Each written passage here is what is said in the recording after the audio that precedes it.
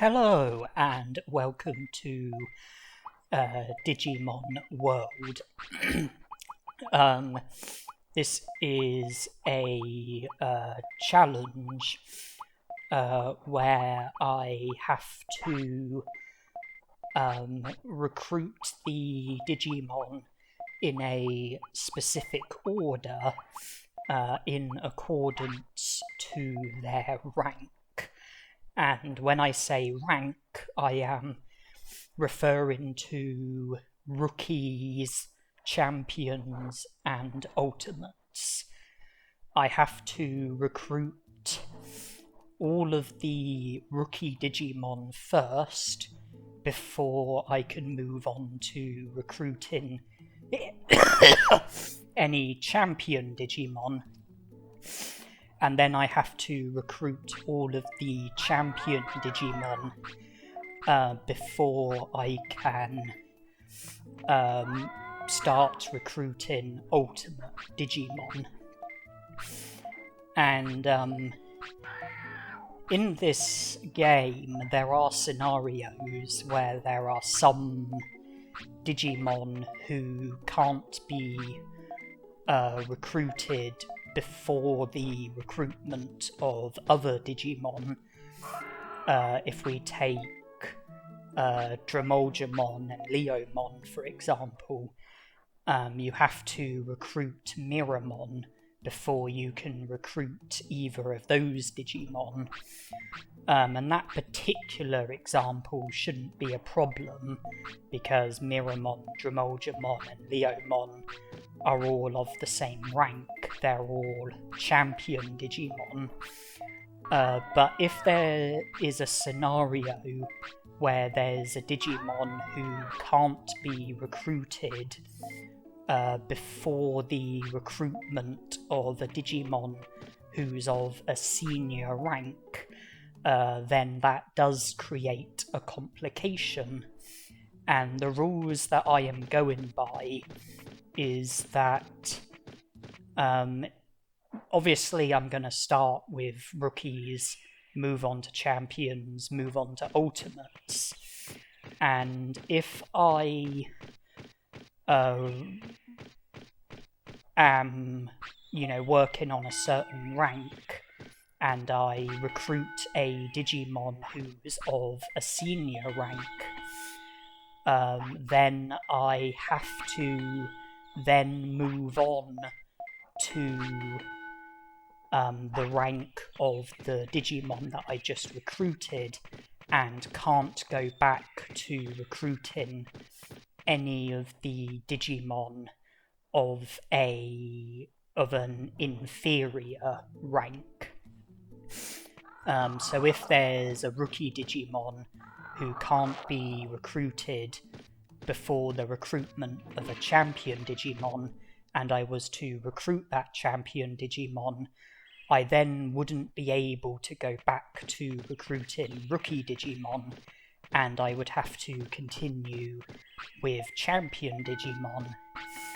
If there's a champion Digimon who can't be recruited before the recruitment of an ultimate Digimon, and I was to recruit the ultimate Digimon, I would then have to move on to ultimates and wouldn't be allowed to go back to recruiting champions. And that means that I will need to approach this challenge in a way where I'm able to recruit Digimon who don't have any complications in that respect. And if I was to end up in a position where the only remaining Digimon of the current rank that I'm working on can't be recruited before the recruitment of Digimon of a senior rank, then that's when I would have to move on to the next rank.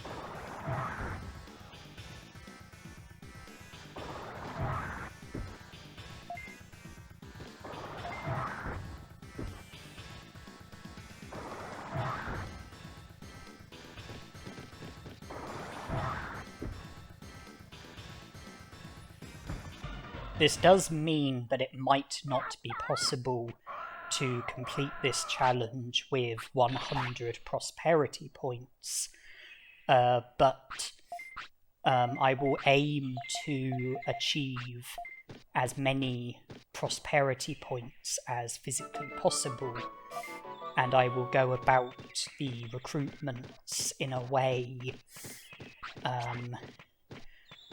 where I'm able to recruit the Digimon that don't come with any complications, and if there are any Digimon that do come with complications, then I'll make sure that those Digimon are the last remaining Digimon of the rank that I'm currently on, and that I would have recruited all of the other Digimon of the same rank that I was able to recruit. And so it will just work out that I will, achieve the best that I'm able to achieve when it comes to how many Digimon I recruit and how many prosperity points I get. As always, the first recruitment was Agumon. Before battling him, I did a bit of training, got my brains and speed both up to 100.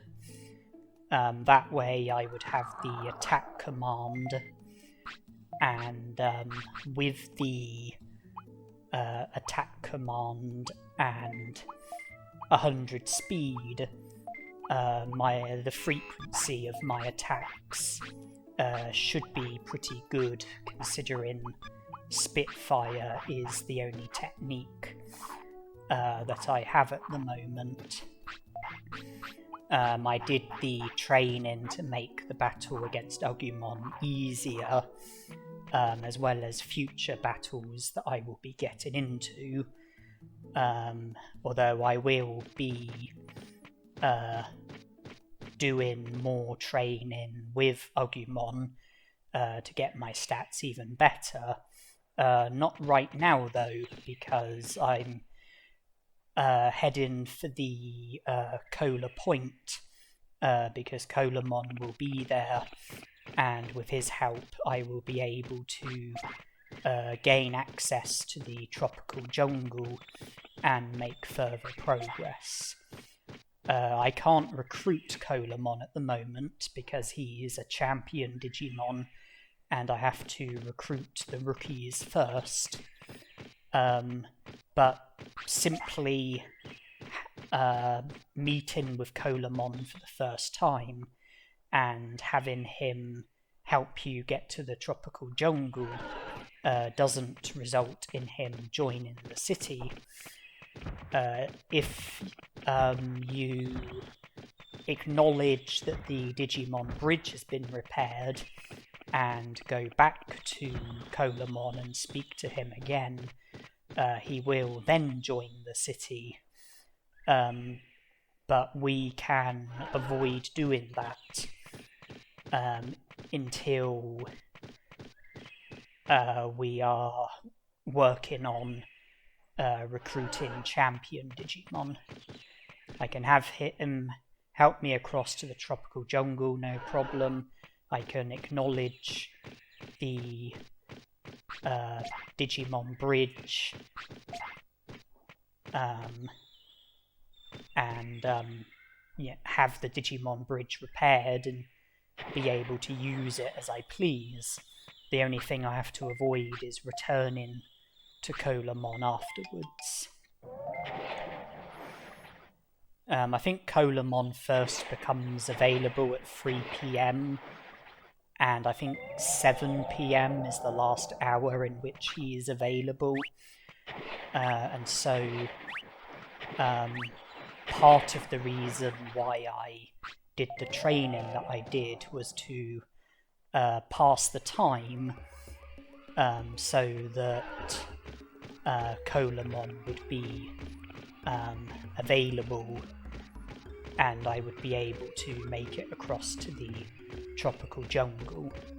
It was the training, it was about improving my stats, but also passing the time with Colamon. Oh, happy mushroom. Passing the time, with Colamon in mind.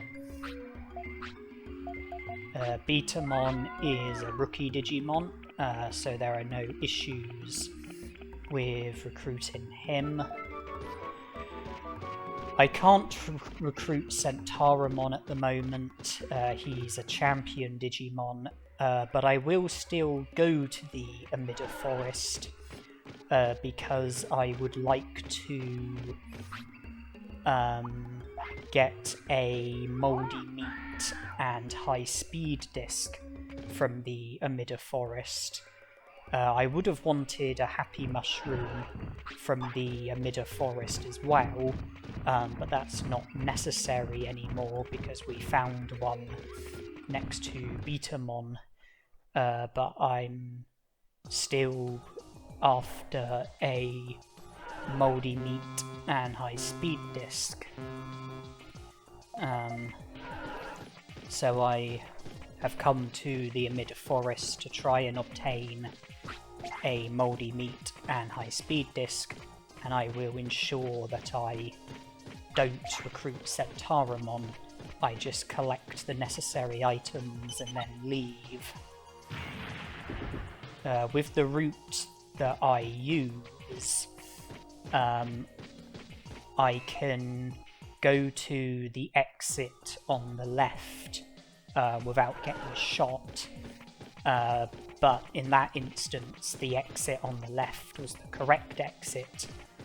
Going there would have resulted in the recruitment of Centarumon, so I had to pick a different exit, and that required getting shot, but that time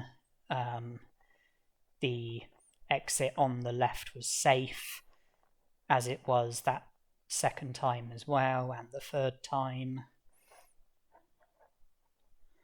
I'm just repeating the process. Okay, there is a Mouldy meat. Okay, I have Mouldy meat, happy mushroom, a HiSpeed disc.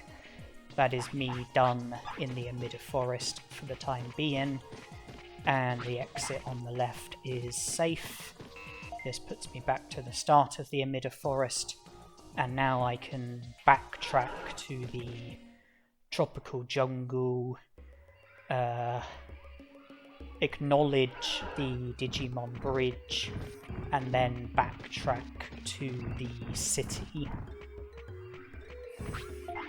Agumon does want to sleep, but I don't want to let him sleep.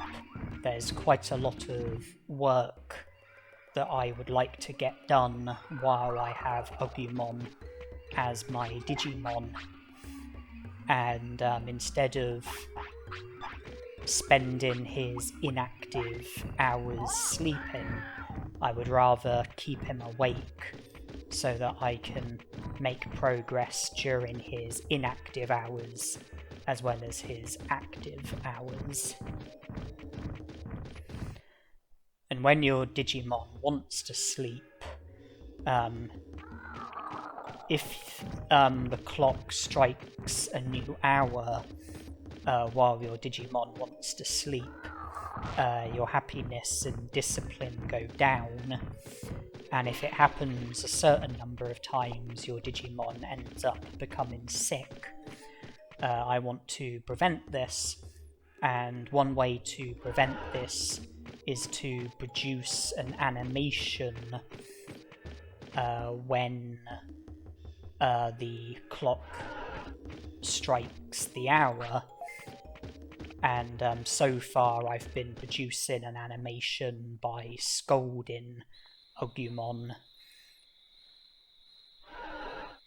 This does cause his happiness to go down, but it causes his discipline to go up, and it doesn't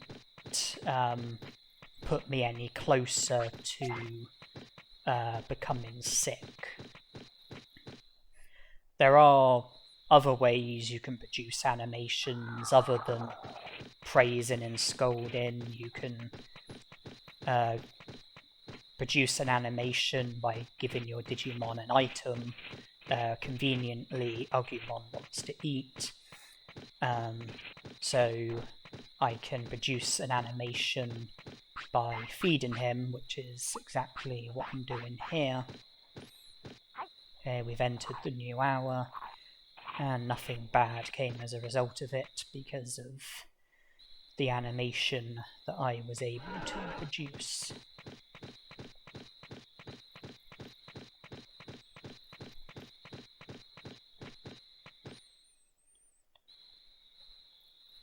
Agumon's tiredness will be pretty high from the training that I did. I would like to do more training, but I don't want to be seeing the sweat bubble, and so far I've done nothing to reduce Agumon's tiredness. Normally by this stage I would have the clinic, because normally I would have Centarumon recruited, but that's not an option in this challenge. I can still rest in Digimon's house, and that's what I will be doing, because that's the only option available to me when it comes to being able to rest my Digimon. It's not as effective as resting at the clinic. I think resting at the clinic recovers twice the amount of tiredness as resting in Digimon's house. It also recovers more HP and MP. You recover 500 HP and MP from resting in the clinic, whereas you only recover 300 HP and MP from resting in Digimon's house. But it's the only option that's available to me, so I'll have to make do.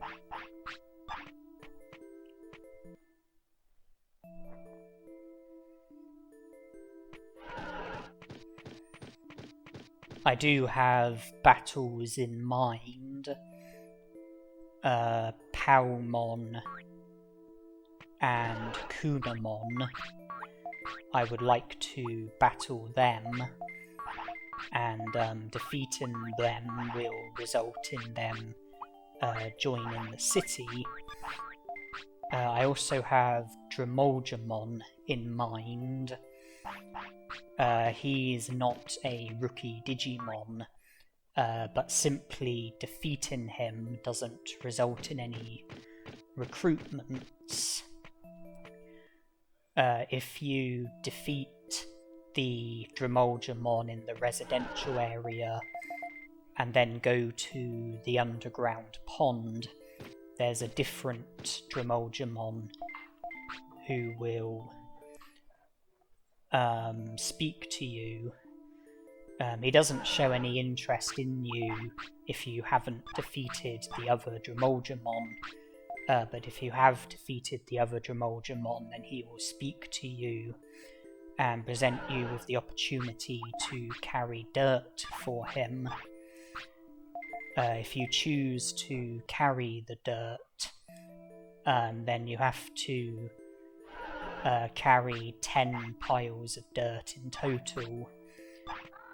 Each time you do it, he gives you 500 bits, your HP goes up by 50, your attack and defense go up by 5. Carrying all 10 of the dirt piles will result in 5,000 bits, 500 HP, 50 attack and 50 defense. And if you just leave the underground pond and re-enter, the Drimogemon would have dug through to the next part of the drill tunnel, which is progress towards the lava cave, where you can recruit Miramon. And that's also and it's also progress towards being able to recruit Drimogemon and Leomon. If you speak to the Drimogemon and choose not to carry dirt for him, then he will still dig through to the next part of the drill tunnel, but it won't be until 5 days after you speak to him. The dirt carrying is quite time consuming. It's also tiring for your Digimon. You can't do it all in one go unless you reduce your Digimon's tiredness. I don't really want to be carrying dirt. I have more important things to be doing. So rather than using time and energy doing the dirt carrying, I will simply speak to the Drimogemon, and then the next part of the drill tunnel will be available to me 5 days later. I do want to defeat the Drimogemon just so that I will have access to the lava cave later on, when it will be okay for me to recruit champion Digimon, which obviously is not the way of things at the moment.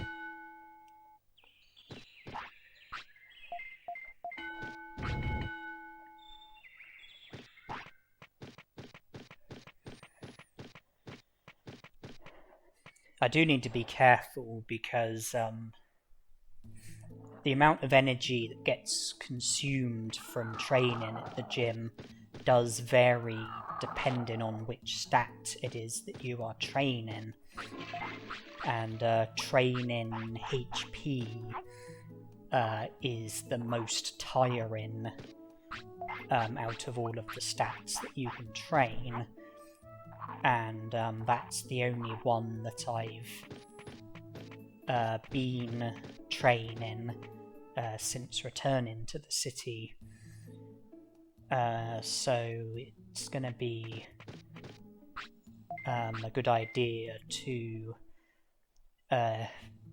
get some more rest in before I go any further with anything.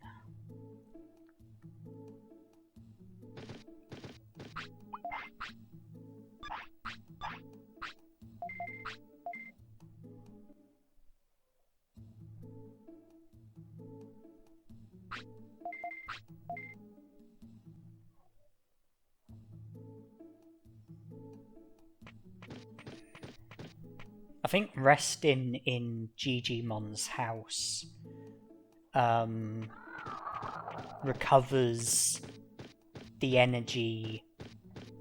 I think one rest at Gigimon's house recovers the energy from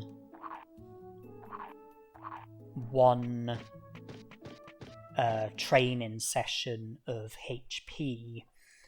I rested 4 times, so I think that recovered the energy from training HP 4 times.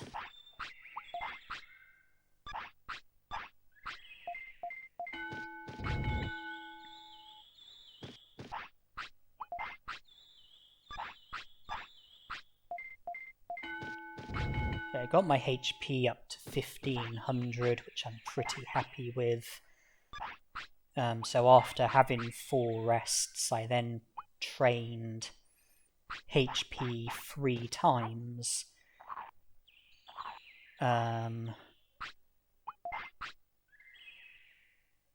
So I think 3 of those rests have become obsolete. But I didn't have the sweat bubble before resting, and I think from resting 4 times and training HP 3 times, it's essentially as if I rested once.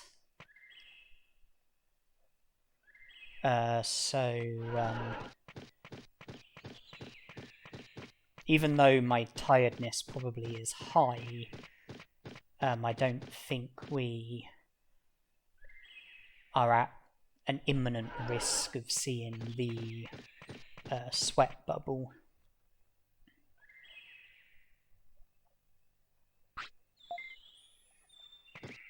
I think resting at the clinic recovers the energy from training HP twice.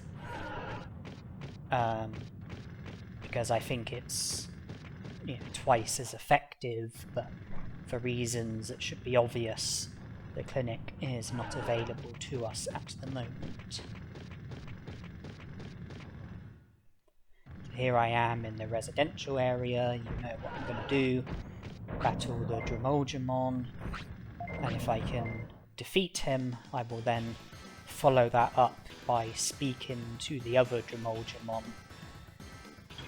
but then going no further with the drill tunnel for the time being.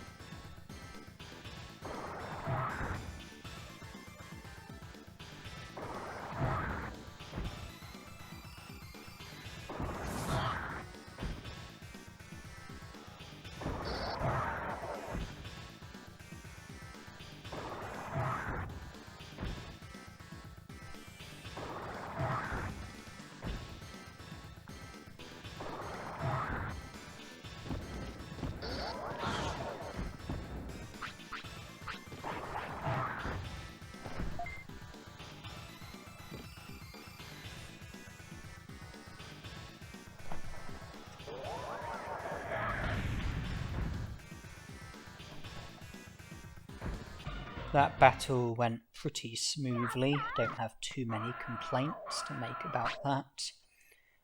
Okay, my attack has gone up to 100, which is pretty good. Having my brains and speed at 100 is serving me quite well. My defense is low, but I'm not hugely concerned about that. MP is low, but I'm not hugely concerned about that. And having my HP at 1500 I think is a good value for my HP to be at. When I was training, I was thinking ahead, thinking about the battles that I'm planning on getting into, and I think 1500 HP should serve me quite well. The MP and defense are lacking, but I think I'll be able to cope with that. And brain speed and attack all at 100. That should serve me well enough for the battles that I am planning on getting into while I have Agumon as my Digimon.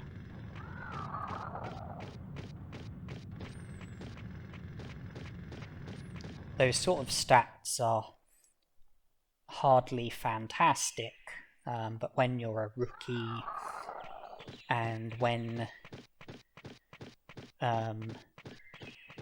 most of the battles that you're going to be getting into are against rookies and weak champions, you know, when most of the battles that you're going to be getting into are among the easiest battles in the game, you know, I think the stats are good enough for what's needed.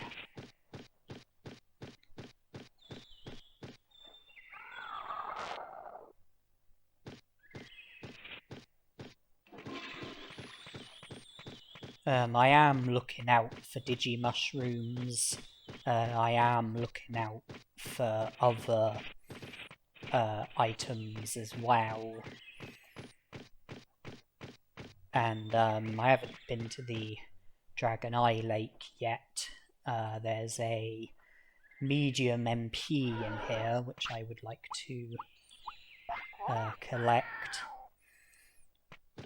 I do have Palmon and Kunemon in mind, and I am slowly heading in their directions, but I'm also looking out for items that will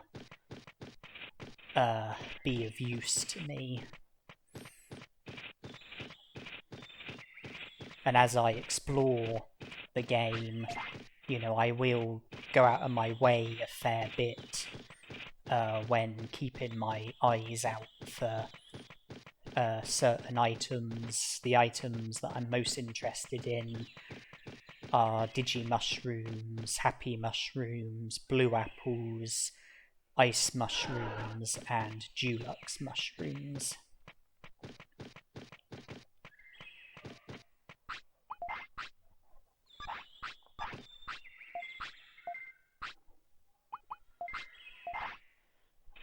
Okay, so this is where we attempt to recruit Kunemon.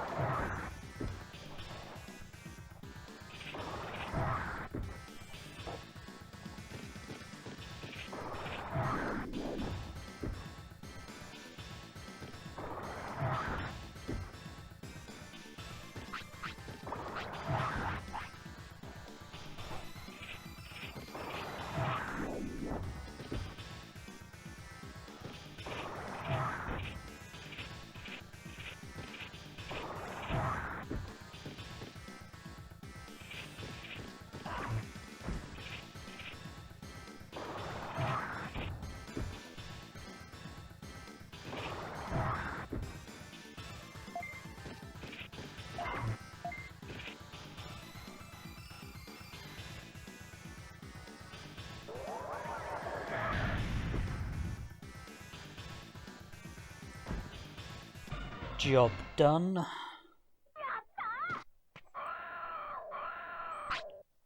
$1,200 bits will do very nicely.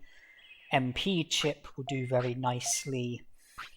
And Kunemon is a handy recruitment because he creates a shortcut which takes you from the city to the Digimon Bridge, and vice versa. You know, you can use the shortcut when going from the city to the Digimon Bridge, and you can also use the shortcut when going from the Digimon Bridge to the city. So I'm pleased about having Kunemon recruited, and I'm keen to also recruit Palmon. This is another recruitment that will come in handy.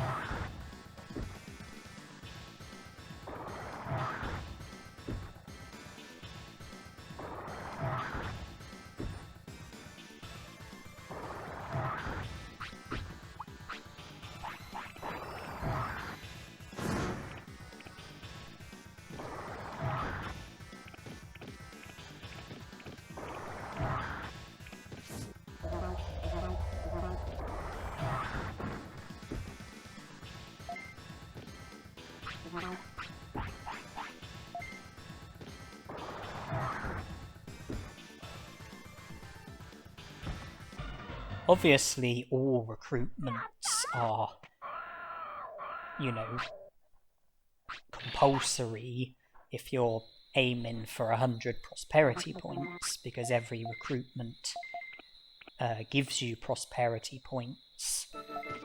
And in this challenge, at this stage, the recruitment of rookie Digimon is vital. But for me, I feel that Palmon and Kunemon are particularly handy because of the money and item chips that you get from defeating them, and also the functions that they have, the shortcut that Kunemon creates, the fact that Palmon upgrades the meat farm, and also the fact that you have to recruit Palmon in order to be able to recruit Frigimon. But so far, I'd say all the recruitments have been very handy. Agumon because of the item bank, Betamon because of the item shop, and then Palmon and Kunemon for the reasons that I mentioned.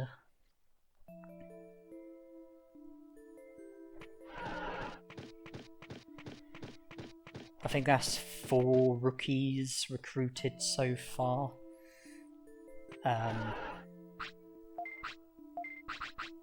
think there are 5 left to be recruited. Penguinmon, Biyomon, Elecmon, Patamon and Gabumon.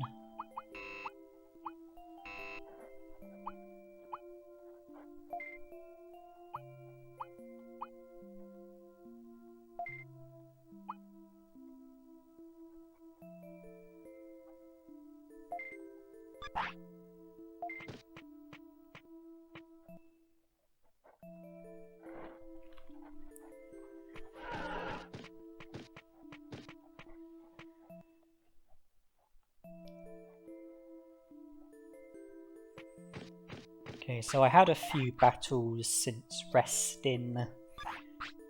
I think I would like to recover a bit of energy and also bring my HP and MP up to the maximum.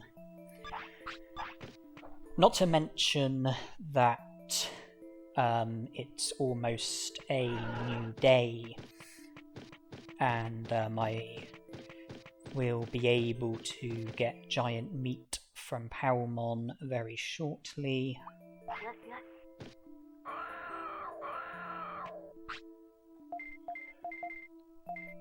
There you are.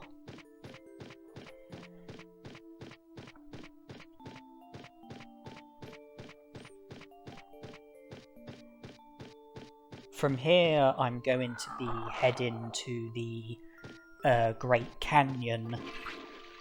Normally, in order to be able to enter the Great Canyon, you need Yuramon to inform you of the invisible bridge at the Great Canyon entrance, so that you can use it in order to gain access to the Great Canyon. And in order for Yuramon to tell you about the invisible bridge, the requirement is for you to have a minimum of 6 prosperity points.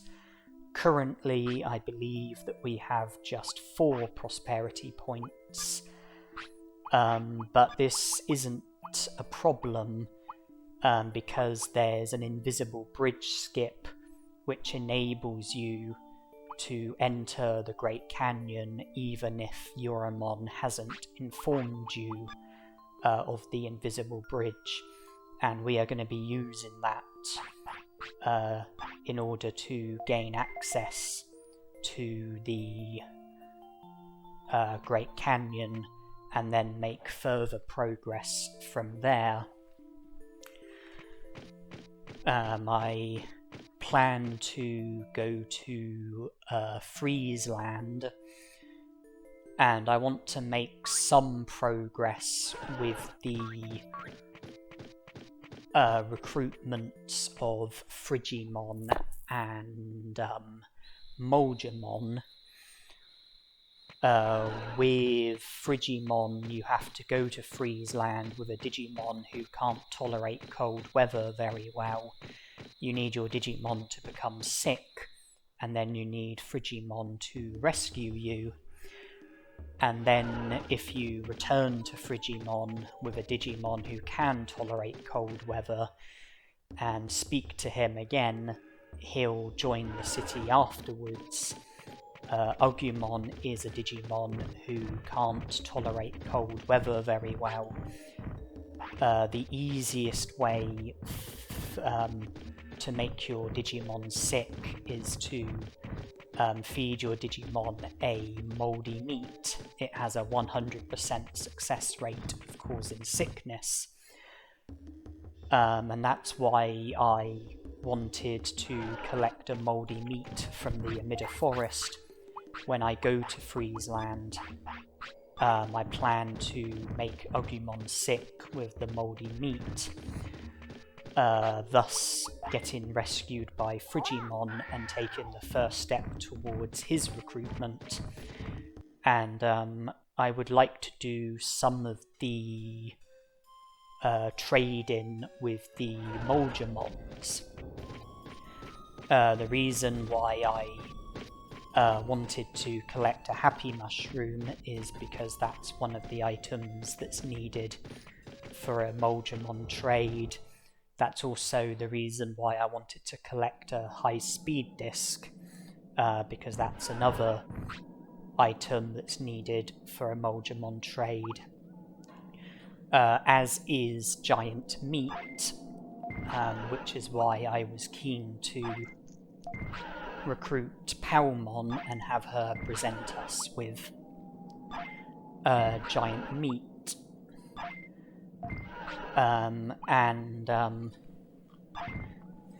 I've been looking out for Digimushrooms as well as other items, because Digimushrooms are another item that's needed for Mojyamon trades. And in exchange for Digimushrooms, you get medium recoveries, which is a very good trade. Medium recoveries, they recover your HP by 1500. They cost 500 bits to purchase from a shop. And conveniently, medium recoveries are one of the other items that's needed for Mojyamon trades. And in exchange, you get super defense discs, and that's another very good trade, because super defense discs can be sold for 2000 bits, enough money to buy 4 medium recoveries. So every Digimushroom that I collect can be traded for a medium recovery, and then the medium recovery can be traded for a super defense disc, which will see to 2 of the trades that need to be done with the Mojyamons. And each super defense disc that I get can be sold for 2000 bits. And the money that I make from selling them will prove to be very helpful, particularly at this stage of the game when money tends to be tight. Money tends to be hard to come by. There are 3 Mojyamons in total who each want to trade 3 items, so that's 9 items in total. In order to recruit Mojyamon, you have to trade at least 1 of each item with each of the Mojyamons, meaning that there are 9 items that you have to trade in total. I've already mentioned about the Digimushroom, Happy Mushroom, HiSpeed Disc, Giant Meat, and Medium Recovery. That's 5 of the 9 items. The 4 other items, Digi-Anchovy, Black Trout, Super Carrot, and Omni Floppy, I don't have access to any of those items at the moment, but I can at least see to 5 of the items and make a fairly good profit from what I'm going to be doing with the Digimushrooms, Medium Recoveries, and Super Defense Discs.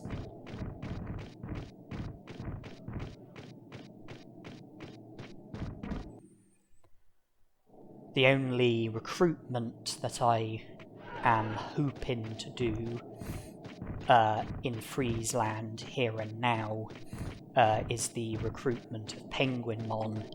He's a rookie Digimon, and in order to recruit him, I simply have to win against him in a game of curling.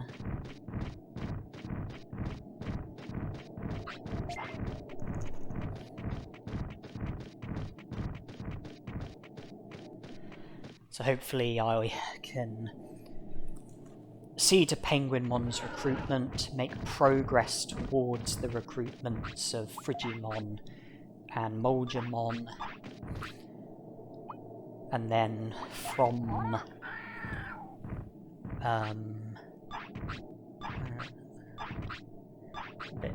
okay, I did not want to get into a battle here. Okay, I'm just going to run from the battle. And yeah, and then from Freezeland I plan to go to the Misty Trees and then make further progress from there.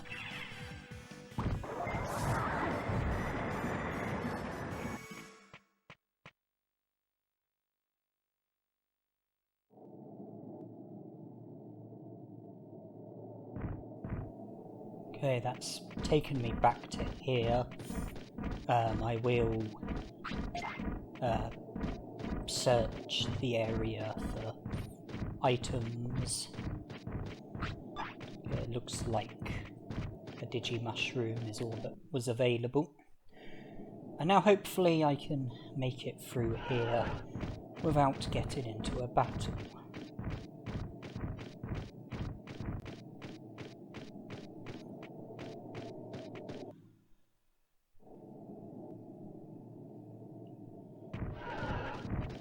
I can simply run away from unwanted battles, but even if you run from the battle, it still consumes energy, it still consumes time, and causes your happiness and discipline to go down. And if I get into a battle at the wrong sort of time, with the wrong sort of opponent, get into a battle when my HP is low, and it's a Digimon who has a powerful attack, then there would be the risk of me getting defeated. But that battle didn't come with any risks. It's just an inconvenience that I got into an unwanted battle and was forced to run away.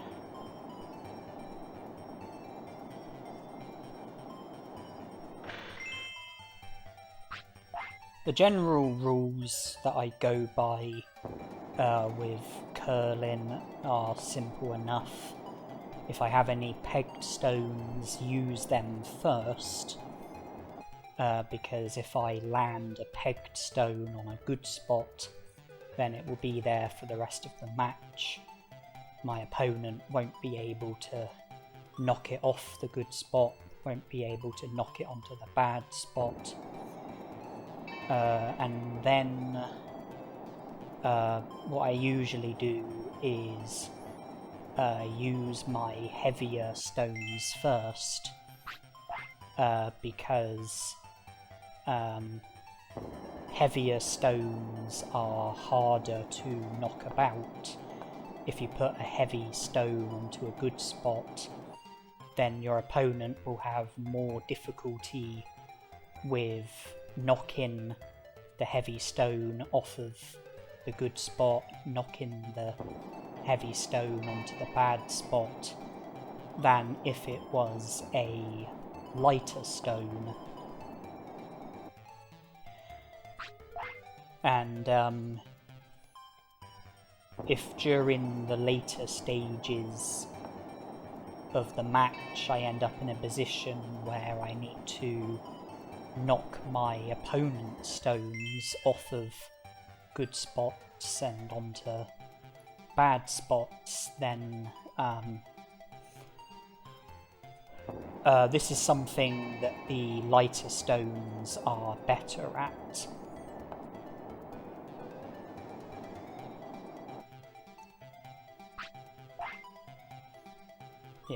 Heavier stones are harder to knock about. Lighter stones are better at knocking stones about. So I sort of try and be as safe as possible by using heavier stones first and leaving the lighter stones until last. Okay, so we've recruited 5 of the 9 rookie Digimon, putting us up to 5 prosperity points, obviously, because in this game, recruiting rookie Digimon earns you 1 prosperity point. Recruiting champion Digimon earns you 2 prosperity points. Recruiting ultimate Digimon earns you 3 prosperity points. The only exception are the 3 filth Digimon, Sukamon, Numamon, and Nanimon. They are champion Digimon, but they're not considered to be very useful, and because of that they only earn you 1 prosperity point instead of 2 prosperity points. But regardless of how many prosperity points they earn you, they are champion Digimon. By recruiting them, you are recruiting champion Digimon. So the recruitments of such Digimon in this challenge would have to come after the recruitments of the rookie Digimon, even though the number of prosperity points that you earn is the same.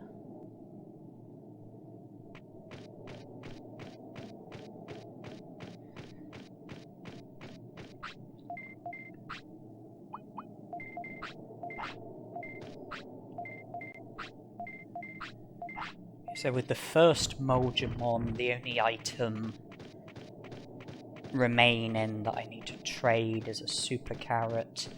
As for the second Mojyamon, the only item remaining that I need to trade is a black trout. As for this Mojyamon, there are 2 outstanding trades, Digi-Anchovy and Omni Floppy.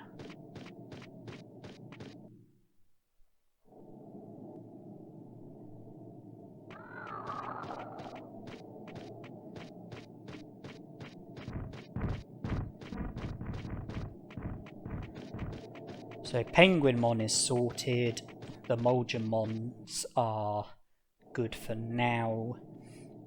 We still have to get rescued by Frigimon. And it's convenient that Agumon's appetite has kicked in, because I can satisfy his appetite by feeding him a mouldy meat, and then become sick and get rescued by Frigimon. I'm just hoping that I can make it to the toilet in time, because Agumon needs the toilet, and I don't like my Digimon to mess on the floor if it can be avoided. Okay, made it to the toilet in time. I will check this area for items.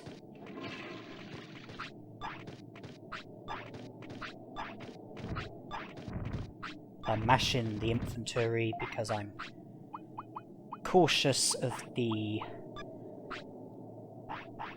enemy Digimon. I don't want to run into a battle. Okay, so Frigimon will rescue us. We will resume from outside of Frigimon's house. And then from there we can go to the Misty Trees.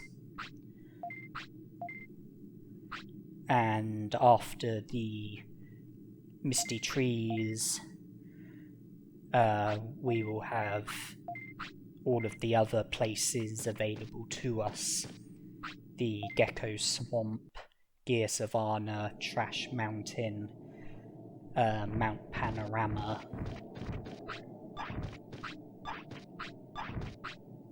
I'm still looking out for Digimushrooms and other items as well.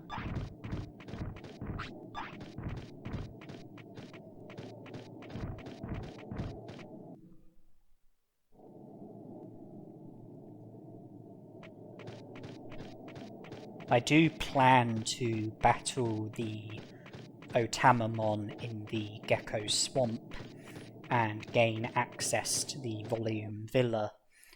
But before I do that, I would like to go to the item shop in the Gear Savannah so that I can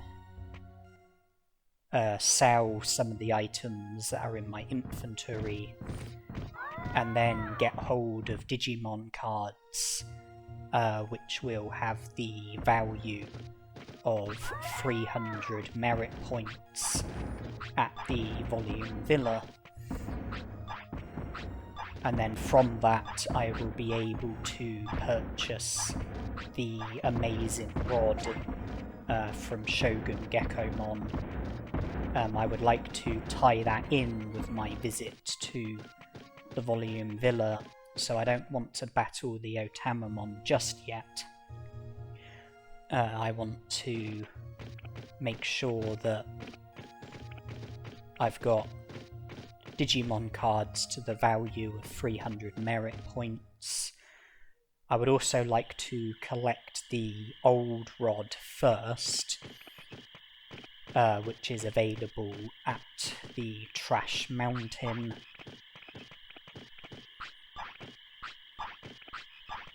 I would like to recruit Elecmon and Biyomon, because they can be recruited easily enough. As for Gabumon and Patamon, I want to put them aside for the moment. Because I want to get myself into a position where I'm more prepared to battle them.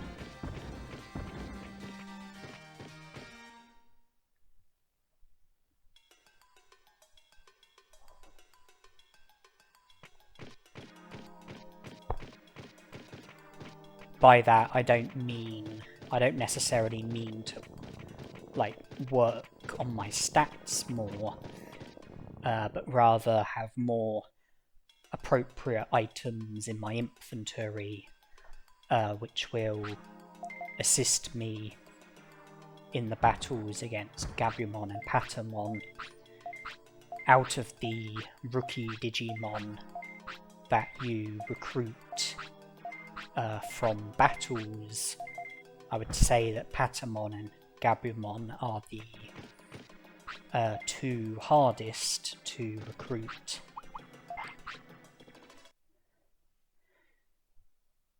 And if we're going to be doing it with Agumon, then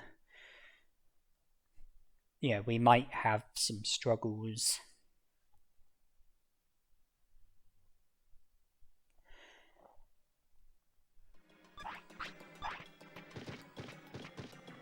Okay, I can't recruit Sukamon yet because I'm not done with the rookie Digimon yet. I only went to the Trash Mountain for the old rod. From here I will attempt to recruit Biyomon and then go to the item shop, and if all is good, if I'm able to get Digimon cards worth the value of 300 merit points, then I will backtrack to the Gecko Swamp and then challenge Otamamon. And should I win against him, I'll then have access to the Volume Villa.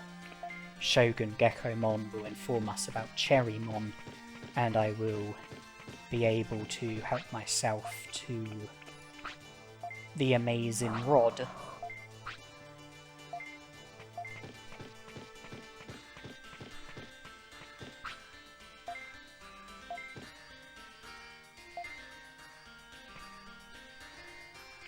It's not currently time to be recruiting any champion Digimon, but when I do move on to champion Digimon,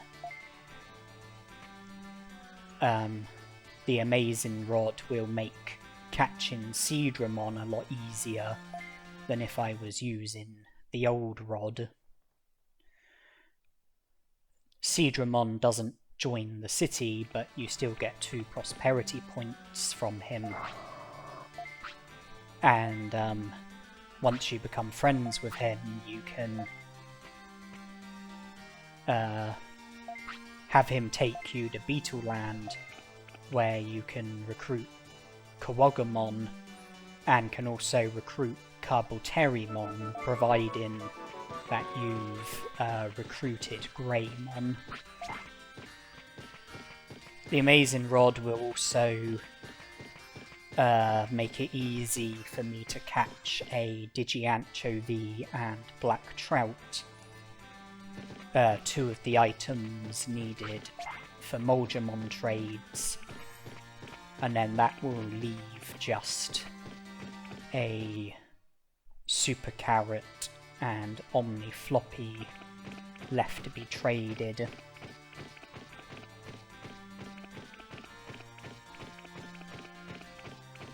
But again, I have to be done with the rookie Digimon before I can recruit any champion Digimon.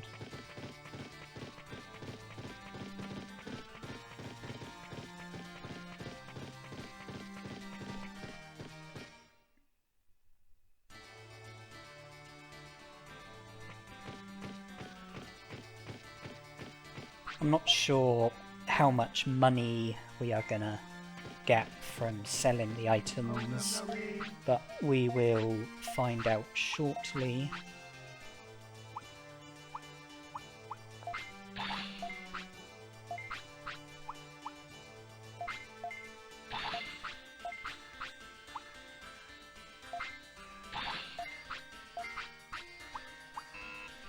Okay, so we're a bit shy of 40,000 bits.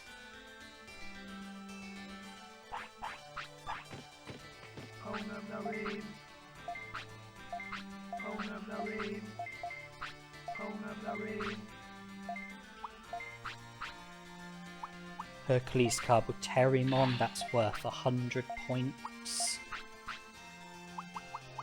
Betamon, that puts us up to 130. Cherrymon puts us up to 160.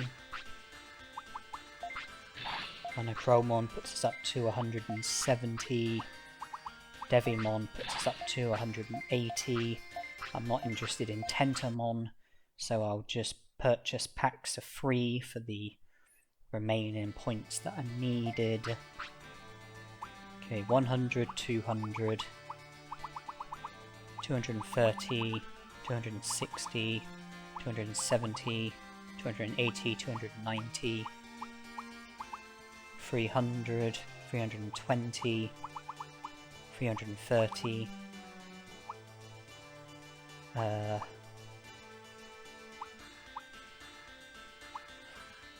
365, 70, 390 I think we're up to, 397, 400, 407, if I counted that correctly.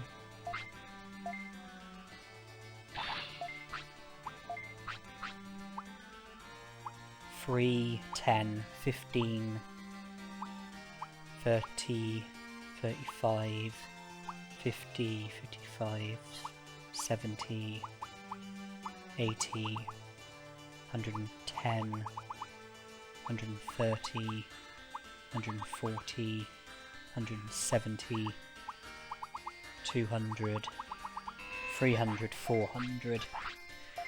When I was buying packs of 3, I wasn't like counting the... When I was buying packs of 3 and counting the merit points, I wasn't counting the cards that get you just 1 point. Usually I just sell those, and I only count the Digimon that get you 5 points or more. And when I was close to 300, I ended up getting a Mega Seadramon card, which is worth 100 points. And I was then in a position where, including the 1-pointers, I had a bit over 400 merit points. And I could have sold quite a lot of cards and put myself down to having the value of 300 merit points. But where money is a bit tight, I decided to include the value from the 1-pointers and sell cards so that I had the value of 400 merit points left over. I can spend 300 on the Amazing Rod, and then I can use the remaining 100 merit points to purchase 5 super recoveries. They each cost 20 merit points. If you were to purchase super recoveries from a shop, I think they set you back by 2,500 bits. Which means I think they sell for 1,250. So by selling 5 super recoveries, I think that's 6,250 bits.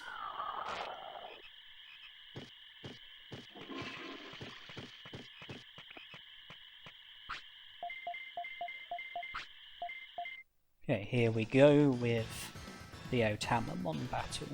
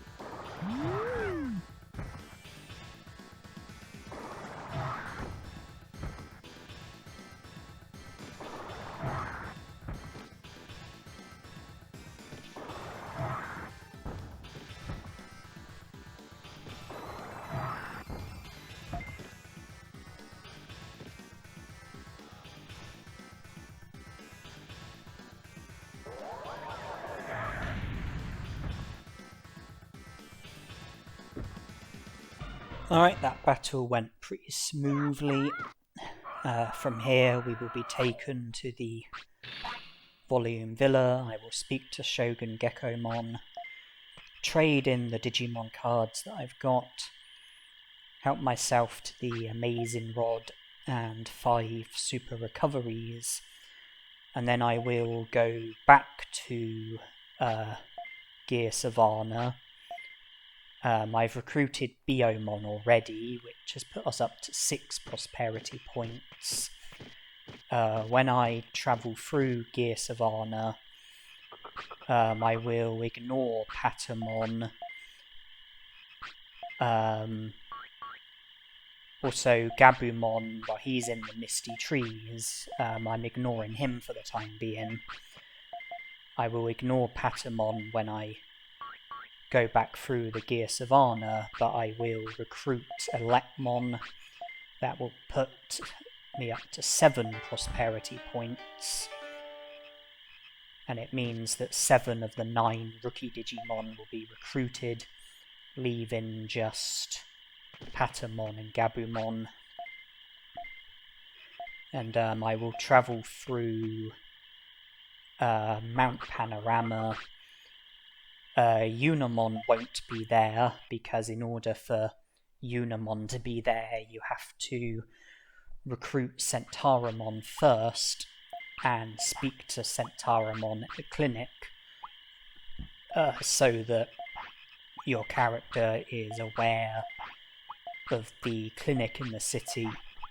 Then Yuramon will show up at Mount Panorama, but that will require recruiting Centarumon first, which can't be done until we've recruited all of the rookies. And even if Yuramon was available, we wouldn't be able to recruit him because he's a champion and we're not done with the rookies yet. But we can acknowledge the crop circle, which will be the first step towards Betamon's recruitment. There's a few items in Mount Panorama: medium recovery, medium MP, various.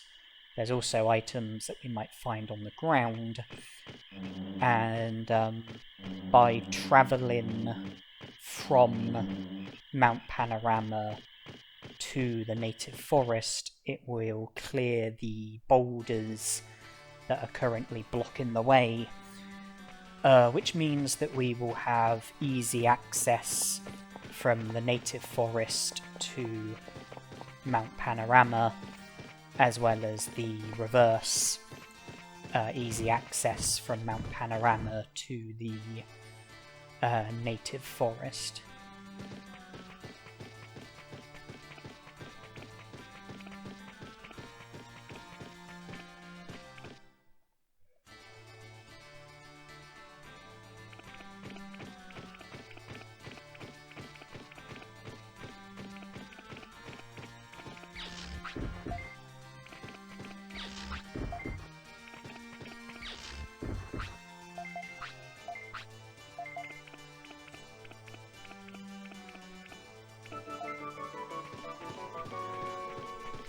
From the native forest, I will go back to the city.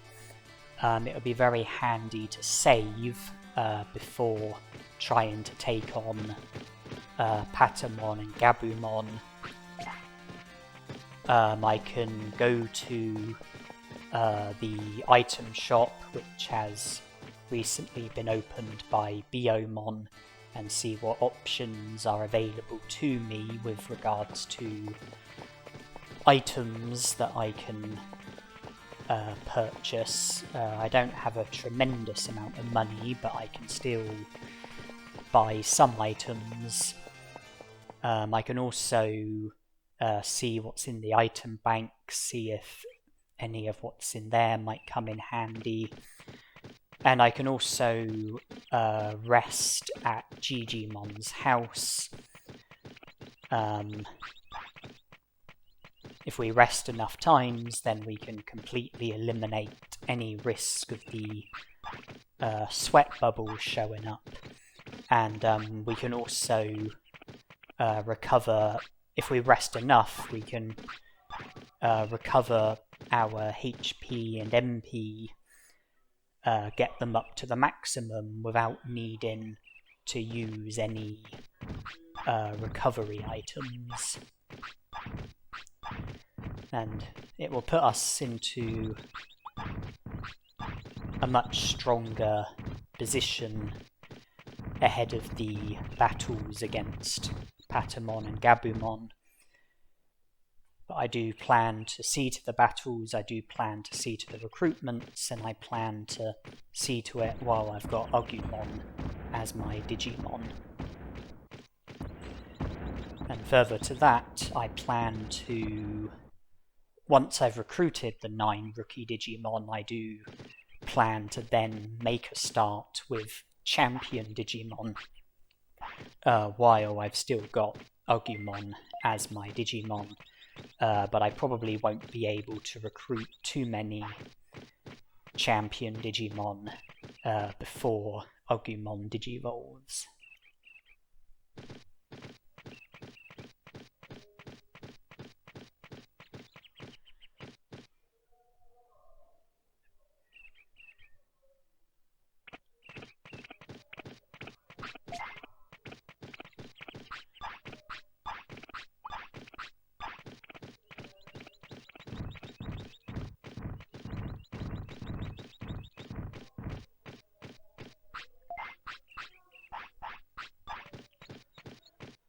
Okay, so we're back at the native forest. We have 7 prosperity points, enough prosperity points for Yuramon to inform us about the invisible bridge at the Great Canyon. And even though we can enter the Great Canyon with the invisible bridge skip, if you want any chance of recruiting every Digimon and reaching 100 prosperity points, you do need Yuramon to tell you about the invisible bridge. You do need to go there and acknowledge the invisible bridge and walk across it, because doing so then leads to Yuramon telling you about the bandits at the Great Canyon, which is the first step towards being able to recruit Agumon, as well as quite a lot of other Digimon.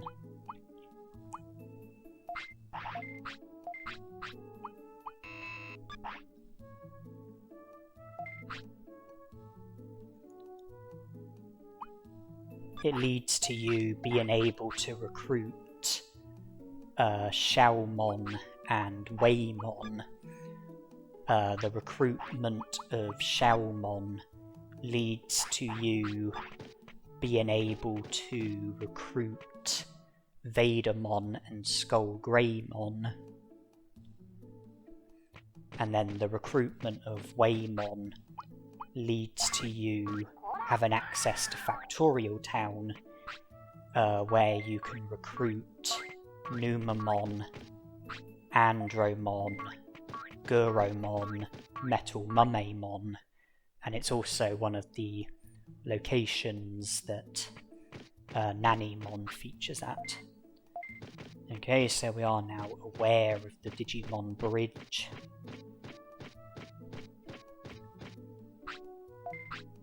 And I'm forgetting that I've already been given giant meat today. I don't have enough prosperity points in order for Tainamon to tell us about the strange plant that's growing at the tropical jungle. You need a minimum of 9 prosperity points for that.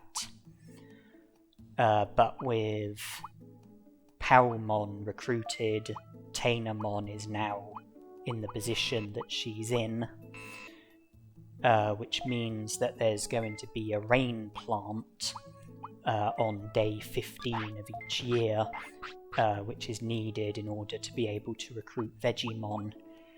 And once we get to 9 prosperity points, if we speak to Tainamon while she's awake, she will say about a strange plant that's growing at the tropical jungle, and if you go to the plant while you have a rain plant, you can use the rain plant to water the plant that's in the tropical jungle. Vegemon gets produced and then joins the city afterwards.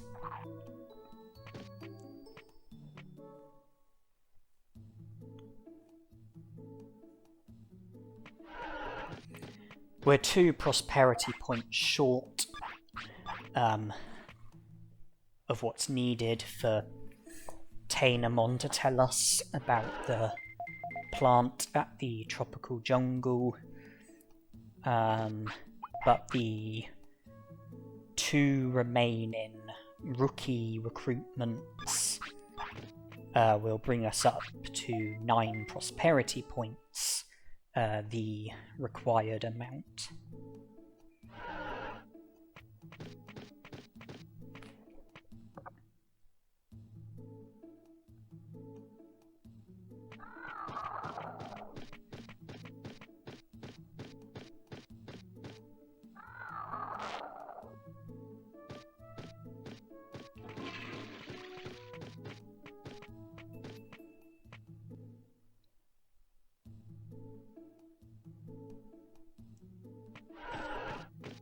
So we'll just continue to rest for the time being.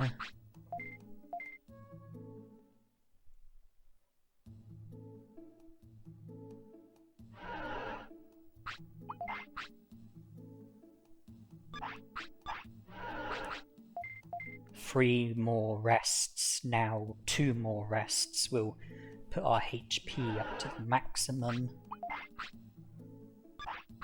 MP is already at the maximum.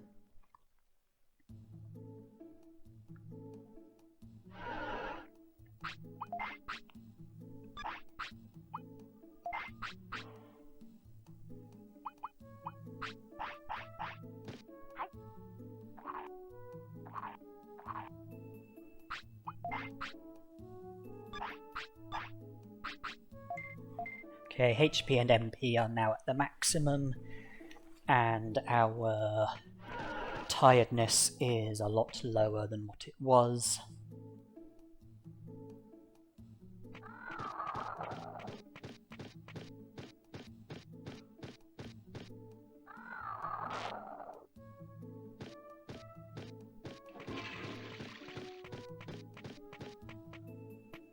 And I think we're going to need to buy some meat from the item shop. Apart from Digimushrooms, we don't have any food to give to Agumon, but I don't want to be feeding Digimushrooms to Agumon.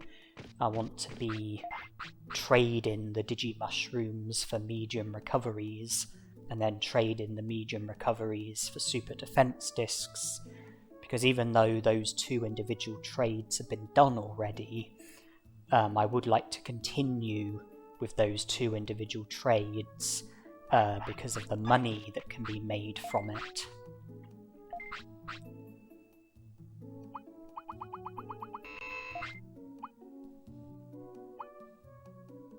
I think 10 meats will do for now.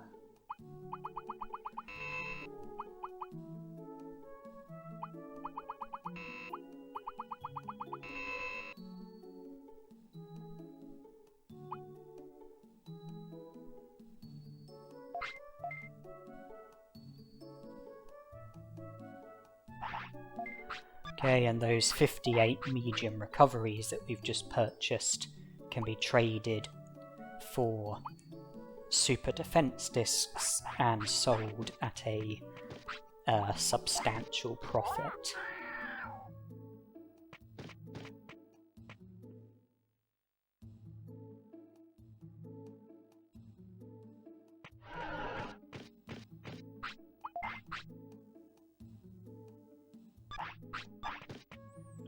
I would like to go to the Dragon Eye Lake and catch a Digianchovy and Black Trout before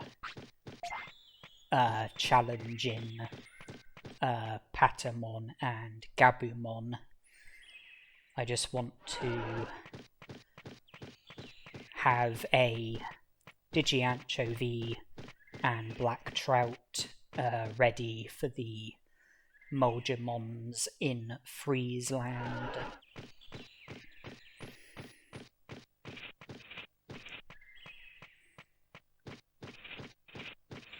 I'm confident that HP won't be a problem in the battles against Patamon and Gabumon, even though my defense is really bad. I've got 1500 HP, and I've got plenty of HP recovery items in my inventory. MP is a bit of a concern. My MP is a lot lower than my HP. I'm not gonna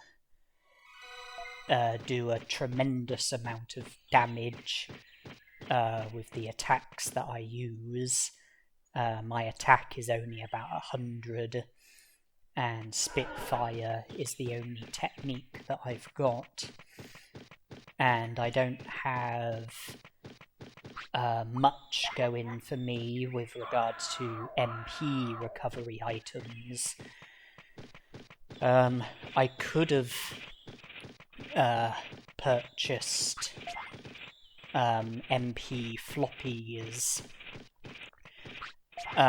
but I want medium MPs to be the future. I want to be done with MP floppies and to purchase medium MPs instead, and for them to be the MP recovery items that I will use for the remainder of the challenge. I'm hoping that I will be able to see to Patamon and Gabumon, and the only MP recovery items that I will want to be purchasing is medium MPs. As for HP recovery items, I'm happy purchasing small recoveries and medium recoveries.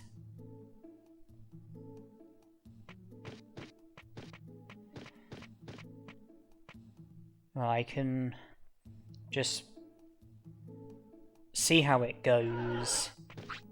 I'll challenge Patamon first. If I do encounter issues with my MP, then there are potential solutions. Patamon sometimes drops MP floppies, which would be helpful because I can then use those in the battles. In the battle against Gabumon, I also get 500 bits from each victory against Patamon. You have to defeat him 3 times, that's 1500 bits. Enough money to purchase at least one medium MP from the item shop in Gear Savannah.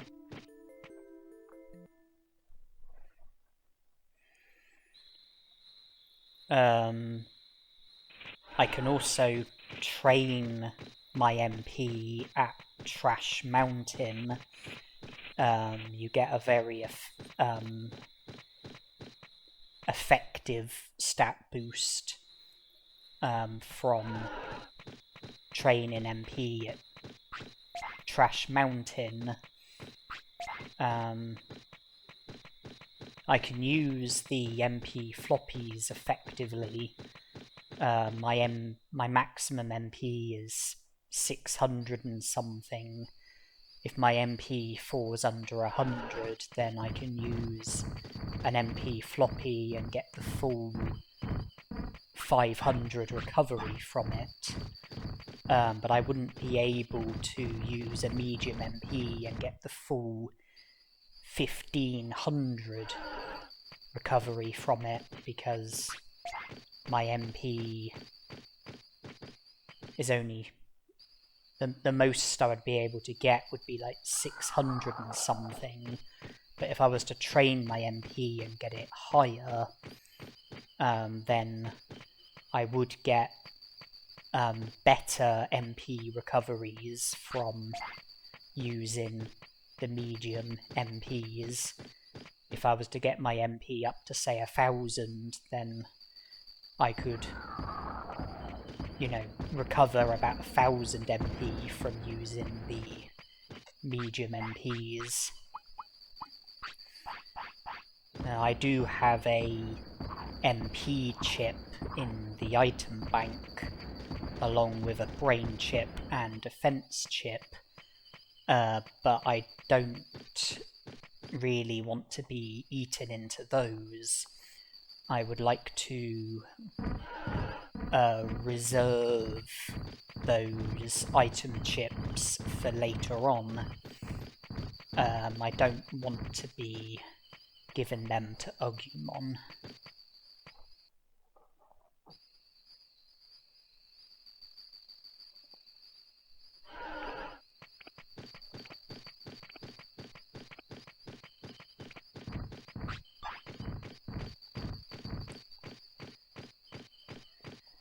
As you can see, I'm still, you know, going out of my way when exploring, because I'm still looking out for Digimushrooms and other items as well.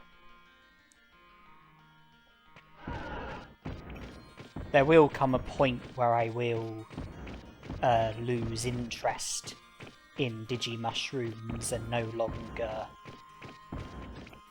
look out for them, no longer collect them. But there are items that I will probably continue to look out for, such as Happy Mushrooms, Blue Apples, Ice Mushrooms, Dulux Mushrooms.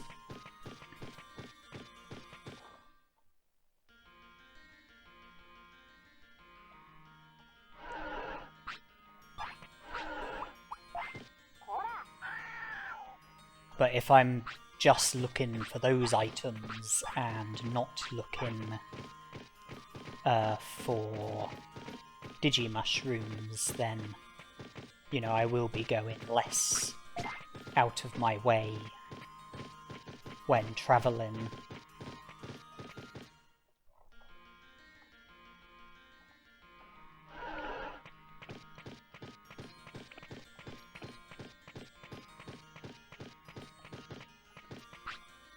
Okay, there's no items here to collect, so let's try the first battle against Patamon.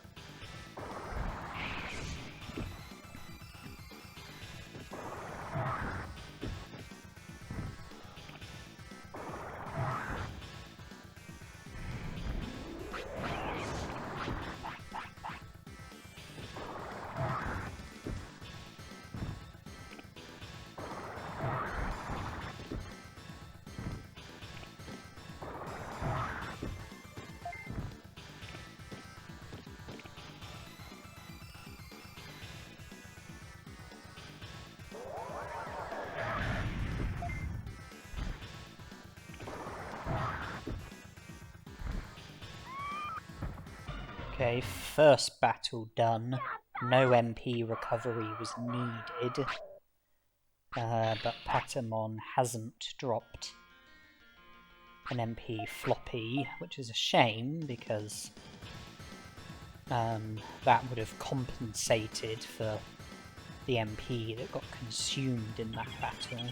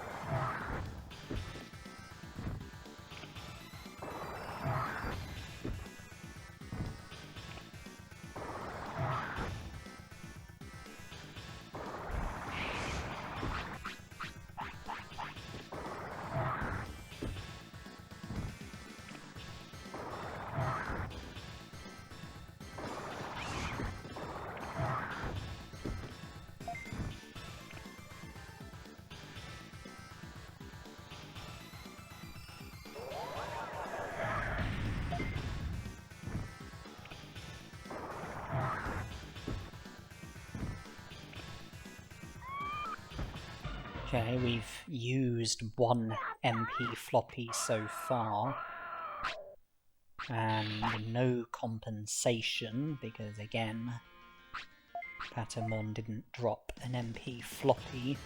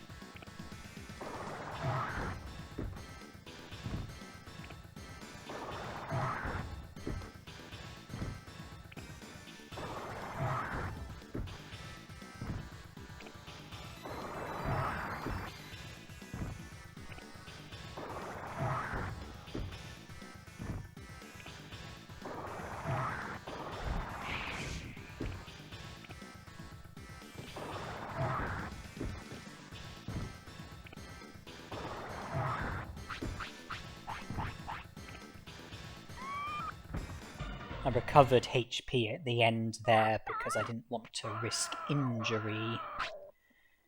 And again, no MP floppy has been dropped. Well, the good news is that Patamon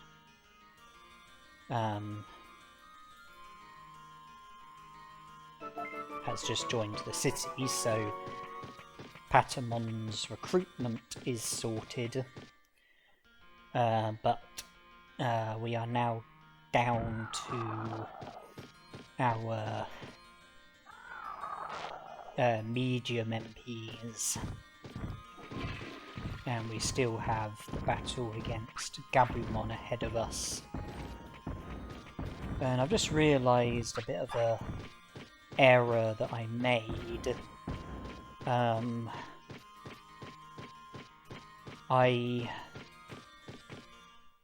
When I entered the battle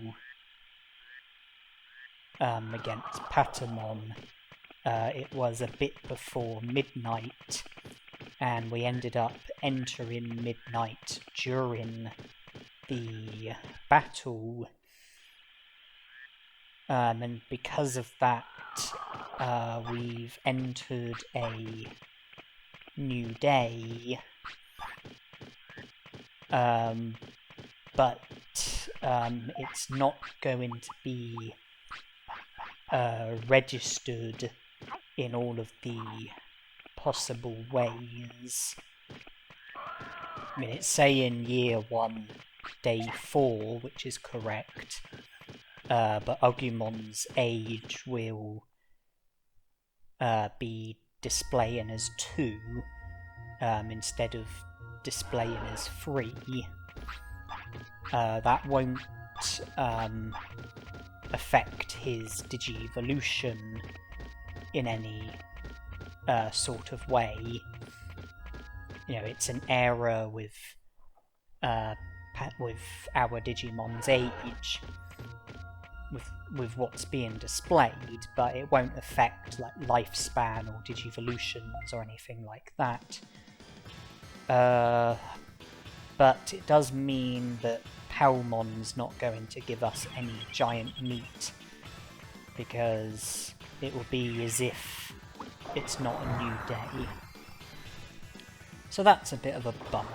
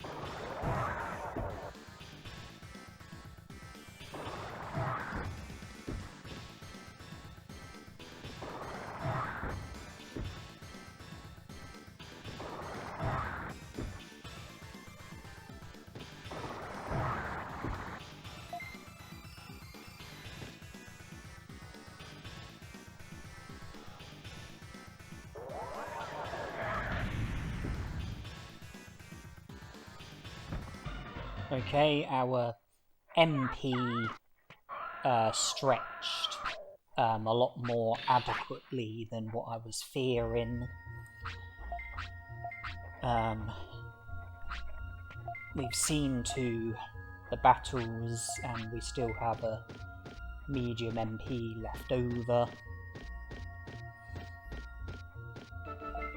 And we are now up to 9 prosperity points, and we have recruited all 9 of the rookie Digimon and can now move on to recruiting champion Digimon.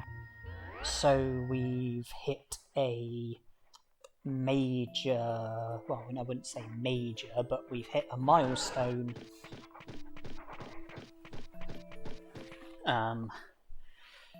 All of the rookie Digimon recruited. We can now make a start with champions.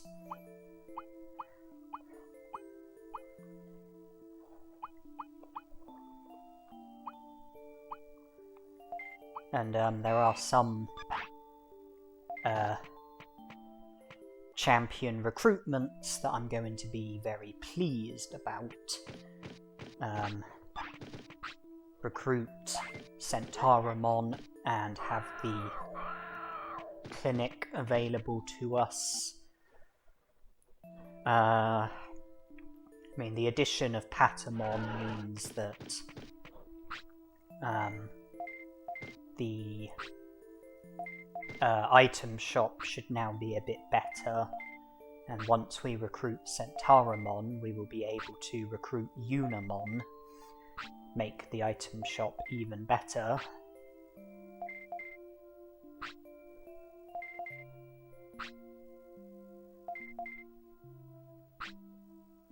Here you managed to see all 9 of the rookie Digimon that were recruited, and they've put us up to a feeble 9 prosperity points. But now we are moving on to the champion Digimon, who are going to be getting us 2 prosperity points, so our number of prosperity points will start to increase at a better speed. The only exception is Sukamon, Numamon and Nanimon, who will have the same value as rookie Digimon with regards to prosperity.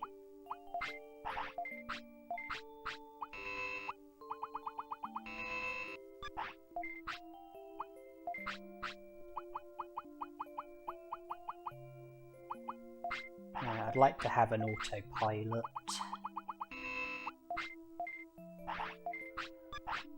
The medium recoveries that I purchased can be traded for super defense discs. 64 medium recoveries plus 20 Digimushrooms. That's effectively 84 medium recoveries.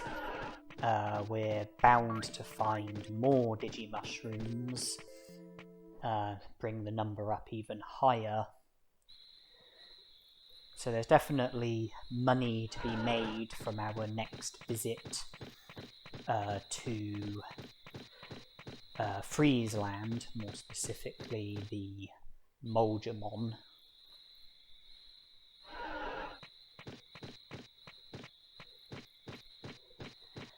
The first champion Digimon that I'm going to be recruiting is Kunemon,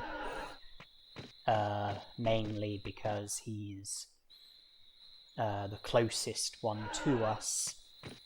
If we didn't have the item shop, then Kunemon's recruitment would be more useful because he would improve the item stall that Betamon was working on, but that's been replaced by the item shop, so not much is going to come from Kunemon's recruitment, apart from the prosperity points, which I suppose is the most important thing. Oh, another happy mushroom.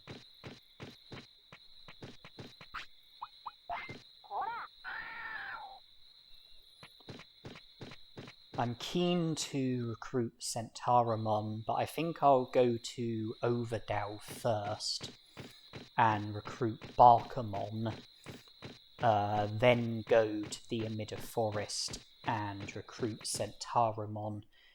I don't need to worry about any of the items that are in the Amida Forest. I mean, I will collect items if there are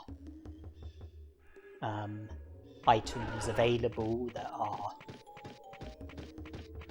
useful and can be obtained without too much difficulty.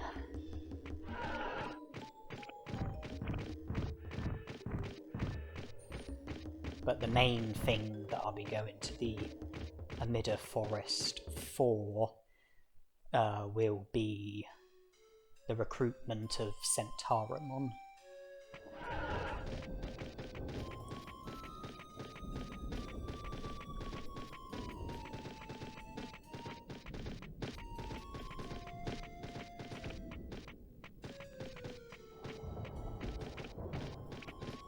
Despite being told about the invisible bridge by Yuramon, we still haven't acknowledged the invisible bridge, and I'm not going to be doing it here and now. I'm going to be backtracking to the tropical jungle once we've recruited Barkamon. But I will acknowledge the invisible bridge in the not too distant future. And we also need to try to remember to speak to Tainamon, because we now have more than enough prosperity points in order for her to tell us about the strange plant that's growing at the tropical jungle. Although we won't be able to recruit Frigimon until we get the rain plant, which won't be possible until day 15, 11 days away. So it's going to be some time before Frigimon is going to be recruitable.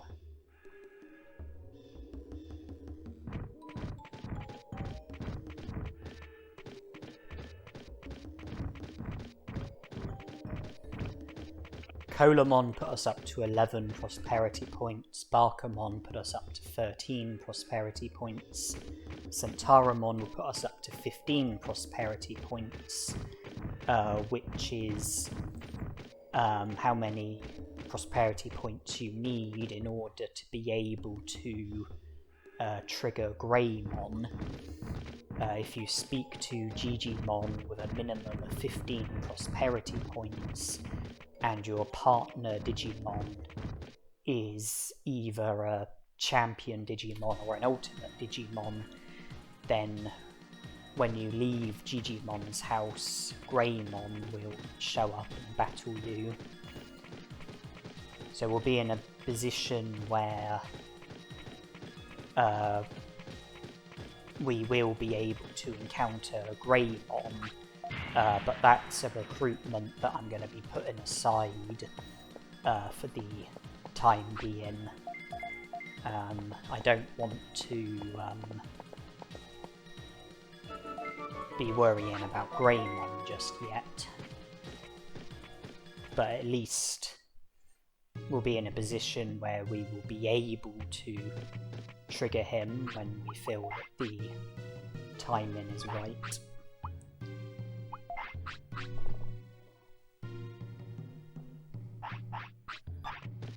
I won't be going any further with the Dino region for the time being. I just wanted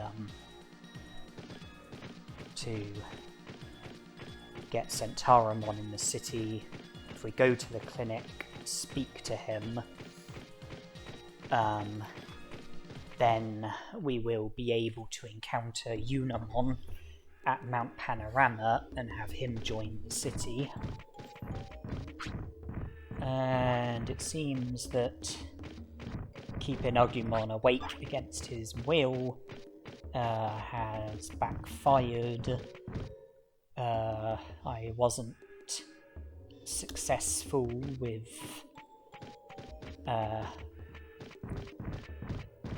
stopping Agumon from becoming sick.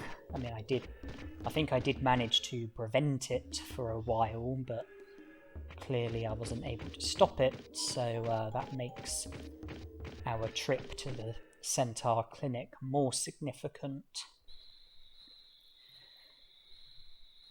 I'm also mindful of time, because Seedramon at the Dragon Eye Lake becomes available twice a day, once at 8 AM and again at 5 PM.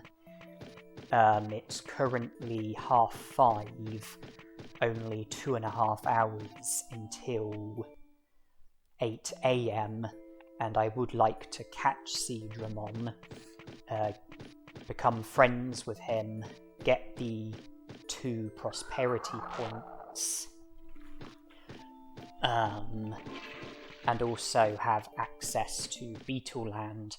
Even though we can't recruit Carboterimon at the moment, we can still recruit Kunemon.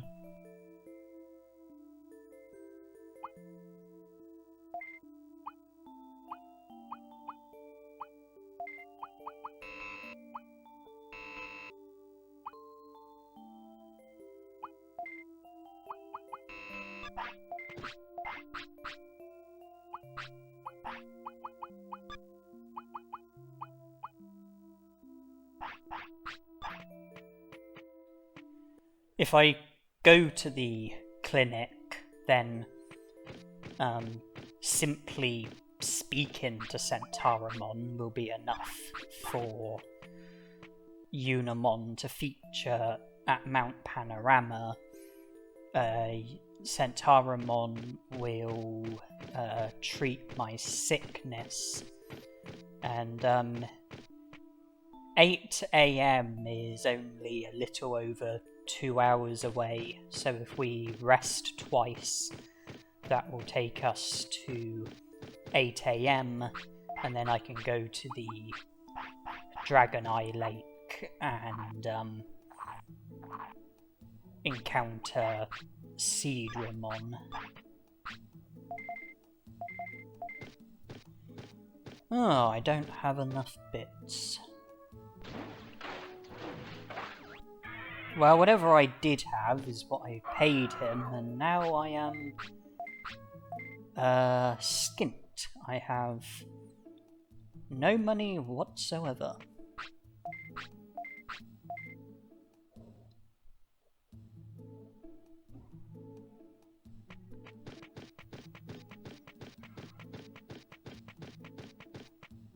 When I did have money and I went to the item shop, I'm thinking it might have been a better idea to have purchased a handful of autopilots instead of purchasing just one autopilot.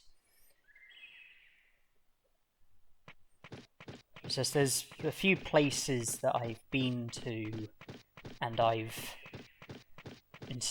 if I had more autopilots, I would have just used one as a quick way of going back to the city, but I've only got one, and I'm planning on holding on to that.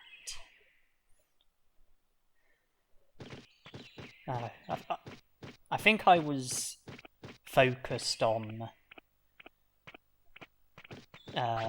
well, mostly focused on just buying however many medium recoveries I was able to buy.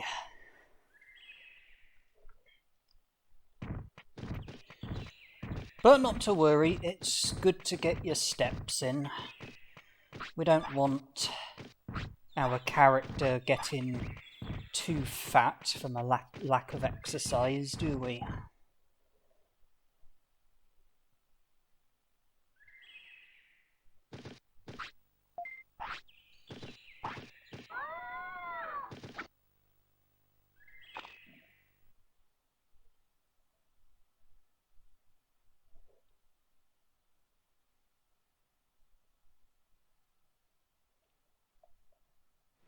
There we are.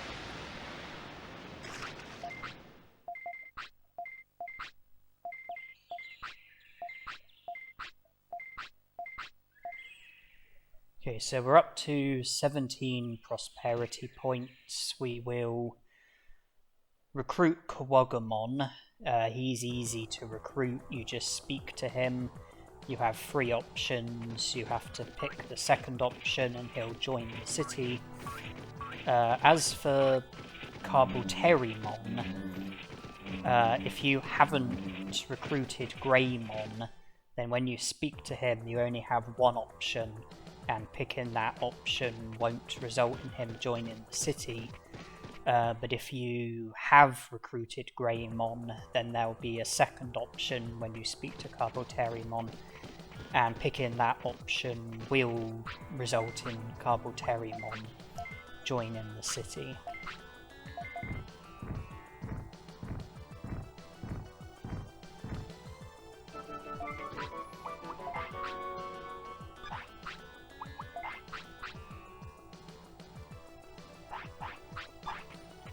Well, even though we can't recruit Carboterimon at the moment, at least we now have easy access to Beetleland. So when we have recruited Greymon, we can come back here and recruit Carboterimon. I'm just going to have Seedramon take me back to the Dragon Eye Lake. From there I can go to the native forest and then make my way towards Mount Panorama, where I can recruit Yuramon. And then from there I will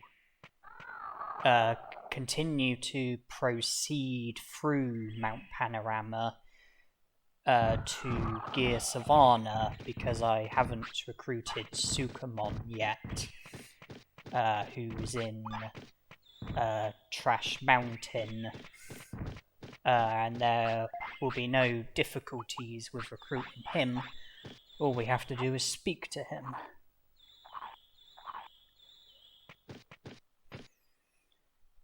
When we speak to Yuramon, we'll need to have something on us which can aid his injuries to a certain extent. We can just give him one of our small recoveries that will get the job done.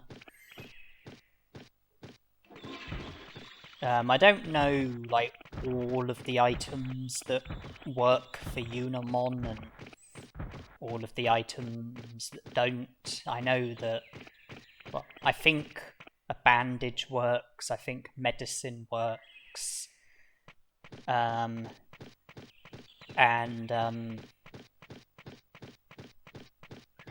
HP recovery items. I don't know if all of the HP recovery items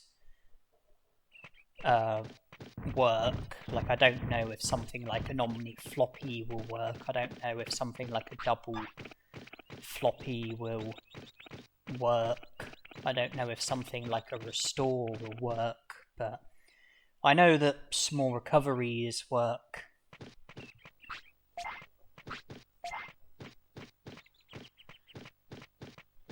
And we're about to demonstrate that.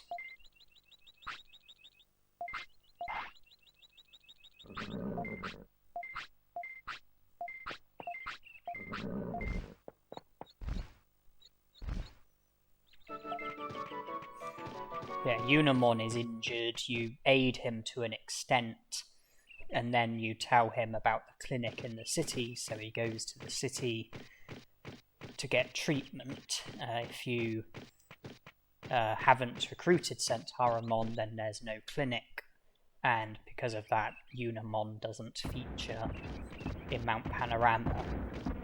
As well as recruited Centarumon, you do also have to speak to him in the clinic so that you're aware of the clinic in order for Yuramon to show up.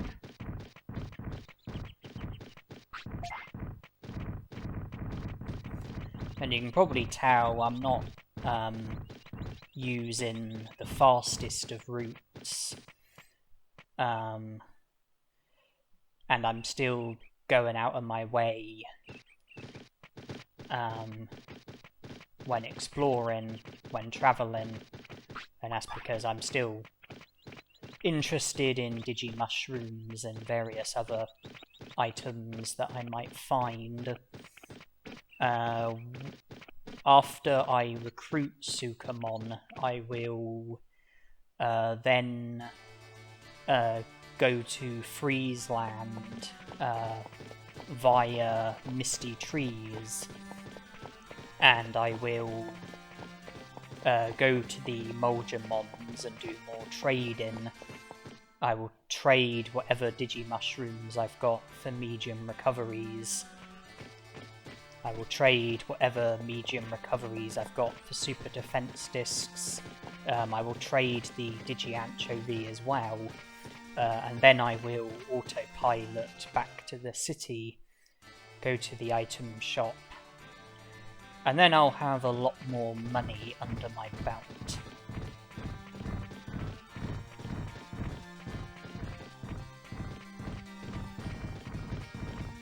I took the Digi-Anchovy out the item bank with the intention of trading it with the Mojyamon. The Mojyamon who wants the Digi-Anchovy is the same as the Mojyamon that wants medium recoveries.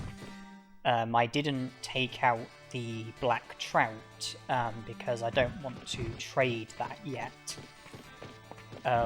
When you are in a position where you trade all 9 of the items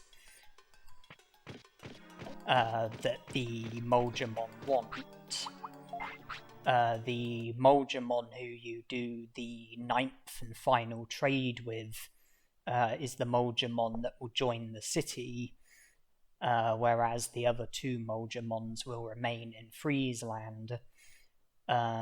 You lose the ability to do trading with the Mojyamon that joins the city, but you continue to be able to do trades with the 2 Mojyamons that remain in Freezeland. And the Mojyamon that wants black trouts, I value him the least when it comes to the trades that you can do with him.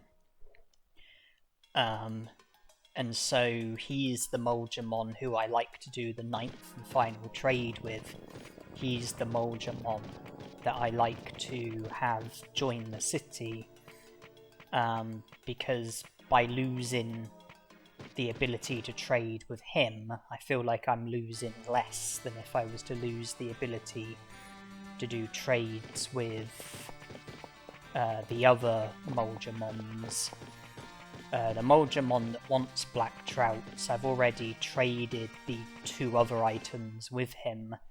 If I was to trade the black trout with him at the moment, then he wouldn't join the city because there would still be other trades pending, and then the Mojyamon that I do the 9th and final trade with will join the city, but I don't want that. So I'm gonna leave the black trout until I've done all 6 of the trades with the 2 other Mojyamons. And then when that's sorted, I'll then trade the black trout with the Mojyamon, and he'll be the Mojyamon who will join the city.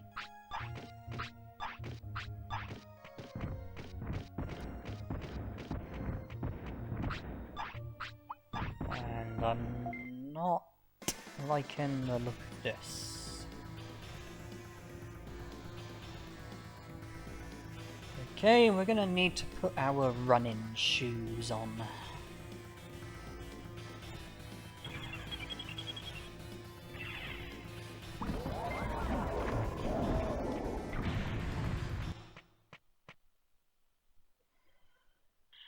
Well, fortunately our HP was full, so even if we had got hit by Ice Statue, we would have survived.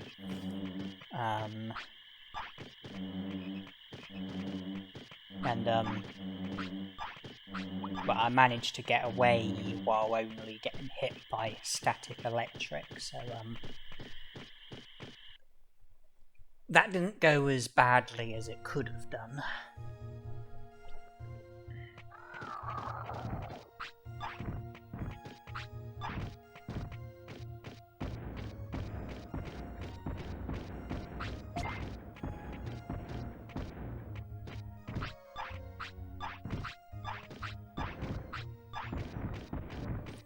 When I'm near enemies, I often mash the infantry. It's just to try and sort of slow things down so that I'm like effectively playing in like slow motion. It can help me with avoiding enemies, because I can sort of approach the enemies more slowly and observe their whereabouts, see what direction they're heading in. Of course, someone who's a master at avoiding enemies wouldn't need to mash the infantry because they would, you know, be able to avoid enemies without the need of any sort of assistance, but avoiding enemies is something that I'm not very good at, and even when I use the tactic of mashing the infantry, very often I still run into battles. It's a demonstration of my shaky ability when it comes to avoiding unwanted enemies, avoiding unwanted battles.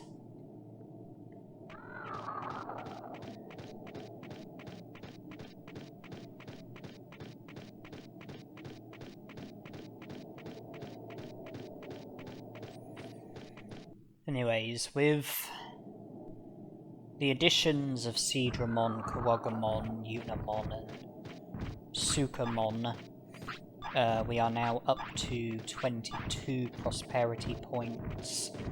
We have easy access to Beetleland. Some of the training equipment will now be more effective with the recruitment of Agumon. Agumon and Carboterimon, they work in the gym, the green gym, and they upgrade the gym equipment. Agumon upgrades half of them, Carboterimon upgrades the other half, and it just makes the equipment more effective, so you get bigger stat boosts when training in the green gym. Off the top of my head, I'm not sure which ones Agumon upgrades, but 3 of them are going to be more effective now that Agumon has joined the city. Yuramon joins the item shop, so there should be more selection now with items that we can purchase from the item shop.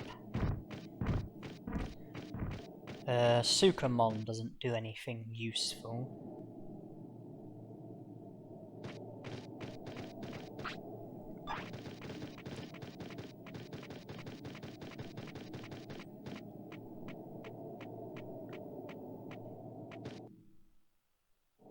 I'm thinking the next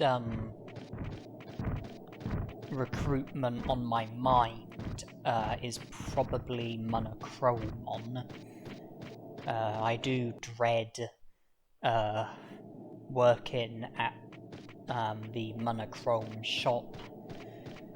I find Monochromon to be one of the more difficult recruitments, one of the more frustrating recruitments, but I would be keen to get him out of the way, and you don't need to do any battling in order to recruit him, so stats are irrelevant, and if we can recruit him, then that will be all 4 of the item shop Digimon recruited. So we will be in the best possible position with the item shop and the items that are available to us. 95 medium recoveries, so I can get 95 super defense discs, and I don't know why I was running in the direction of the other Mojyamon. The Mojyamon that I need is right in front of us.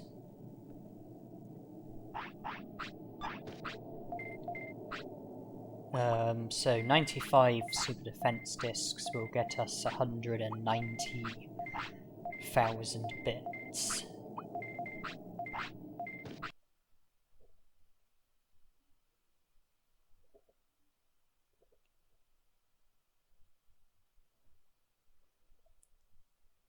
I don't know how successful I will be with recruiting Monochromon. Ideally, it will only take 1 attempt, but it might take a few attempts, it might take many attempts. And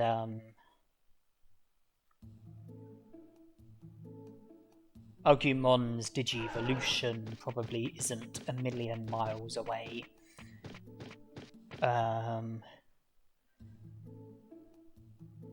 So, depending on how the item shop goes,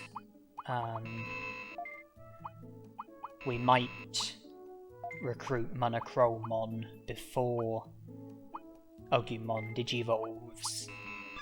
or it might be after he digivolves, but the Digivolution doesn't really matter. I've pretty much done everything with Agumon that I was hoping to do.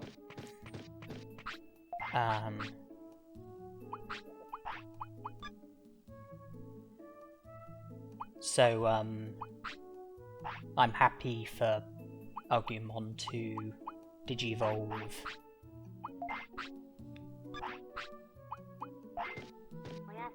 And for the first time, I'm going to let him sleep,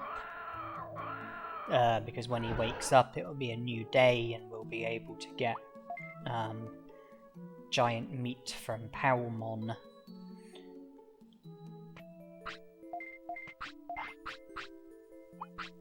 And like I said, I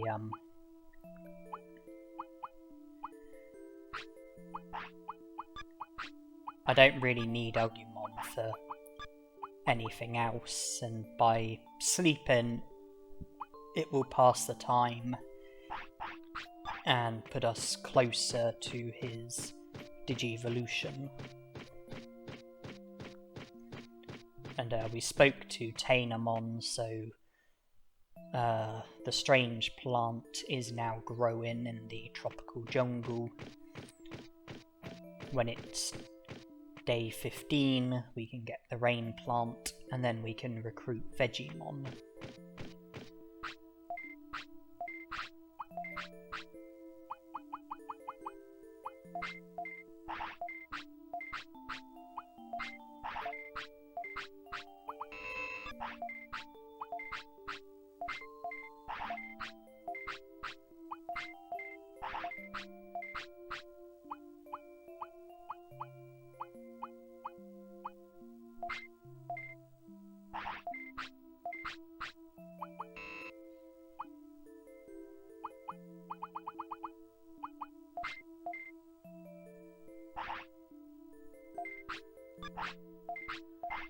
Okay, maxed out on small recoveries, medium MPs, autopilots, and still got a bit of money left over. Can't grumble with that.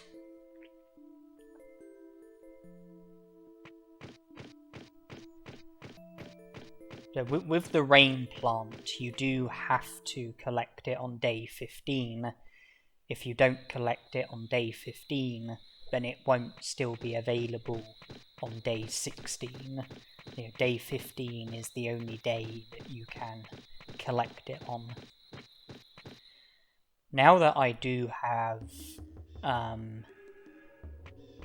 more money, and that I've been able to purchase 99 medium recoveries, I'm no longer interested in Digimushrooms, so I'm no longer looking out for Digimushrooms while travelling, because I now consider them to be small fry. I can easily buy 99 medium recoveries, trade them for 99 super defense discs, sell them for 198,000 bits, and just repeat the process. So I'm not interested in Digimushrooms anymore, but I will still look out for certain other items like Happy Mushrooms, Blue Apples, Ice Mushrooms, Dulux Mushrooms. I am still interested in stuff like that. And this is our first time of acknowledging the Digimon Bridge. So if we speak to Yuramon again, we will be informed of the bandits. But we don't want to do that just yet. I want to be avoiding Agumon for the time being.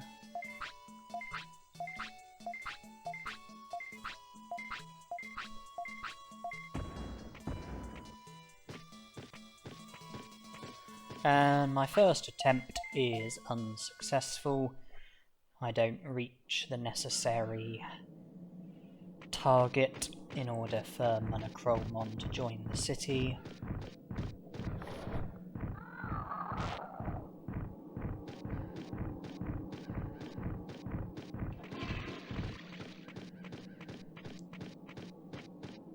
So we try again.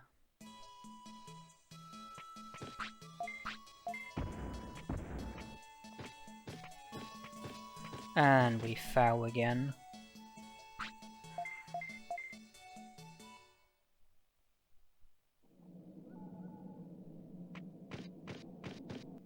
And we Digivolve.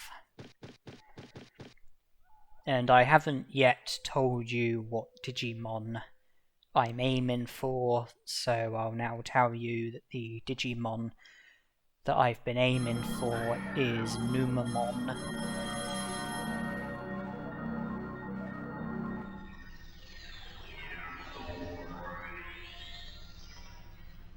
And that's who I Digivolve to.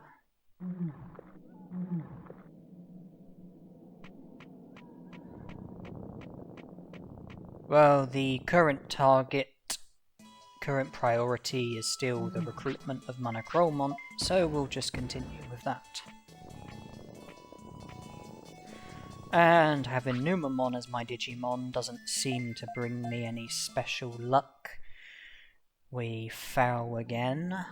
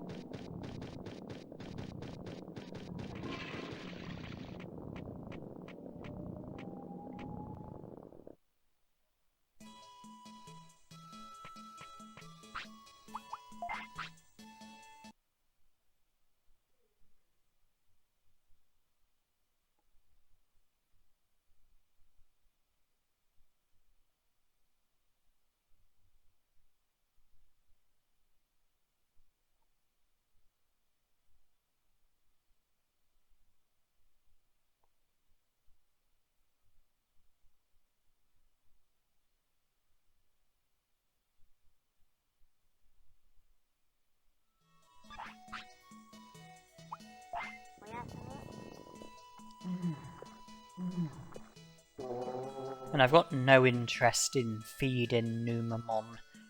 I've got no interest in being a good tamer to Numamon.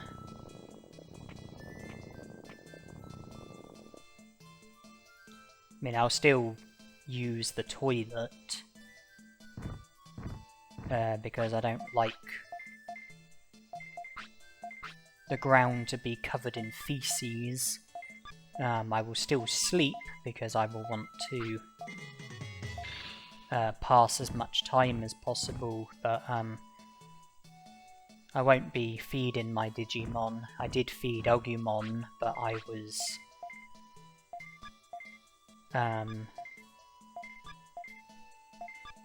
I wanted to, you know, keep my happiness and discipline in the positive, but I'm not really concerned about that anymore.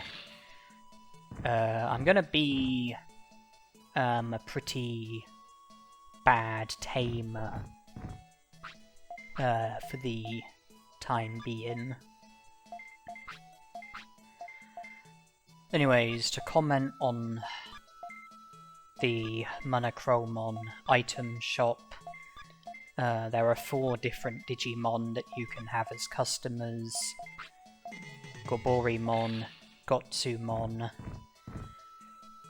Weedmon, and the red Penguinmons.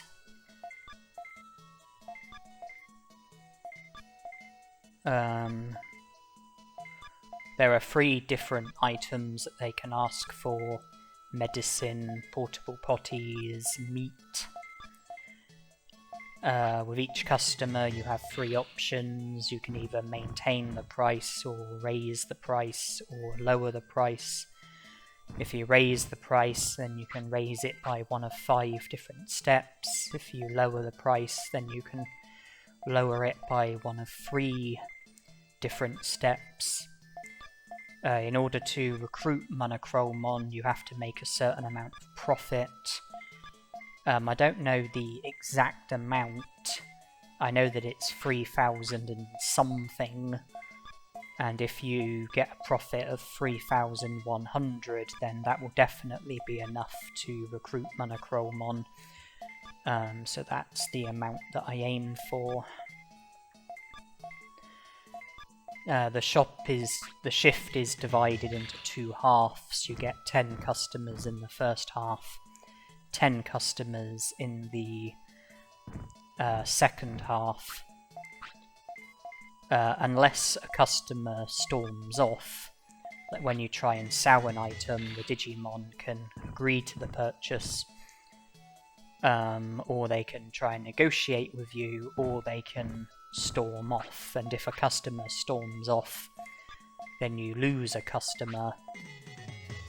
Oh wow, we're very close to the target already. So if one customer storms off, instead of getting 20 customers in total, you'll get 19. If 5 customers storm off, you'll get 15 customers instead of 20.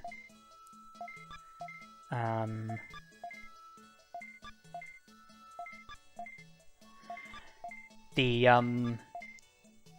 Gaburimons seem to be the most easygoing customers, so with them I try and raise the price to the maximum when the item is a medicine or a portable potty. With the meat, it's so insignificant, it's worth such a small amount of money, that with the meat I just tend to maintain the regular price. But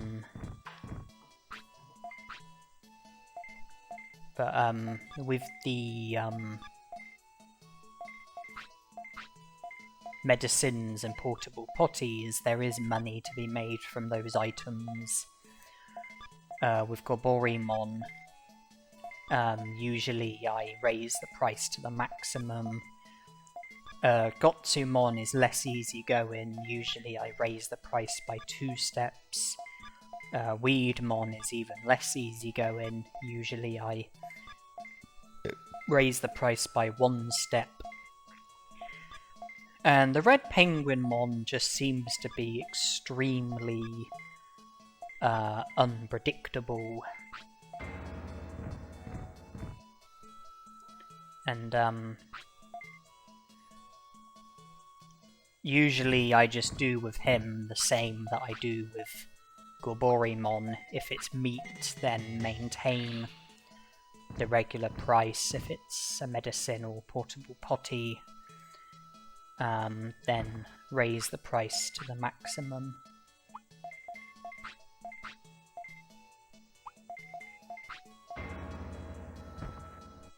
Okay, well, the second half of this shift is not going as well as the first half.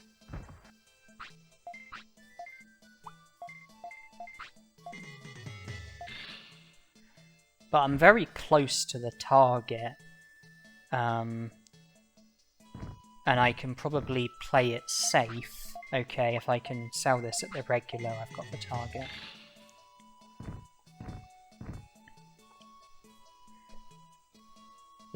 Even though I've got my general sort of guidelines, I do also use common sense, and you know, if I'm very close to the target, then I might play things a bit safer and charge less than what I would normally charge, if I'm able to, you know, reach the target still.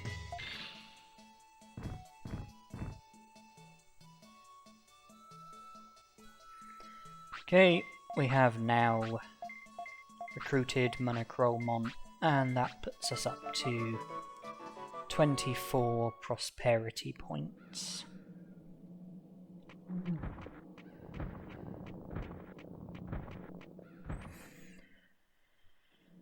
And I'm now going to go to Freezeland and do more Mojyamon trades. In other words, trade my medium recoveries for super defense discs, return to the city via an autopilot, sell the super defense discs, replace the medium recoveries, and with Monochromon recruited, he sells protective floppies, and that's an item that I would be interested in. So I would also like to purchase protective floppies. I won't buy 99, I'll buy 98. The reason for that is because one of the things that I would like to do with Numamon is see to the first half of Greylord's Mansion. You can only enter Greylord's Mansion if your partner Digimon is a virus Digimon. Numamon is a virus Digimon, so I can enter Greylord's Mansion, I can see to the first part of Greylord's Mansion, I can aid my Otismon, and there's also items in Greylord's Mansion, one of which is a protective floppy. So if I purchase 98 protective floppies, then the one in Greylord's Mansion will put me up to 99. And seeing as Numamon can tolerate cold weather, I thought I might as well recruit Frigimon. Now we will head to the Mojyamons.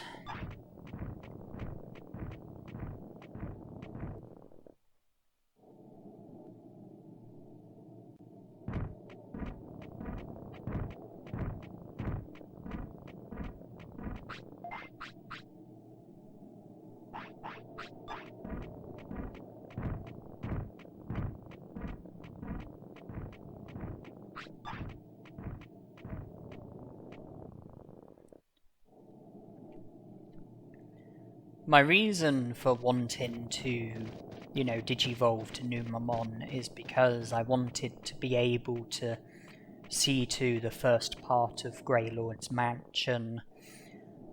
I wanted to be able to recruit Frigimon, and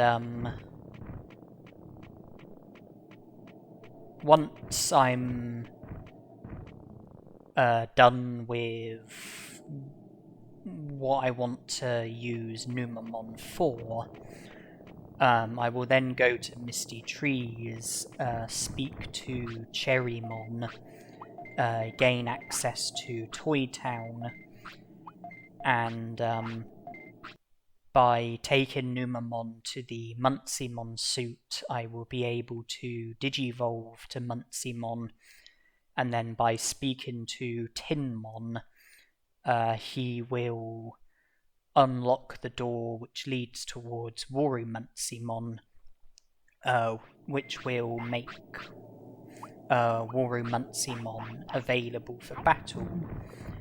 I do understand that digivolving to Numamon and then using the Munceymon suit to digivolve to Munceymon could be seen as a cheap way of getting an ultimate Digimon, getting a life extension, getting a big stat boost. And because of that, I've included a rule that I'm not allowed to get into any battles while I've got Munceymon as my Digimon.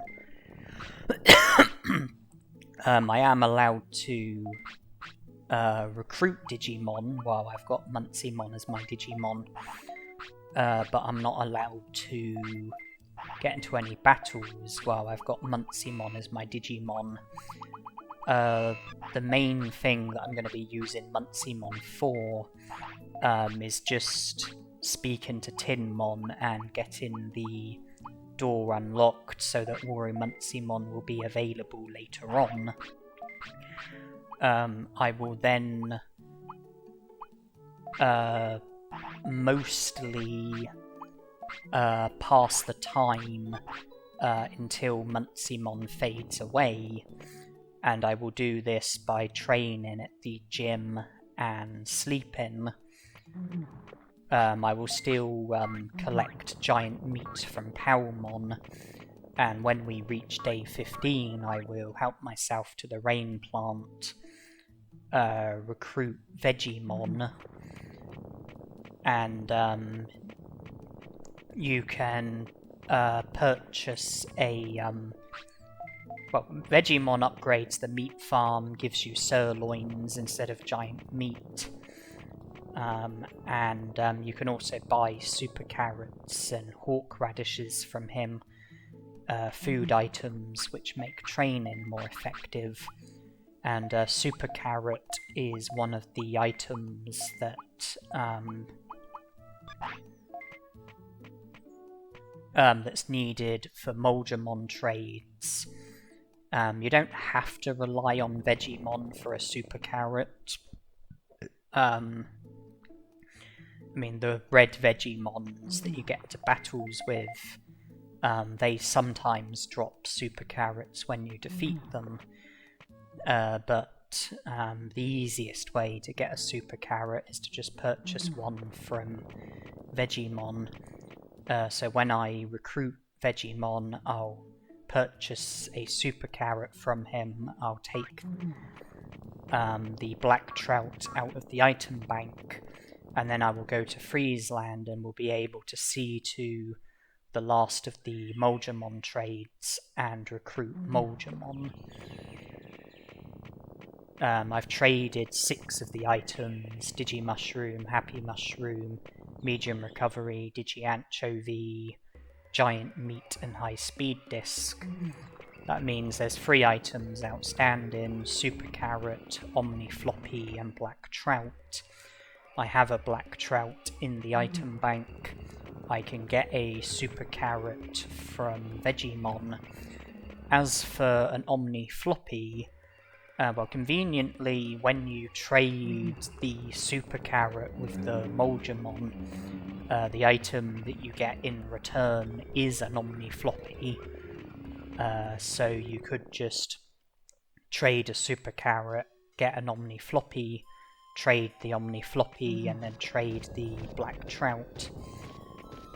Failing that, I think you can purchase Omni Floppies from the item shop if you have a certain number of the item shop Digimon recruited, or at the very least can buy Omni Floppies from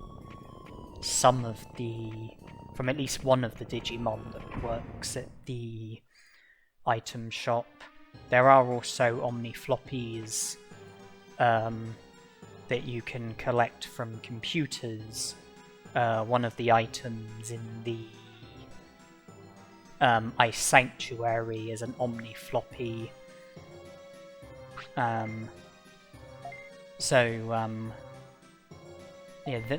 there's a few ways that we can get an Omni Floppy. And with the recruitment of Vegimon and Mojyamon, that will put us up to 30 prosperity points. Recruiting Mojyamon will open the secret item shop in the city. Mojyamon is one of the Digimon who works at the secret item shop. In this instance, out of the Digimon that work at the secret item shop, Mojyamon is the first one that we will be recruiting. So he's the one who will open the secret item shop. And once you recruit a Digimon who works at the secret item shop, Ninjamon then features on the Digimon bridge. So by recruiting Mojyamon, it will make Ninjamon available for recruitment. I won't see to it in this lifespan though. I will, once I've recruited Vegemon and Mojyamon, I will then go back to simply passing the time until Munceymon fades away. Then I will move on to the next lifespan where I will start over with a new Digimon, and I then plan to see to the rest of the challenge in the next lifespan.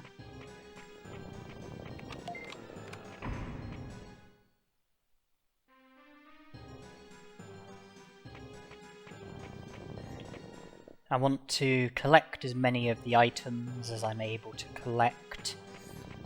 I also want to make sure that I unlock all of the mansion doors with the mansion key.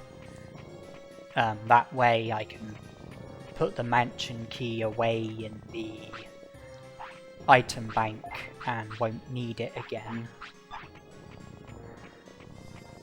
If all the doors are unlocked, then when I return here for the second part of Greylord's Mansion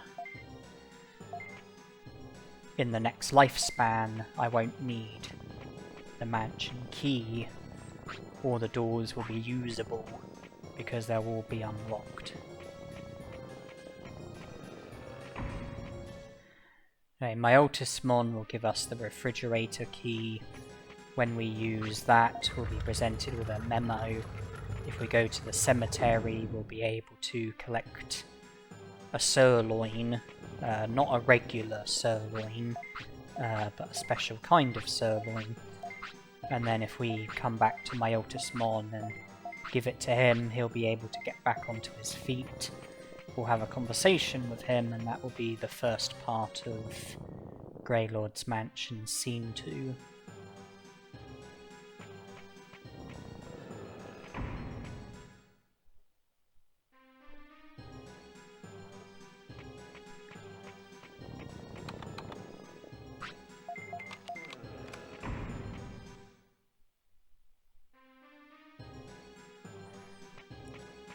So just 2 doors left to get through. One of them has 4 computers, but we won't be able to loot all of them. There's not enough space in our inventory.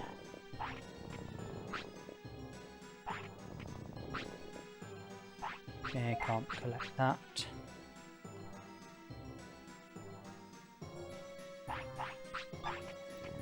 The other is a large MP, so can't collect that either. And then we can go through this door, and then we can fall through a trapdoor as a bit of a mini shortcut to where the refrigerator is. You don't have to fall through the trapdoor, there's nothing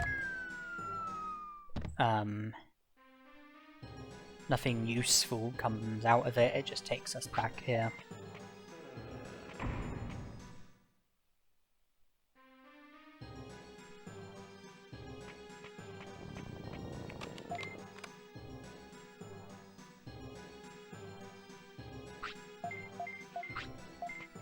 The sirloin will now be in the cemetery. If you collect the sirloin and go straight to Myotismon and give him the sirloin, then the sirloin will no longer spawn in the Overdale Cemetery. But if you collect a sirloin, leave the Overdale Cemetery and return to the Overdale Cemetery without giving the sirloin to Myotismon, then the sirloin will respawn, as you're about to see. There you are. And if you really wanted to, I mean, you could just keep doing this until you get 99 of the sirloins, but I'm not going to do that. I'm just going to collect 2, give 1 to my Otamamon, and put the other into the item bank. Just, if you only collect 1 and give it to my Otamamon, then you'll never be able to see the sirloin again. You'll never be able to collect another sirloin,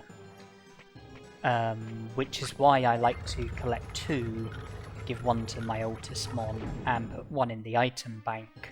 That way I can hold on to the item, and I'll have an item which will no longer be obtainable.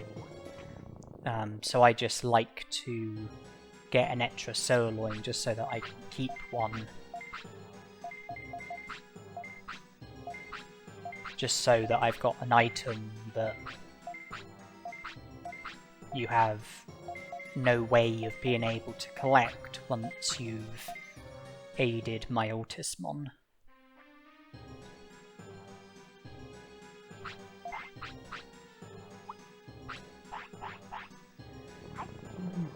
Okay, so some of what's in our inventory will be sold. Some of what's in our inventory will go into the item bank. I think the autopilot will remain in our inventory because we've already got 99 autopilots in the item bank, which means that we can't put any more into the item bank. Omnidisc, don't care about you. Restore, don't care about you. Medicines, don't care about you. Defense disc, don't care about you. I'll hold on to the rest. I'll put everything apart from the autopilot into the item bank. I will then take my 99 medium recoveries out of the item bank. So in my inventory I will just have 99 medium recoveries and an autopilot. I will then go back to Greylord's mansion to collect the last remaining items that are in there. From Greylord's mansion, I will go to the Great Canyon and then Freezeland, and I will go to the Ice Sanctuary. I won't recruit Agumon. I won't get into any battles, at least not intentionally. If I do get into a battle, I'll just run away from it. I will go to the Ice Sanctuary just to loot it, collect all the items that are there, and then I will leave the Ice Sanctuary, go to the Mojyamons, trade my 99 medium recoveries. I will also obtain an Omni Floppy from the Ice Sanctuary. That's one of the items that's in the Ice Sanctuary. And I can trade the Omni Floppy, and then that will just leave the Super Carrot and Black Trout. And whatever I collect from Greylord's mansion, whatever I collect from the Ice Sanctuary, Depending on what it is, I'll either sell it or put it into the item bank or leave it in my inventory.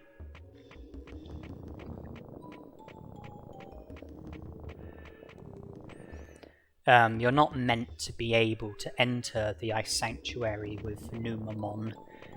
You're meant to only be able to enter the Ice Sanctuary with a vaccine Digimon. Numamon is a virus Digimon, but there's an Ice Sanctuary skip which enables you to enter the Ice Sanctuary with any Digimon, and by using the Ice Sanctuary skip we will be able to enter with Numamon and then collect all of the items that are there. But the Agumon recruitment, we'll see to that in the next lifespan.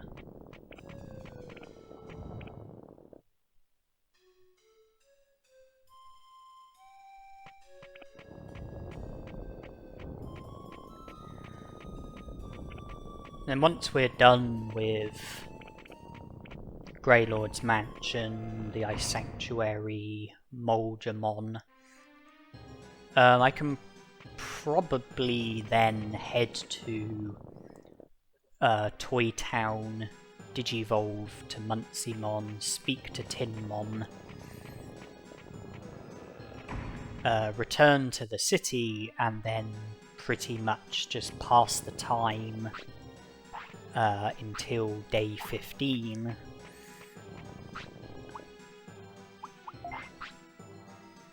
Yuramon needs the toilet.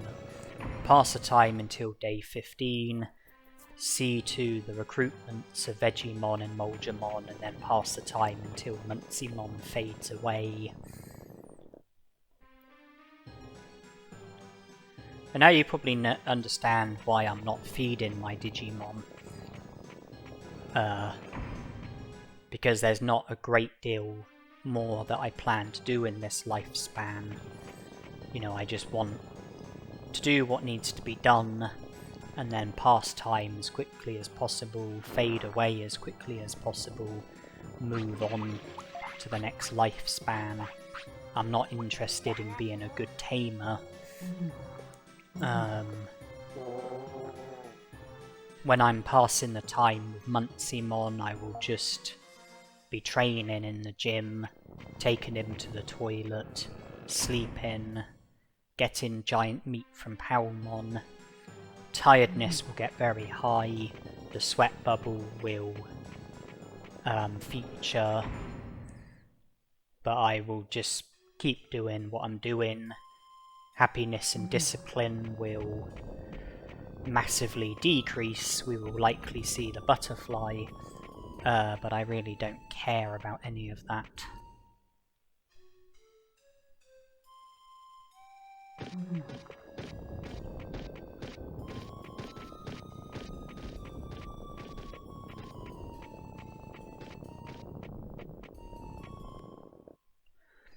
I won't speak to Yuramon about the bandits until I'm ready to fight Agumon. I won't go to the drill tunnel until I'm ready to fight Miramon. None of this will be in this lifespan. But when you go to the next part of the drill tunnel, there is a boulder blocking the way, and in order to be able to move the boulder, your Digimon has to be at least a champion. So I'm gonna need my Digimon to be at least a champion in order for me to be able to move the boulder, gain access to the lava cave, and recruit Miramon. I won't trigger the battle against Greymon until I'm ready to fight Greymon. I have enough prosperity points. 15 is the required amount. And when you speak to Digimon, when you have 15 or more prosperity points, and your partner Digimon is at least a champion, Digimon won't mention Greymon, but after speaking to him, if you casually exit his house, Greymon will show up and battle you. But we will leave that until the timing is right. We will leave the battle against Uromunsymon until the timing is right.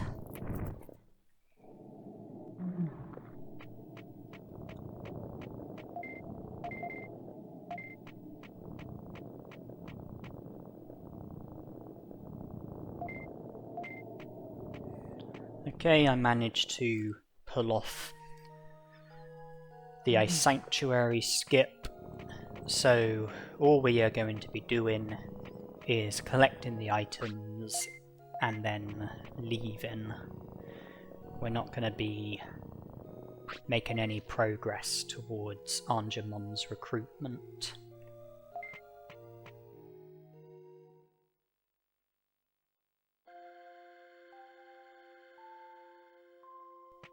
While I'm exploring the Ice Sanctuary and then moving on to the other things that I've said I will do, I would like to get up the Digivolution guide.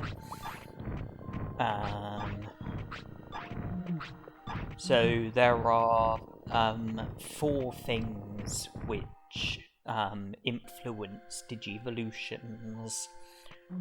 One of them is stats, the second is care mistakes, the third is weight, and the fourth is bonus condition, which can be a number of different things. It can be linked to happiness, discipline, battles, techniques, and who your individual Digimon is. In order to be able to Digivolve naturally to a Digimon, you have to fulfill a minimum of 3 of the 4 requirements for that Digimon. So out of the 4 requirements, you can only fail to fulfill 1 of them in order to be able to Digivolve. With rookie Digimon, you need to have them for a minimum of 3 days, 72 hours, in order for them to be able to naturally Digivolve to a champion. If you are unsuccessful with fulfilling 3 of the requirements for any of the natural Digivolutions, then your rookie will Digivolve to Numamon after 4 days, 96 hours. So Numamon is the champion that your rookie Digimon will Digivolve to if you're not successful with any natural Digivolutions.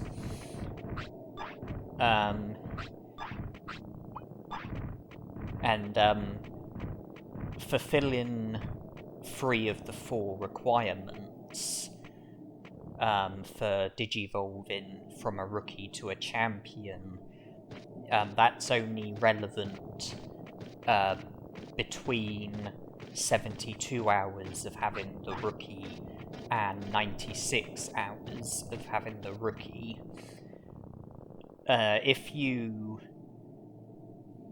When you reach the 72-hour point, if you're not fulfilling 3 of the requirements for any of the natural Digivolutions, then you won't Digivolve, even if you were previously fulfilling 3 of the 4 requirements before reaching the 72-hour mark. When you get to 72 hours, if you're not fulfilling 3 of the 4 requirements, then that doesn't mean that you're then guaranteed to digivolve to Numamon. You have until the 96 hours are up in order to fulfill enough of the requirements in order to digivolve naturally. So if after 72 hours you're not fulfilling 3 of the requirements for any of the natural champions, then you won't digivolve. But let's say 10 hours later, when you're 82 hours, when you've had the rookie for 82 hours, if you then fulfill 3 of the requirements, you will digivolve to that champion. So the opportunity to digivolve to a natural champion won't be lost until after you physically digivolve to Numamon. The evolution counter can be a bit inaccurate. The number of hours that you've actually had a Digimon for might not be consistent with what the evolution counter thinks. And the reason for that is because when you let your Digimon sleep, the number of hours that the Digivolution counter goes up by can be different to how many hours you actually sleep for. Because the Digivolution counter goes up by a fixed amount of hours when you sleep, and it might be different to how many hours you actually sleep for.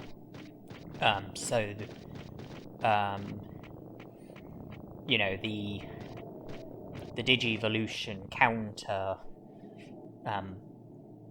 you know, the number of hours that the Digivolution counter thinks you've had your Digimon for might not be correct.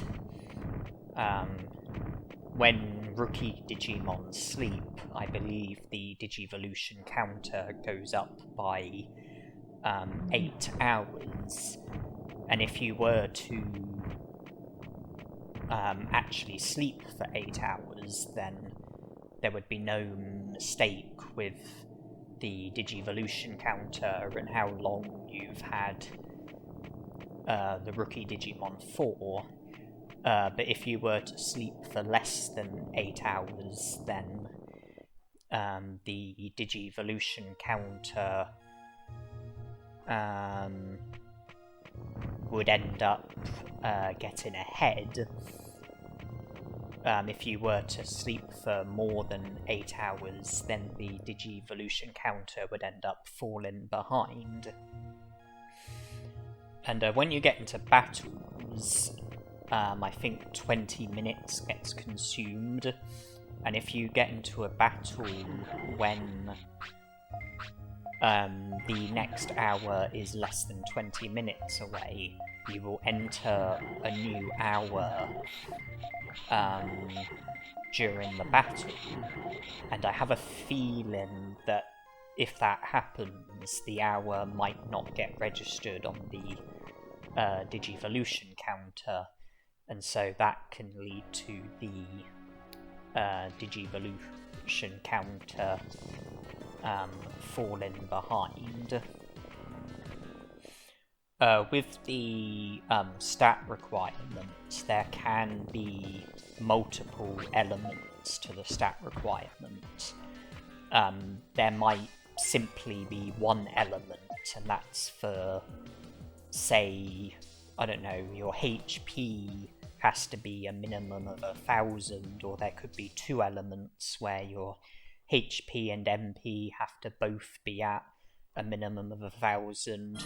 or there could be 3 elements, you know, HP has to be 1000, MP has to be 1000, Brains has to be 100, or maybe there'll be, you know, 6 elements to it. Maybe the HP, MP, Attack, Defense, Speed and Brains will all have a requirement.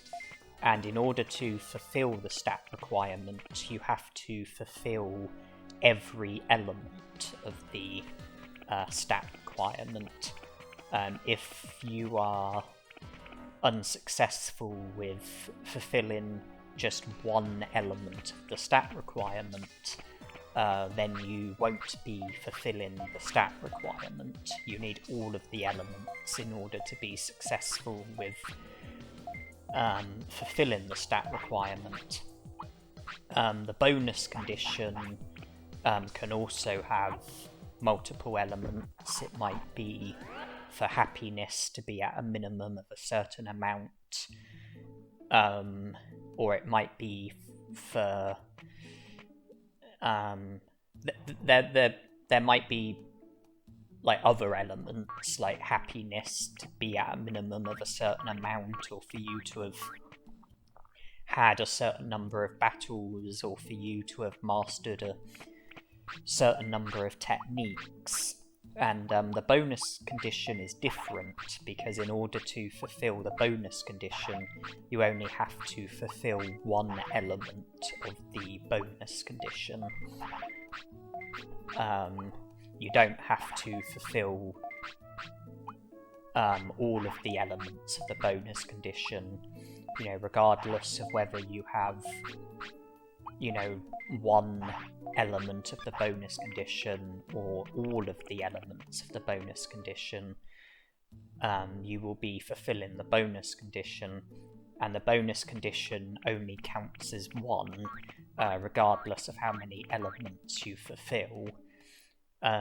So if the bonus condition has, say, 2 elements and you fulfill both of them, that will only count as one of the requirements, because the bonus condition is only one of the requirements. And before I move on to Agumon's potential Digivolutions, I just want to say that I'm back in the city with Mojyamon as my Digimon. As you can see, I'm just sorting out a few things with regards to items, and then I will start to pass the time by training. I'll just train HP. I'm not interested in stats, I just want to pass the time as quickly as possible. I will let Mojyamon sleep when he wants to sleep, to help with passing the time. I won't feed Mojyamon, I won't let him rest. I mean, I'll let him sleep, but not rest, so, you know, I won't rest at the clinic or in Digimon's house. You know, I'll just train until he wants to sleep. I will let him use the toilet, I will get giant meat from Palmon, and after doing this for a little bit, I'll speed the video up, because it's just going to be me doing the same thing, well, much the same thing over and over. So it's not going to be very interesting or exciting. I'll speed the video up until I'm ready to help myself to the rain plant. I'll then see to the recruitments of Vegimon and Mojyamon. Then I'll go back to passing the time, and we'll speed the video up again if I need to, and I'll just do that until Mojyamon fades away. So you know how this is going to pan out, you know what to predict, and in the meantime, let's go over the Digivolutions. So Agumon can Digivolve to a total of 6 different champion Digimon, naturally speaking. Greymon, Miramon, Birdramon, Centarumon, Monochromon, and Tyrannomon. The stat requirement for Greymon, there's 4 elements, 100 attack, 100 defense, 100 speed, and 100 brains. Karma state requirement, maximum of 1. Weight requirement, 25 to 35. And there's 2 elements of the bonus condition, either for discipline to be at a minimum of 90%, or for you to know a minimum of 35 techniques. Miramon, the stat requirement has just 1 element, 100 attack. The care mistake requirement is a minimum of 5. Weight requirement 15 to 25. And then the bonus condition has 2 elements. One is a minimum of 10 battles, the other is a minimum of 28 techniques. Birdramon, the stat requirement has just 1 element, 100 speed. Care mistake requirement minimum of 3. Weight requirement 15 to 25. And then the bonus condition has 2 elements, a minimum of 35 techniques, or Biyomon as your partner Digimon. Centarumon, the stat requirement has just 1 element, 100 brains. The care mistake requirement, maximum of 3. Weight requirement, 25 to 35. Bonus condition, 2 elements, discipline at a minimum of 60%, or a minimum of 28 techniques. Monochromon, the stat requirement has 3 elements, 1000 HP, 100 defense, and 100 brains. The care mistake requirement, maximum of 3, weight 35 to 45, and the bonus condition has 2 elements, a maximum of 5 battles, or a minimum of 35 techniques. And then lastly, Tyrannomon, the stat requirement, there's 2 elements, 1000 HP and 100 defense. Care mistakes, maximum of 5. Weight requirement, 25 to 35. And then the bonus condition has 2 elements, a maximum of 5 battles, or a minimum of 28 techniques. And I just want to comment on care mistakes, because there are 3 things which constitute a care mistake. One of them is your Digimon messing on the ground. One of them is failing to feed your Digimon. When your Digimon first presents you with the food bubble, you have 90 minutes to feed your Digimon. If you fail to feed your Digimon, then the food bubble will go away, and that will be a care mistake. There's also a care mistake linked to sleep. I'm not 100% sure, but I think that when your Digimon first presents you with the sleep bubble, you have to let your Digimon sleep on the very first hour in which the Digimon first produces the sleep bubble. If you don't let your Digimon sleep until a later hour, or don't let your Digimon sleep at all, then I think this is a care mistake, but my knowledge on this isn't 100%. But the not feeding your Digimon and your Digimon messing on the floor, that I'm confident of. If your Digimon wants to sleep while wanting to eat or wanting the toilet, and you put your Digimon to sleep, then when you wake up, your Digimon will no longer want to eat, and it would have messed on the floor during its sleep. I have a feeling that the care mistake doesn't register if you put your Digimon to sleep when they want to eat or want the toilet. But when it comes to training, if your Digimon wants to eat and you don't feed the Digimon, and you train and you pass the last opportunity to feed your Digimon while training,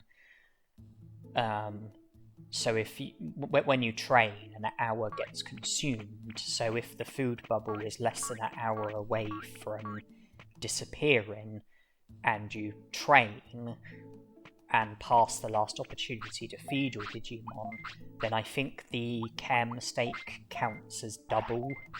I think it counts as 2 care mistakes instead of 1.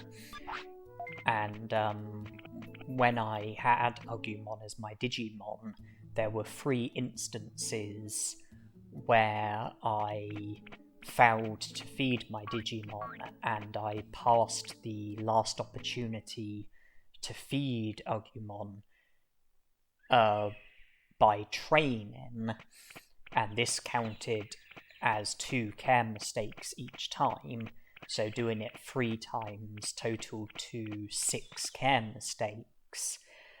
And I did that on purpose. I wanted my care mistakes to be at a minimum of 6, because that would have meant only fulfilling the care mistake requirement for Miramon and Birdramon, and not fulfilling the care mistake requirement for the 4 other Digimon, Greymon, Centarumon, Monochromon, and Tyrannomon.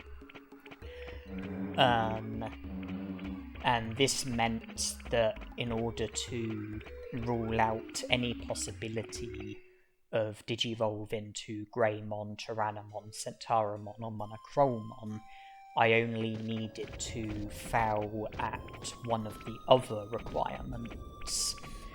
And I made sure that my weight was under 15.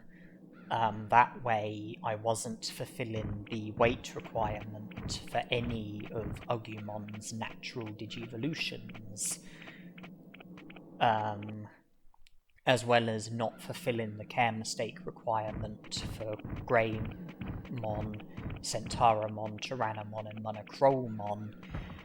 And by failing at those 2 requirements for those 4 Digimon, that ruled out those 4 Digimon and left just Birdramon and Miramon. I had the care mistake requirement for them, but not the weight requirement, and then that meant that I just had to fail at one of the other requirements for those Digimon in order to rule them out. Because I had the care mistakes, not the weight, and so I just had to ensure that I didn't have both the stats and the bonus condition, because that would have brought it up to 3 requirements. I had to either only have the stat requirement, or only have the bonus condition.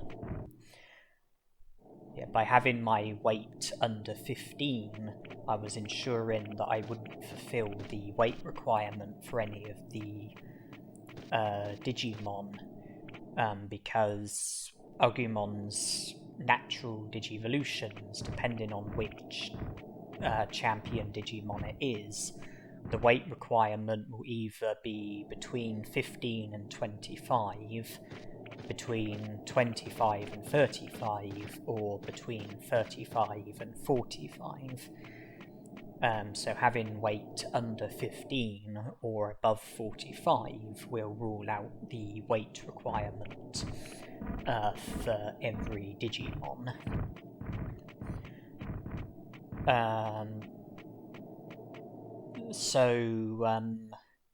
Yes, I ruled out Greymon, Tyrannomon, Centarumon, and Monochromon, and then that just left Miramon and Birdramon. Birdramon, the stat requirement is 100 speed, which I was fulfilling, but the bonus condition, either a minimum of 35 techniques or Biyomon as your partner Digimon, it was a certainty that I wasn't going to fulfill the bonus condition for Birdramon, so that ruled out Birdramon and then just left Miramon. Stat requirement, a minimum of 100 attack, which I was fulfilling, and then the bonus condition had 2 elements. One of them a minimum of 28 techniques, which there was no risk of me fulfilling. The other have a minimum of 10 battles, which I was at risk of fulfilling, and I had to make sure that I kept my number of battles under 10, because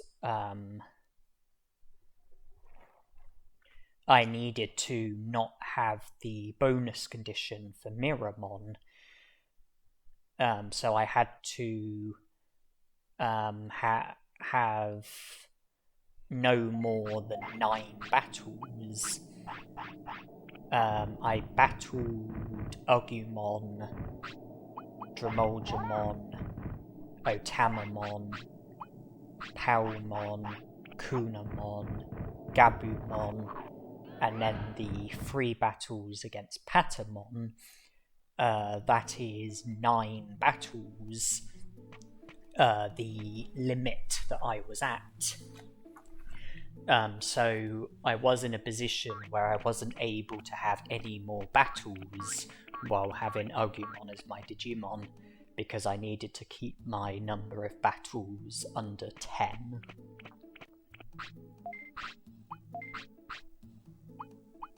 So I fulfilled the Karma state requirement and stat requirements for both Birdramon and Miramon, but not the weight requirement or the bonus condition. And then as for Greymon, Monochromon, Tyrannomon,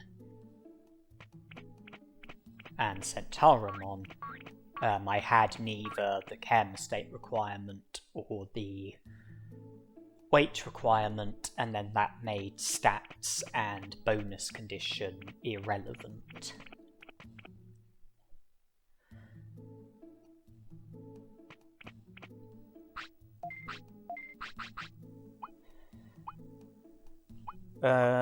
So I think we're up to 30 prosperity points now that Frigimon and Mojyamon have joined the city. I can't speak to Digimon while I've got Munceymon as my Digimon, because if I do that, then that will result in me triggering Greymon if I was to leave Digimon's house. So I don't want the complication of that. Instead, just going to pass the time until fading away. And I'm thinking ahead, thinking of my next lifespan, trying to get the items that I would like to have, and I would like to be able to benefit from the extra training effects which come as a result of super carrots and hawk radishes. So I've purchased some super carrots and hawk radishes from Vegimon. I went to the item bank and took out any items that I wanted to have.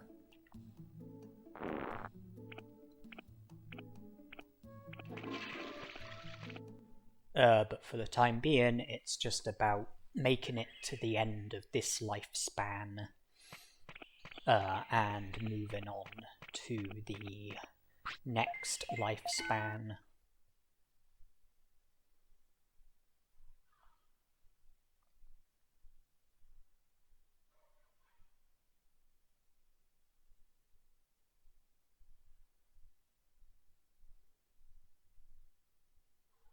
And that wasn't too much of a wait.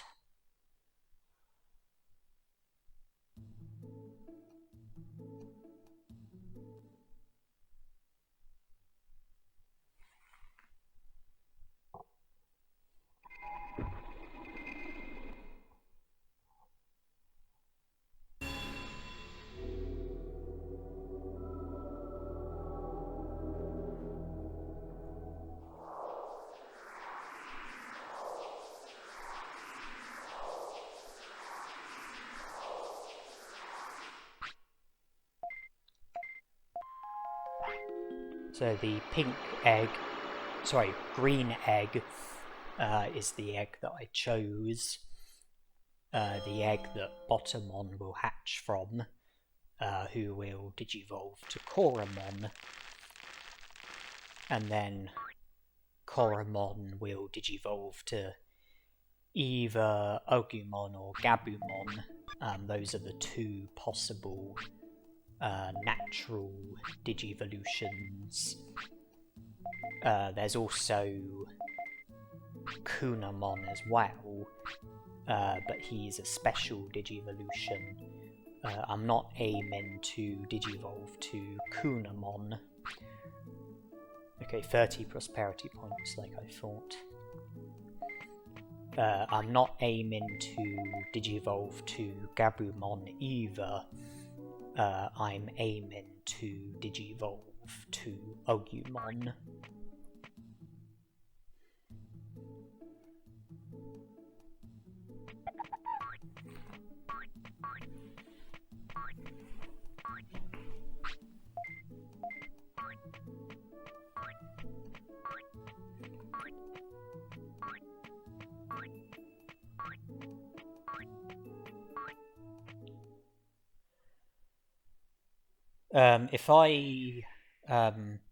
When Kunemon digivolves, if attack is his best stat, then I believe that will result in you digivolving to Agumon. I think the rookie Digimon that you digivolve to is determined by what stat is your highest out of the 6 different stats. In order to compare HP and MP to attack, defense, speed, and brains, the HP and MP has to be divided by 10. So 1000 HP is the equivalent of 100 attack. 500 attack is the equivalent of 5,000 HP and MP. Already, attack is in the lead. 50 attack, higher than defense, speed and brains. Higher than 500 HP and MP, which it's the equivalent of.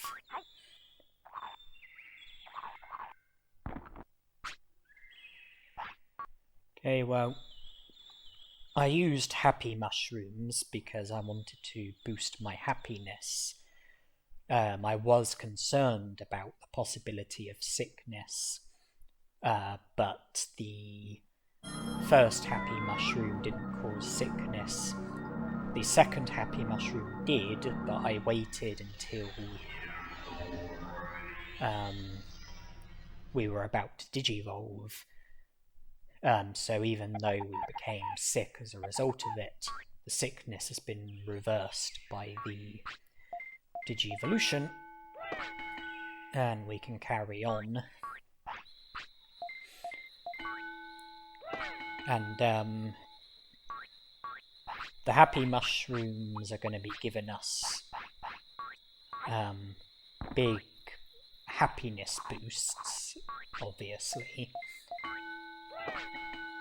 And the reason why I scolded Betamon a load of times is because I was in a position where the happy mushroom would have put our happiness up to the maximum, and I thought rather than put our happiness up to the maximum and then have no potential for our happiness to get any higher, I thought scold Betamon, make discipline higher at the expense of happiness, but then compensate with happy mushrooms. So happy mushrooms make our happiness higher, but it's also enabling us to improve our discipline as well. Okay, no sickness caused. I am now out of happy mushrooms, but our happiness and discipline is a lot better than it was. And the next food item that I use is going to be a super carrot. Feeding your Digimon a super carrot will boost the training effects that you get from training attack, brains and MP, whereas Horseradish boosts the training effects that you get from HP, speed and defense. I'm currently training attack, so a super carrot is the food item that I will use, and the effects from the super carrots and Horseradishes last until you feed a different food item to your Digimon. So if I was to feed Kunemon a super carrot and then feed him a sirloin, I would lose the effects of the super carrot, but by using super carrots as the source of food, we will keep the effects. If I was to feed a Horseradish at some point, then I would lose the effects from the super carrot and gain the effects that you get from the Horseradish.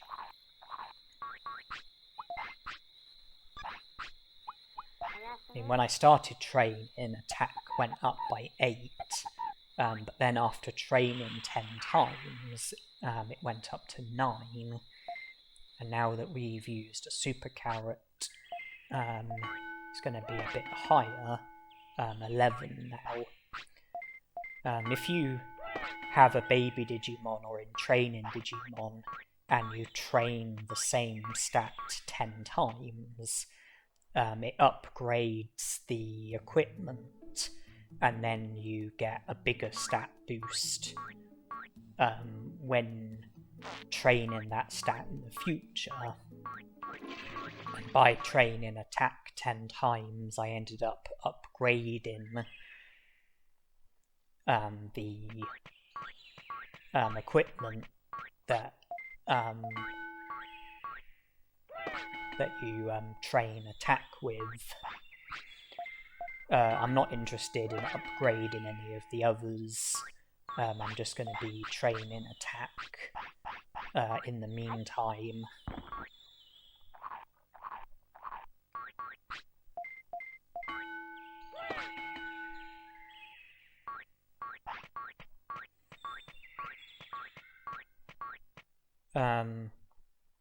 Yeah, I'm keen to work on my attack and try and get that fairly high ahead of Agumon's Digivolution.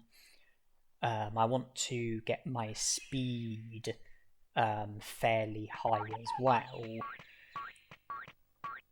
At the moment, I'm training attack because training attack also boosts your speed, which will help with when I decide that I want to train speed.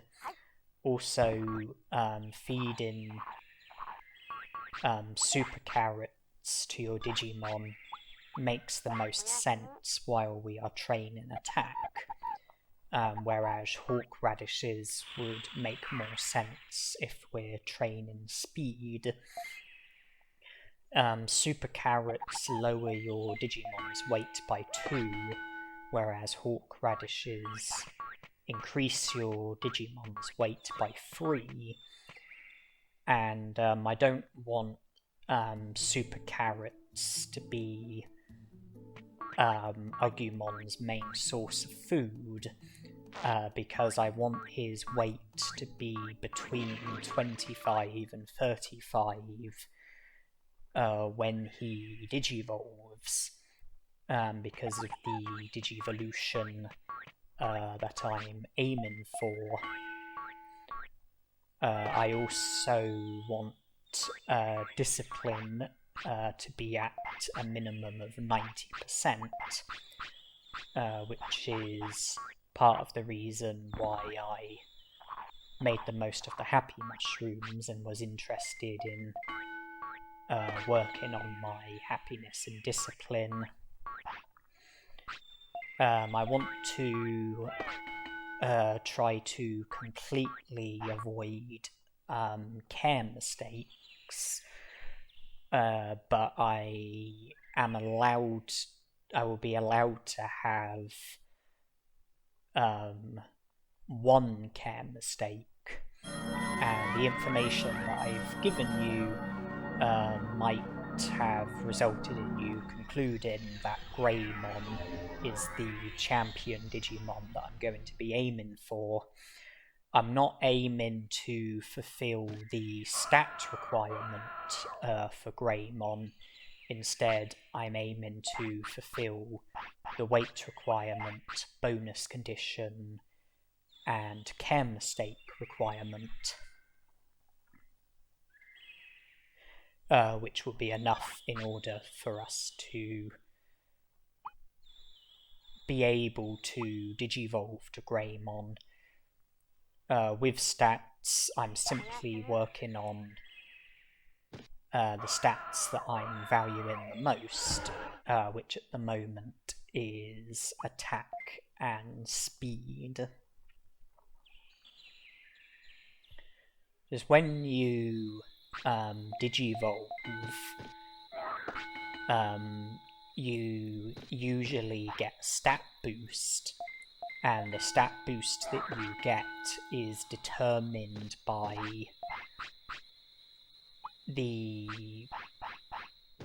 your Digimon's current stats, as well as the stats gains target of the Digimon that you Digivolve to, and usually when you Digivolve, the lower your stats are, the bigger the stat boost will be as a result of the Digivolution.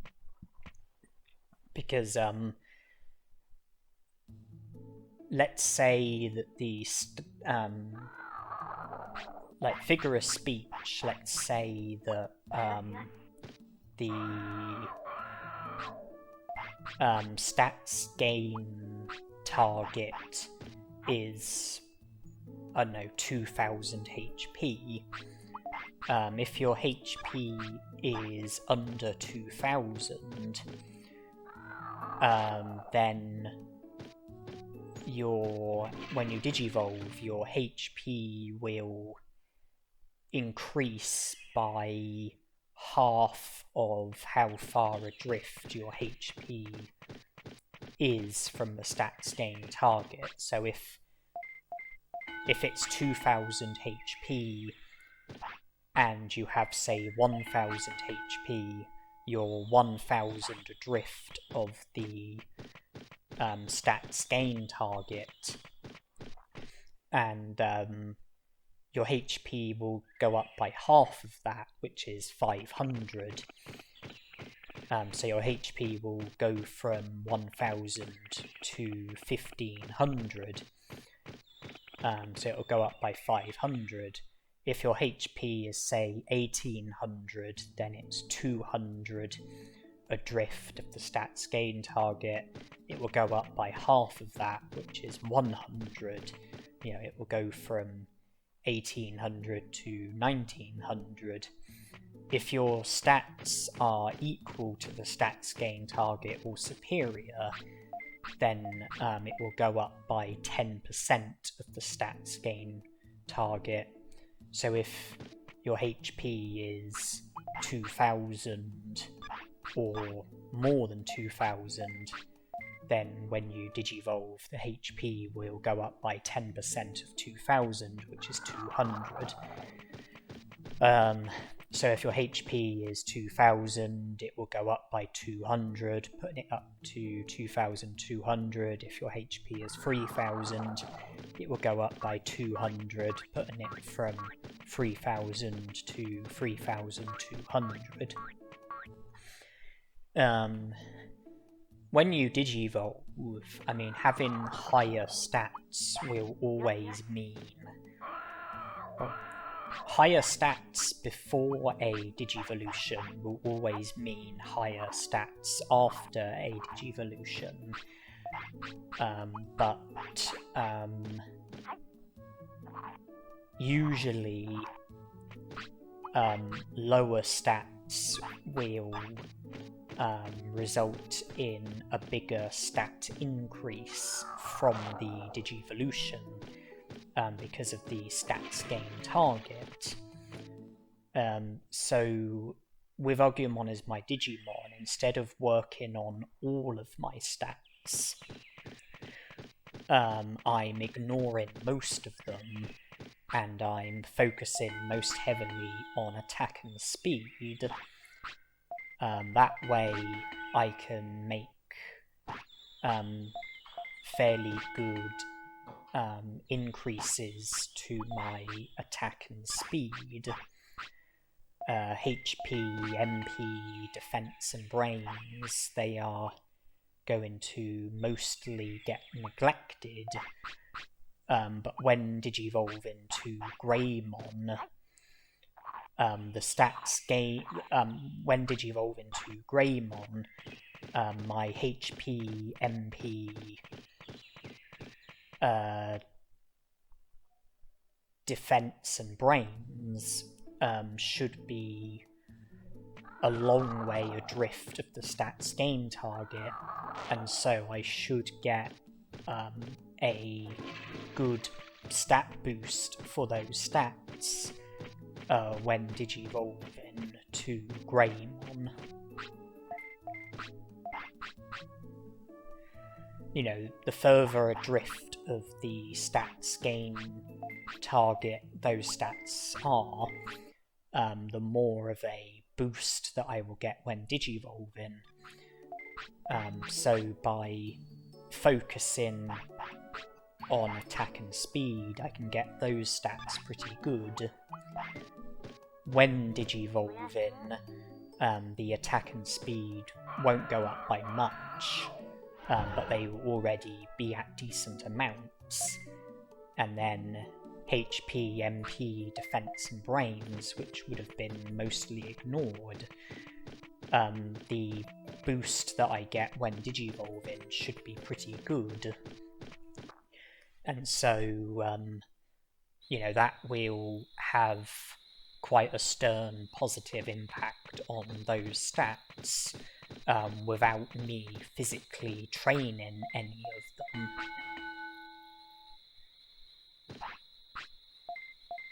You know, I should get a big increase of HP, MP, defense and brains, and it will effectively come for free, because it will come from digivolving. You know, no time would have been spent working on those stats, because I'm training attack and speed instead. If I do work on HP, MP, defense and brains, then even though the stats would be... even though those stats would be better after digivolving, the stat boost would be smaller, and so some of the training would essentially have been wasted. But my attack and speed are surely above the stats gain target for Greymon. In fact, I've actually got it. Stats gain target for Greymon. HP is 2000, MP is 1500, attack, defense, speed and brains are all 200. So my attack and speed will go up by 10% of 200, which is 20.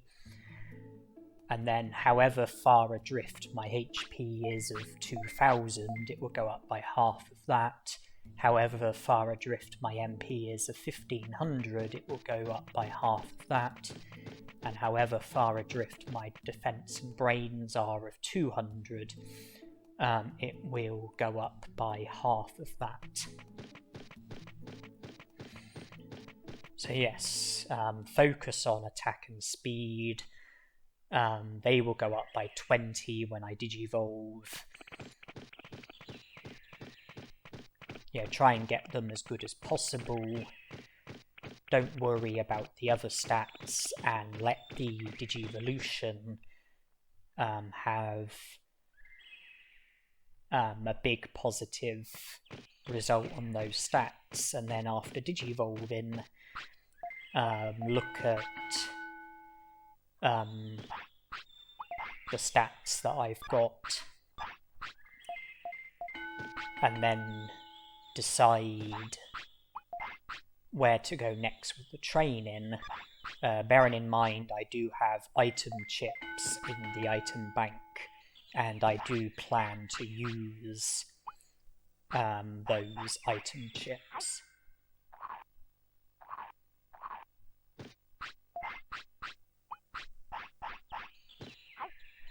But I want to digivolve to Greymon first, and get the biggest possible stat boost from the Digivolution, and then use the item chips afterwards, because that will result in me having better stats than if I was to use the item chips before digivolving. Because if my HP is, say, 1000, the stats gain target is 2000, digivolving would put HP up by 500, putting it up to 1500. Then a HP chip would put HP up by 500, you know, from 1500 to 2000. But if I was to use the HP chip before digivolving, put HP from 1000 to 1500, and then digivolve, I would only be 500 adrift of the stats gain target, so HP would only go up by 250 from the digivolution, meaning that my HP would only be 1750. So leaving the item chips until after the digivolution will result in me having better stats.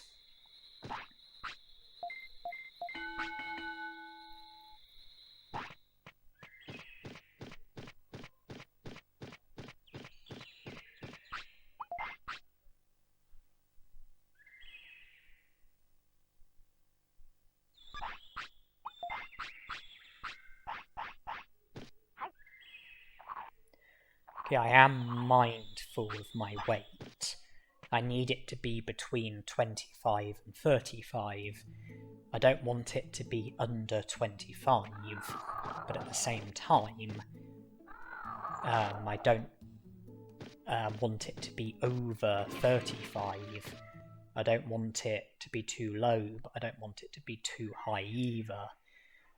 I need it to be anywhere between 25 and 35. I was starting to get a bit concerned with how high my weight was getting, so I used a super carrot, and I guess I'll train attack. Because of the effects of the super carrot. When I had Betamon and Kunemon, I was training attack and using super carrots, and then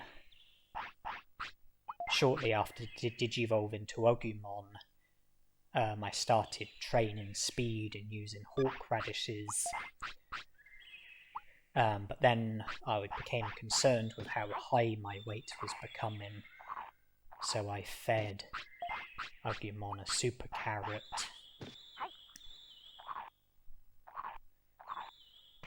And then went back to train and attack. Yeah, the stat that I will train out of attack and speed will mostly be determined by how, like, the physical amount that I have. You know, however much attack I have, however much speed I have. And it will also be influenced by my weight as well. Because my weight will influence whether I use a super carrot or hawk radish, and I'll be more inclined to train attack after eating a super carrot, more inclined to train speed after eating a hawk radish.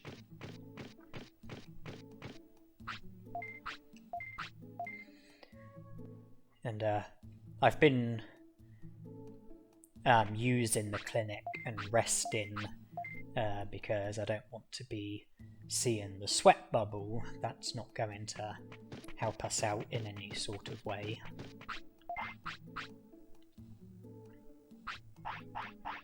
And due to our weight, super carrot is the better choice of food item.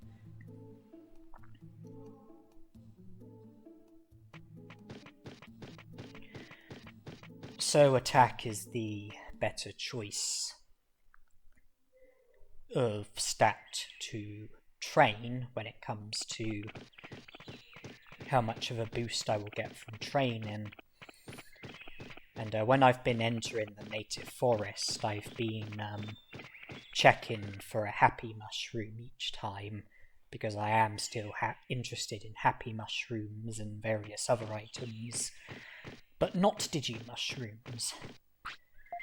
And despite attack being the more sensible choice of stat to train, I'm choosing to train my speed because it's lower.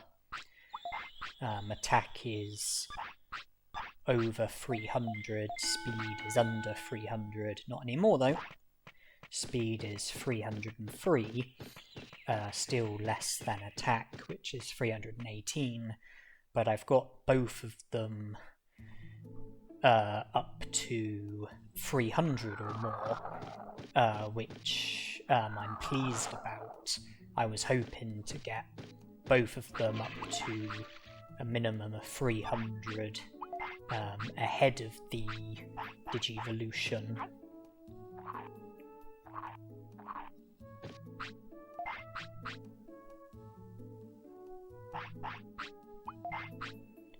Weight is 28.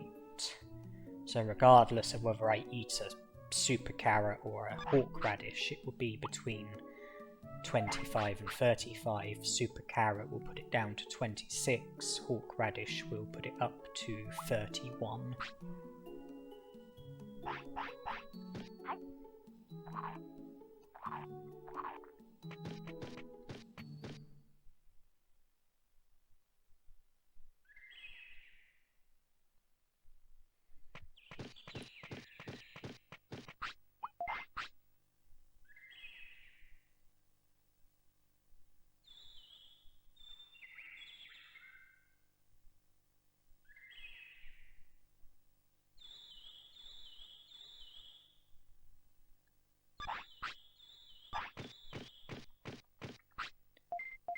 Yeah, well, I think I'll make a start with HP.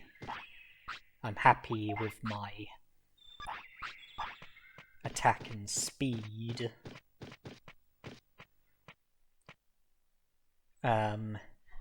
Training HP will reduce the stat boost that I get when Digivolving, because my HP will be within closer distance of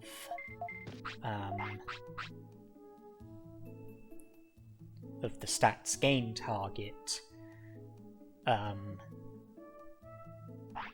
but my HP will still be overall better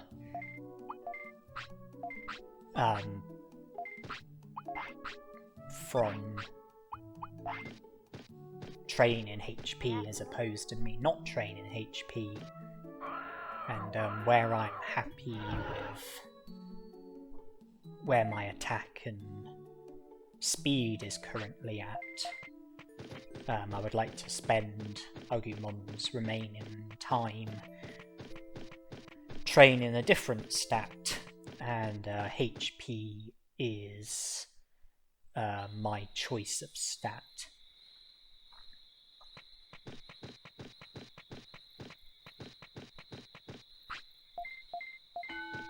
We already put it up a bit from training speed, and we are Digivolving.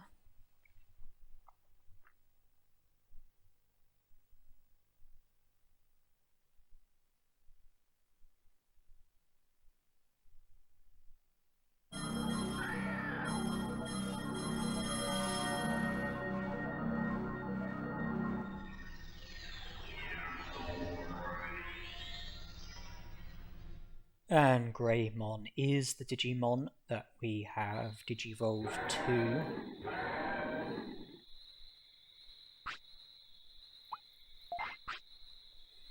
So HP is 1521, MP 902, attack 342, speed 323, defense and brains 115. We do have some item chips in the item bank. I don't want the training to end here. I would like to continue to train, continue to work on my stats.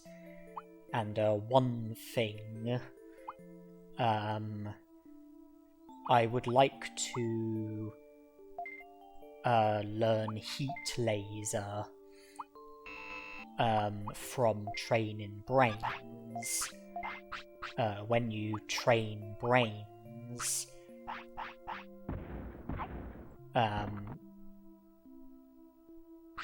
you start in, I think it starts at 150 when you train brains and get it up to or above a number that's a multiple of 50 but not a multiple of 100. It's possible to learn a technique.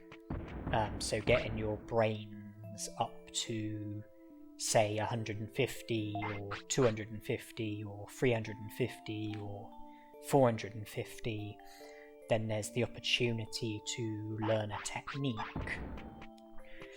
And when you train brains with a Digimon, there is like an order when it comes to what technique you will learn. And I know that Heat Laser is the technique that we will learn, and I would like to learn Heat Laser from training brains, which I'm just thinking about it. I want to get Greymon's brains up to 300 because I want to have the distance and change target commands. Brains is currently 115. I have 3 brain chips, which will put it up by 150, put it up to 265. So either I need to train brains and get it up to 150, and then use the brain chips, or use 2 brain chips, get brains up to 250, and then use the other brain chip. It's just, I want to learn Heat Laser,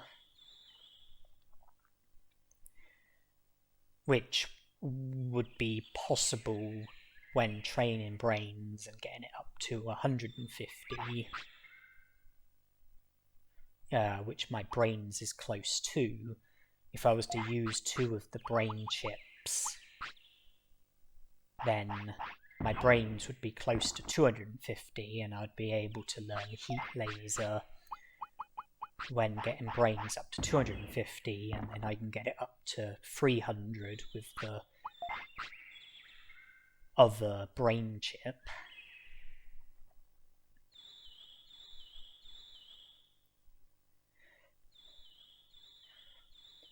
I'm not interested in Heat Laser. The only reason why I want to learn it is because it will later help with learning Prominence Beam, a technique that I'm a lot more interested in.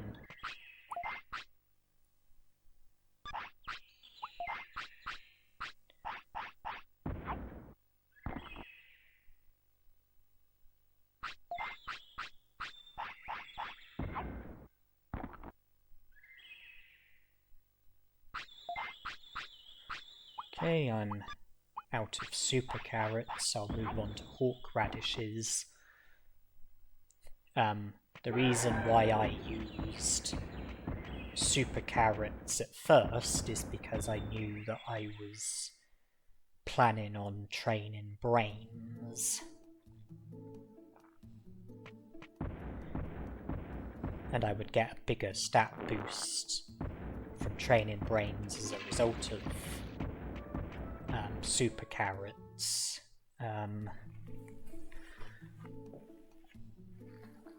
I then got into a position where my brains was close to 150, then 250 because of the brain chips.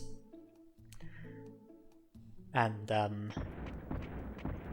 I want to... When Greymon wants to sleep, I want to sleep next to the... I want to sleep in the green gym next to the equipment that improves your brains, because I would like to sleep and save so that after waking up I can train brains. And I want to be just one away from getting my brains up to 250 and having the opportunity to learn Heat Laser. And if I'm not successful, then I can reload and try again, and I'll be right next to the equipment that trains brains. So it will be easy to just reload, try again, and keep trying until I'm successful with learning Heat Laser. Once again, I don't plan on using Heat Laser. It's just that I want to learn Prominence Beam, and having Heat Laser mastered will later help with learning Prominence Beam. Always looking for a happy mushroom and always being disappointed.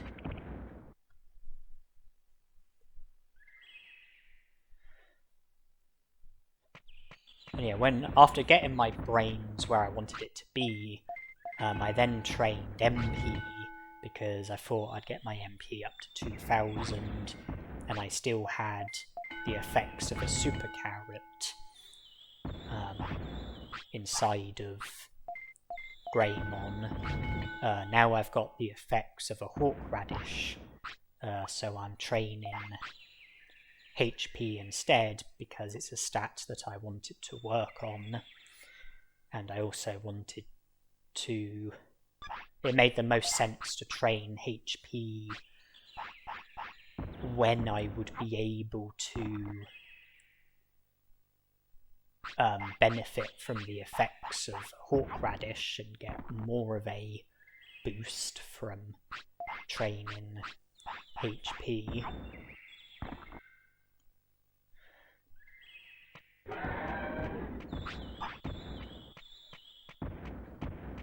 Okay, when we were training brains, it went up by 12, but that was with the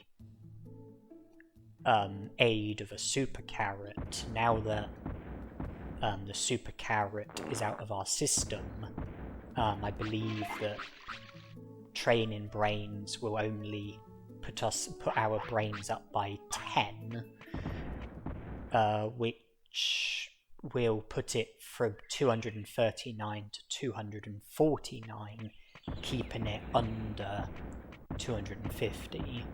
When it was going up by 12, I couldn't afford to train brains.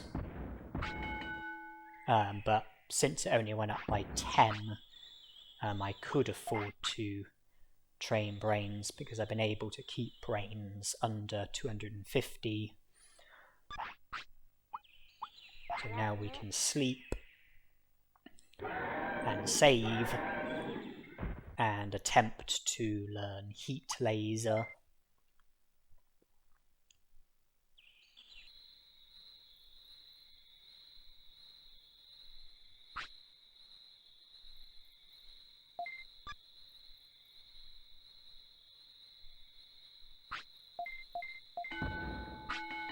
And Heat Laser has been mastered. Now we can use the last brain chip, put our brains up to 300. HP and MP are both at about 2000. Attack and speed are both over 300. Defense is a bit lacking, but I'm not too concerned about that. Yeah, after sleeping, I trained brains, didn't learn Heat Laser, tried again, trained brains, didn't learn Heat Laser, tried again, waited for the time, waited for 1 tick on the timer, trained brains, unsuccessful, tried again, waited for 2 ticks, ticks on the timer, the clock. Again, no joy, and then I tried again, waited 3 ticks, and I did then learn Heat Laser.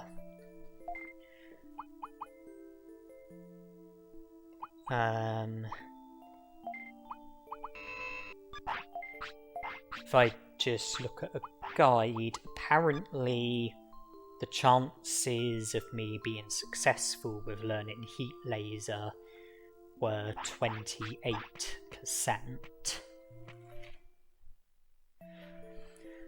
And yeah, now that I have Heat Laser, it will make learning Prominence Beam easier later on.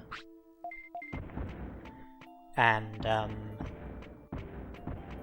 I would like to go to the drill tunnel, go to the lava cave, battle and defeat Miramon, because doing so will be progress towards the recruitments of Drimogemon and Leomon, and there's also quite a few items in the lava cave which you can't obtain until after defeating and recruiting Miramon. Miramon drops an attack chip. There are 2 other attack chips in the lava cave, plus a quick chip and some other items, and this will enable us to put our attack up by 150 and our speed up by 50. And when battling Miramon, I don't just want to win the battle and recruit Miramon, I also want to learn Magma Bomb. And that's something that I will ensure that I will be successful with, because I saved at Digimon's house just before coming here, and if I'm not successful with learning Magma Bomb, I will reload and try again. I want to learn Magma Bomb from battling Miramon, and I'm not going to settle unless I'm successful with it. Miramon also uses Heat Laser and Dynamite Kick. Greymon is capable of learning and using those techniques as well, but I've already learned Heat Laser, so we don't need to worry about that. Dynamite Kick, there is a risk of that interfering with our attempts to learn Magma Bomb, because I might not learn any technique, I might learn Dynamite Kick. Either way, it's going to be a foul, because I'm only interested in Magma Bomb. But my main reason for wanting to learn Magma Bomb is because it will later help with learning Meltdown. Learning Heat Laser has helped with learning Heat Laser has helped with... is going to help with learning Magma Bomb, which is going to help with learning Meltdown.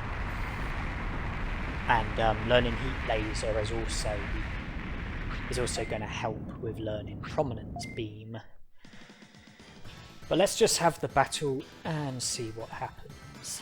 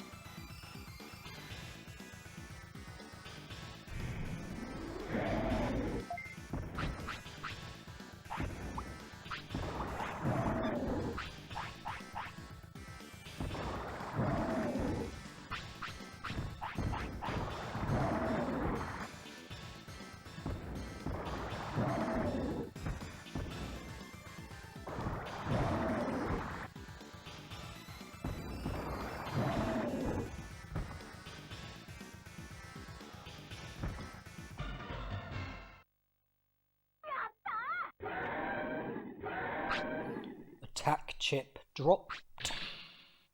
And Magma Bomb learned. Got that with just one try. Apparently the chances of me learning Magma Bomb were 22%, and the chances of me learning Dynamite Kick were 17%. So statistically I was more likely to learn Magma Bomb, that's the technique that I was after, and I learned it with just one try. Now if we speak to Drimogemon and then come back in 3 days' time, he'll be done digging, and if we speak to him again he'll join the city.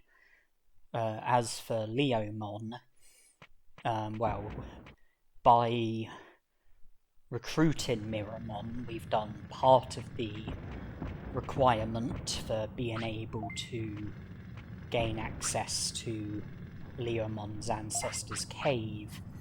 The other part of the requirement is to reach a minimum of 45 prosperity points.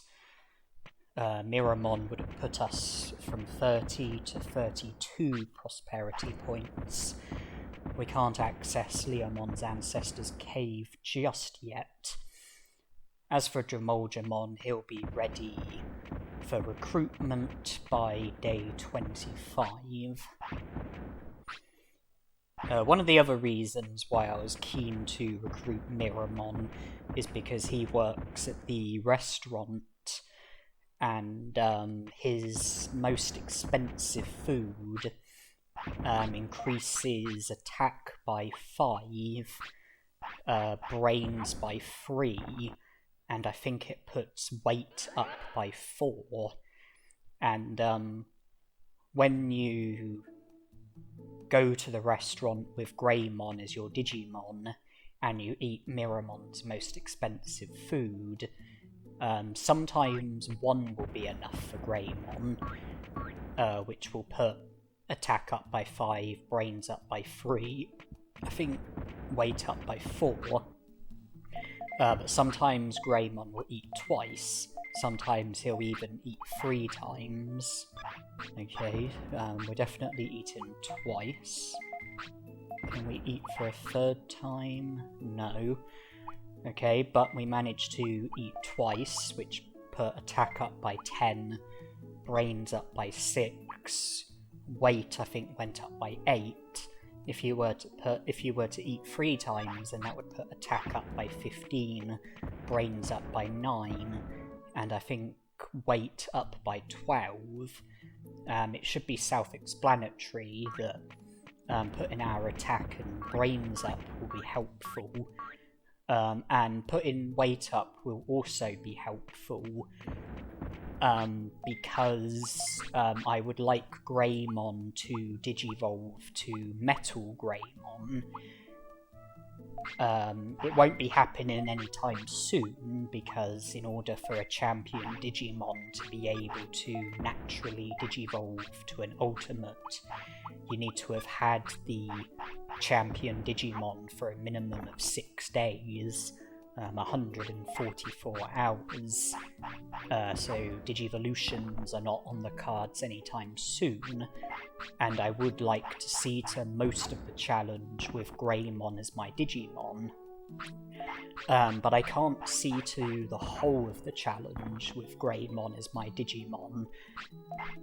It won't be possible to recruit Skull Greymon while I have Greymon as my Digimon, because in order to be able to enter Greylord's mansion, your partner Digimon needs to be a virus type.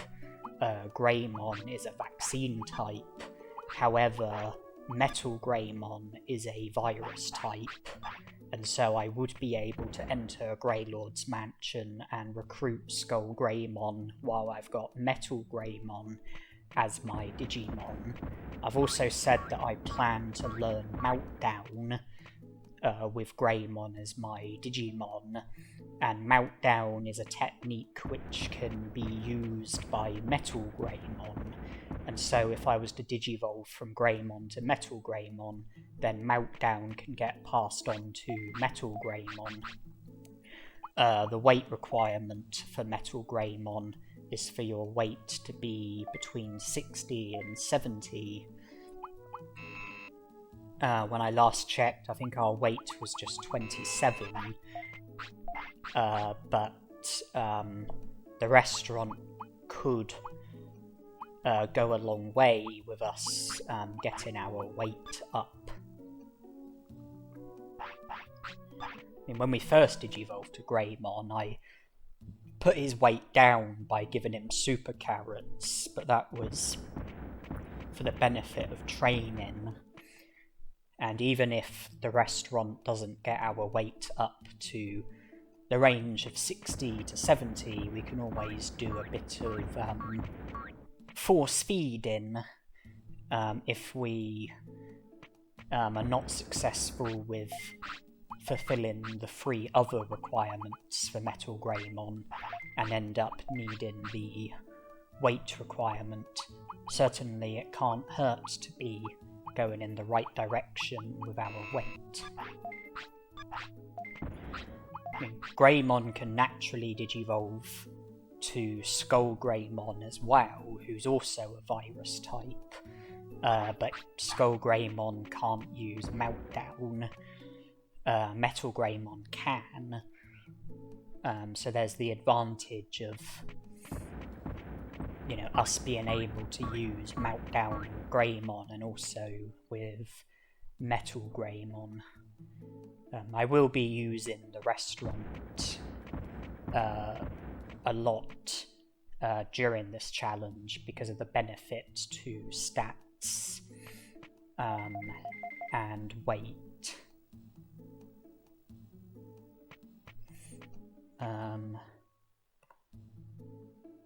So I go on to the Digivolution guide. Metal Greymon, the stat requirement is there's 6 elements, 4000 HP, 3000 MP, 500 attack, 500 defense, 300 speed, 300 brains. Currently we're a long way adrift of having the stat requirements for Metal Greymon. Care mistake requirement, maximum of 10. We are currently fulfilling that. Weight requirement 60 to 70. We're a long way adrift at the moment, but could end up fulfilling it. Same with stats, we could end up fulfilling it. Currently have care mistakes in the bag. As for the bonus condition, there's 3 elements. Either for discipline to be at a minimum of 95%, or for battles to be at a minimum of 30, or for techniques to be at a minimum of 30. We do currently have the bonus condition because of our discipline. If we try to keep the bonus condition and the care mistake requirement, then we're going to need either the stat requirement or the weight requirement. Won't need both of them, but we'll need one of them. And with Yuramon recruited, I'm now heading to the Dino region. I would like to defeat Centarumon. He drops a HP chip, and we will have access to the rest of the Dino region if we can defeat Centarumon.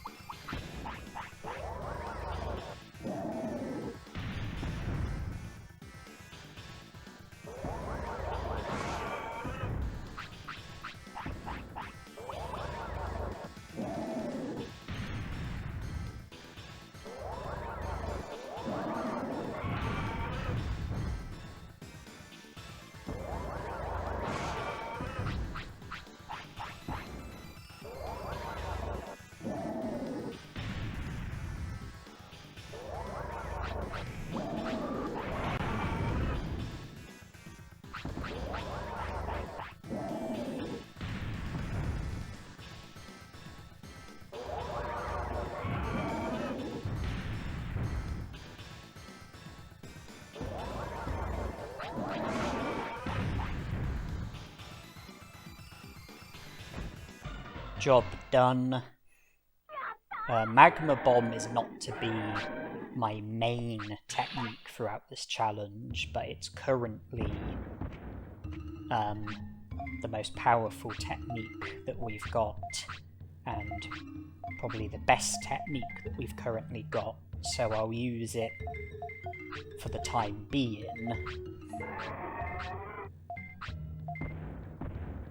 But Prominence Beam and Meltdown are to be my main techniques. With Tyrannomon defeated, we now have access to Meteormon, who is the Digimon that I would like to learn Meltdown from. We also have access to the random Digimon who roam around in the Dino region, and it's them that I would like to learn Prominence Beam from. And I'm now getting into battles intent on trying to learn Prominence Beam.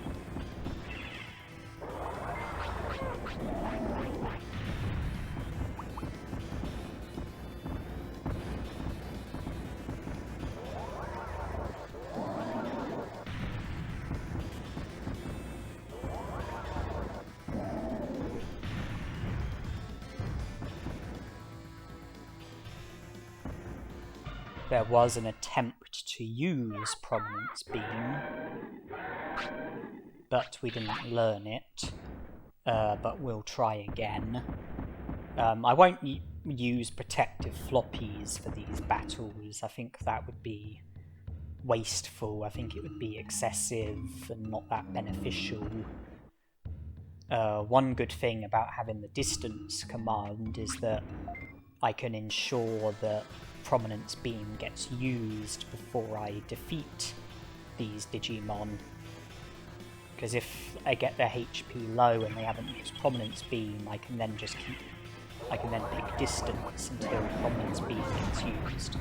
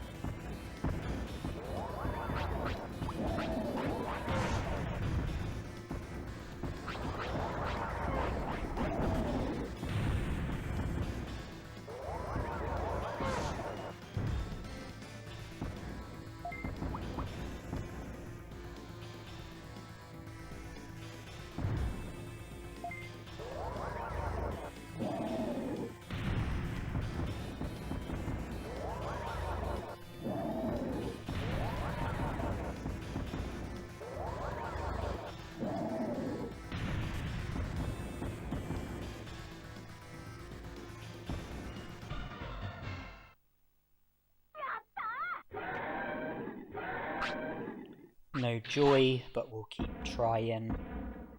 These Digimon use Megaton Punch, which Greymon can't learn or use, plus Heat Laser and Prominence Beam, which Greymon can learn and use. Prominence Beam is what we're after, and by learning Heat Laser earlier in the challenge, it means that Heat Laser won't be able to interfere with our attempts to learn Prominence Beam, thus making it easier to learn Prominence Beam.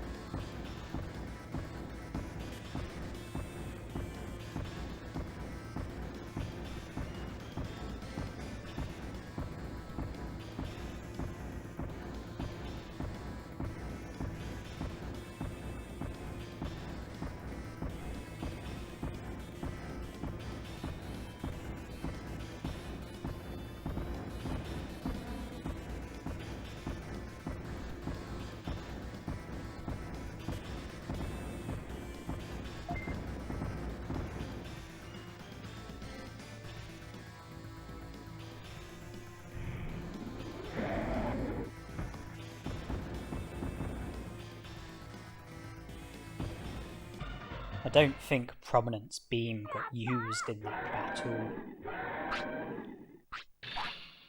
He seemed to run out of MP without using Prominence Beam, which unfortunately meant that there was no chance of us learning it.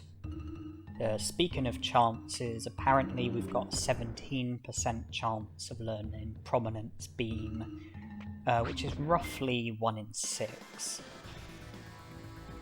So statistically, it should take about 6 tries in order to be successful.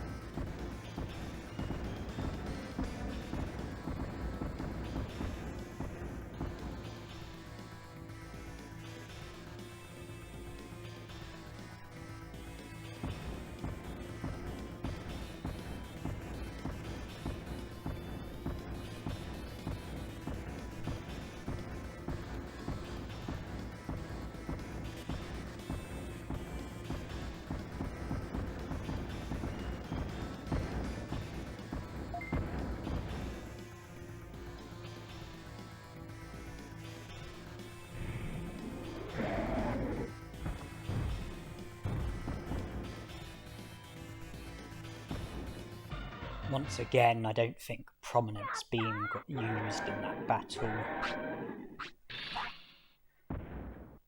But hey, what can you do? Luck is completely out of my hands, isn't it?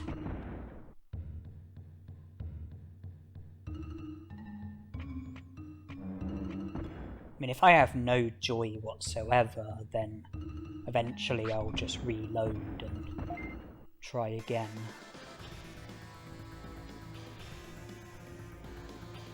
There is a limit with regards to how many battles I'm prepared to have.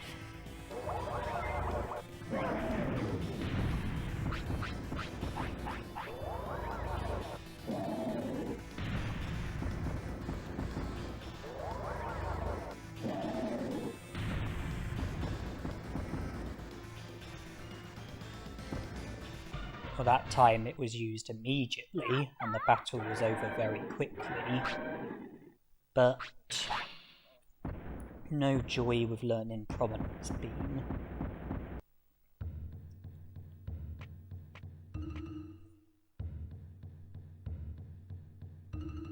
But the battle pretty much went perfectly. You know, with Prominence Beam being used straight away and the battle going very quickly and easily.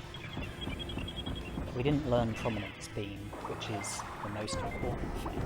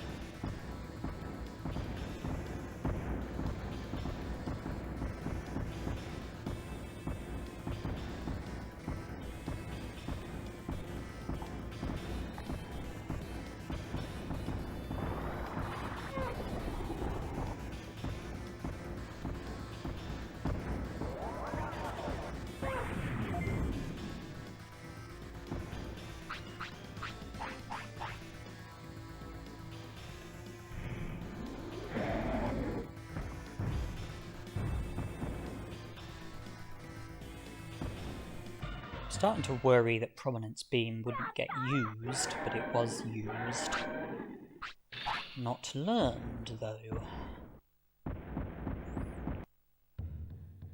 These battles are consuming time and also energy, which is why there's a limit with regards to how many battles I'm prepared to have. I'm just returning to the city because Greymon wants to eat. It's not going to be long before the food bubble goes away, and I would like to take advantage of the restaurant. Once I'm done here, I can go back to the Dino region and resume with trying to learn Prominence Beam, and I don't want to be eating Frigimon's food. I want to be eating Miramon's food instead. Okay.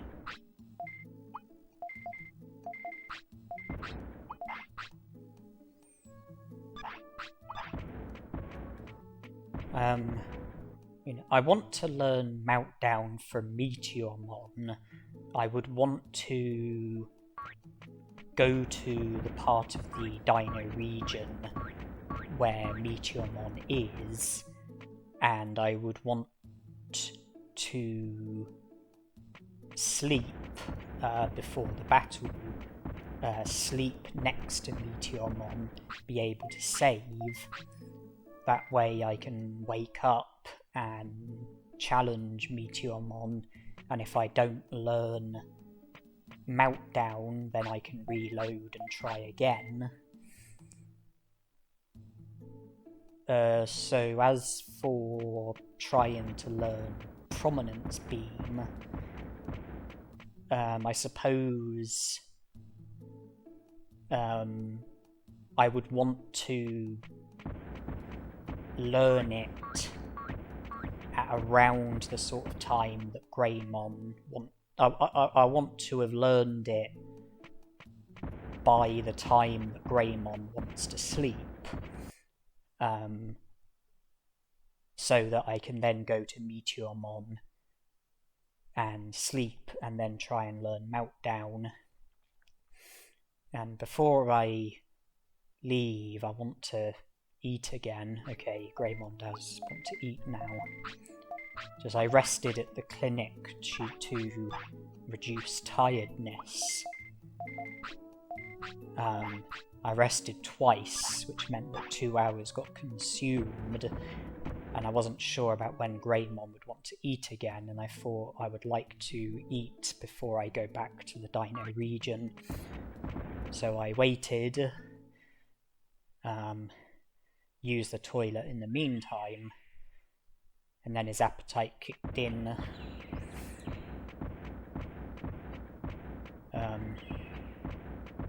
It'll probably be a while before Greymon wants to eat again, so we don't need to worry about that at the moment. We don't need to worry about tiredness because we've rested.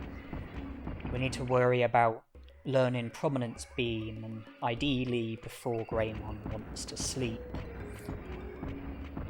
so that we can then focus on Meltdown. Meteormon uses Megaton Punch, which Greymon can't learn or use, Tremor, which Greymon can't learn or use, plus Meltdown and Magma Bomb, which Greymon can learn and use. And by learning Magma Bomb, it will stop Magma Bomb from being able to interfere with our attempts to learn Meltdown, much like how learning Heat Laser has stopped Heat Laser from being able to interfere with our attempts to learn Prominence Beam.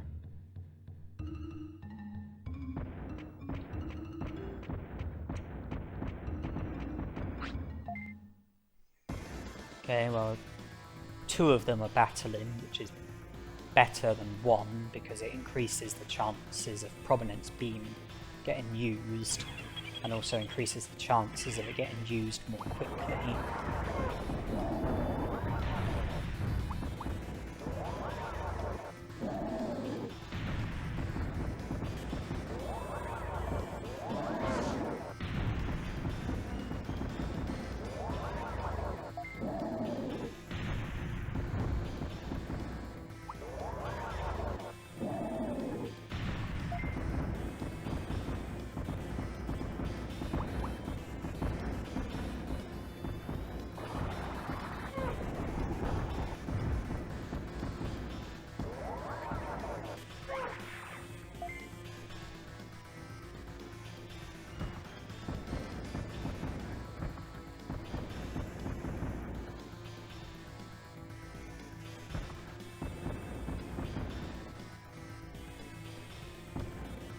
Good old Greymon. Even when he's flattened, he kicks ass. No sign of Prominence Beam, though.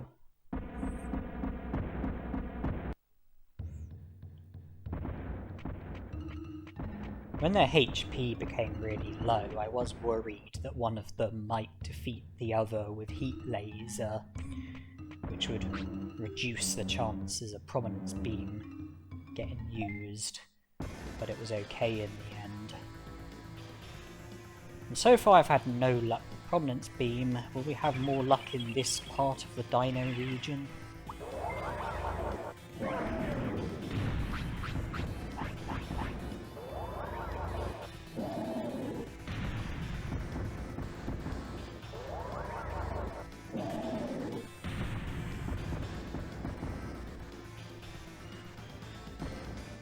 No complaints of how the battle went.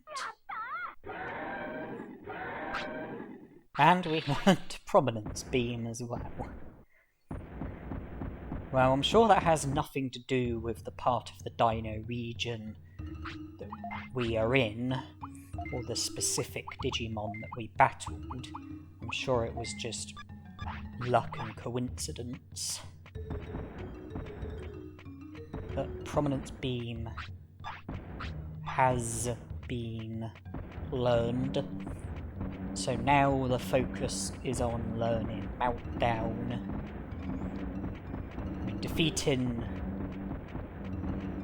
Meteormon is something that you have to do in order to be able to recruit Tyrannomon. And recruiting Tyrannomon is something that you have to do in order to be able to encounter Nanimon at the Dino region. So the Meteormon battle has to happen because of that. But in this case, I also want to learn Meltdown from the battle against Meteormon. I mean, you have to defeat Tyrannomon as well in order to be able to reach Meteormon. But we've seen to that. Meteormon also drops a HP chip, which will enable us to get our HP up to 3000.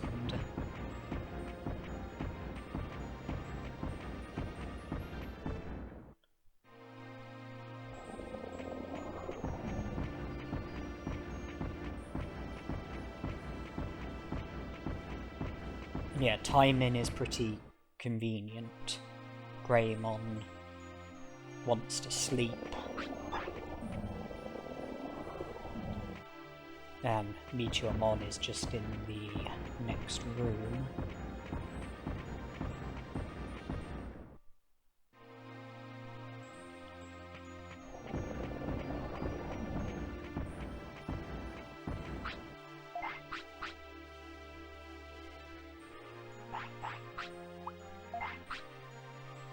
Okay, sleep is the only thing Greymon wants. Prominence Beam is the technique that we have equipped. Sleep. Save.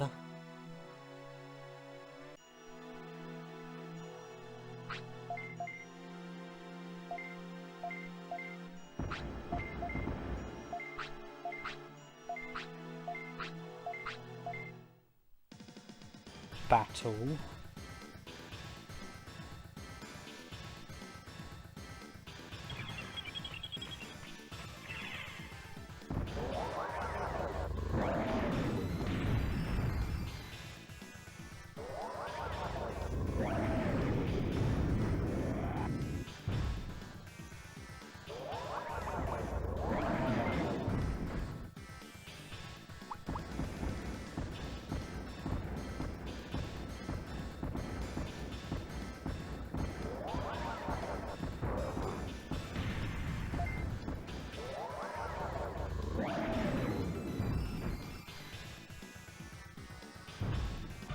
Victory.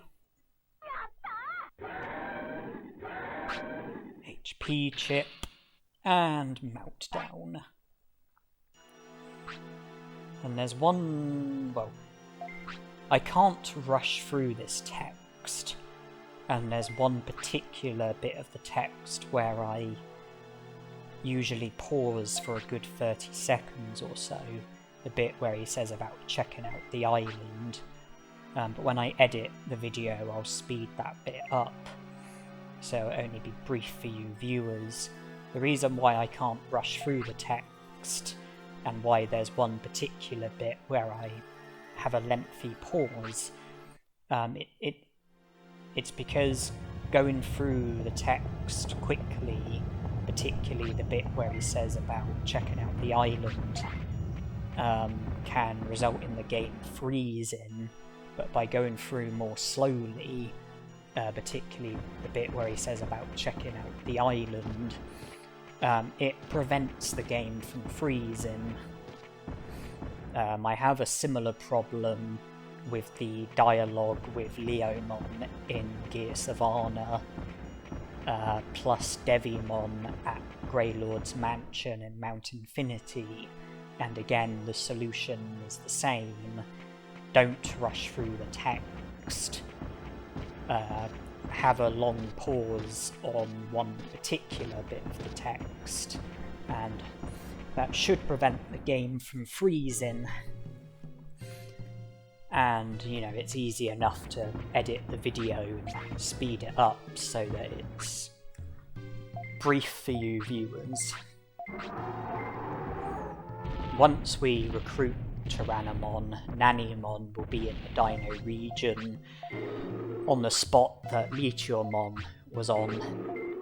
So if we go back there, we will have our first Nanimon encounter.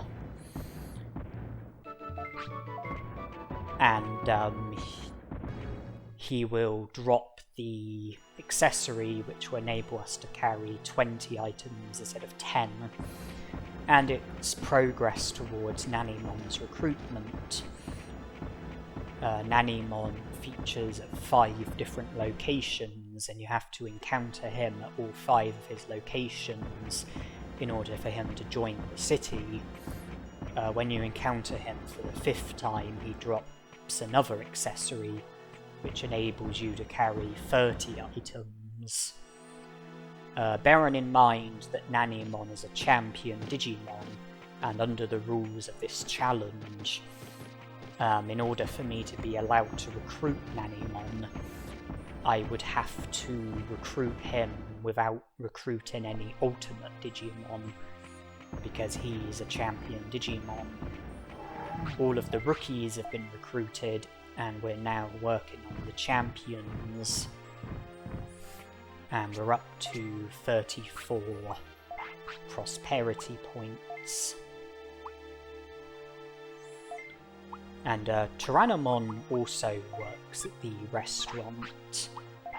I think his most expensive food item increases HP by 50, defense by 5, and speed by 3. And I think it puts your weight up by 5. I think it's more filling than Miramon's most expensive food, because with Miramon's most expensive food, Greymon can eat anywhere between once and 3 times. But with Tyrannomon's most expensive food, I think it's once or twice. And when you eat, it doesn't say that your HP went up by 50, it just says about defense and speed. But I think it does also put your HP up by 50. Yeah, the Meteormon battle, or rather the attempt to learn Meltdown, it took more than one try.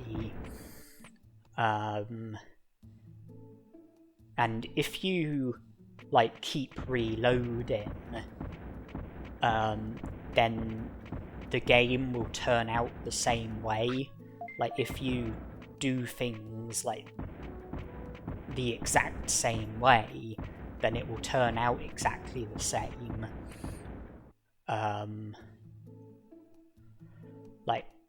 There won't be a difference with outcome, and I entered the battle and didn't pick any commands, and Meltdown got used, and again, I didn't pick any commands, won the battle, didn't learn Meltdown, so I tried again, and when Mojyamon was one prominence beam away from being killed, I then picked distance as a way of changing things, trying to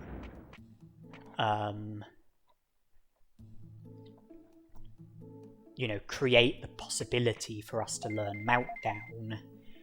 And I think Mojyamon attacked us once, then I used Prominence Beam and learned Meltdown from the battle. If I still didn't learn it, then I would keep distance, wait for Mojyamon to attack for a second time, then use Prominence Beam. If that didn't work, then try again, keep distance, wait for him to attack a third time, then defeat him with Prominence Beam, and just keep going like that. Changing variables in the hope that eventually we would be successful with learning Meltdown.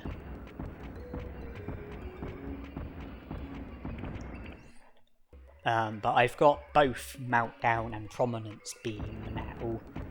I would also like to learn Muscle Charge, and I plan to learn that from the Snow Agumons in Freezeland.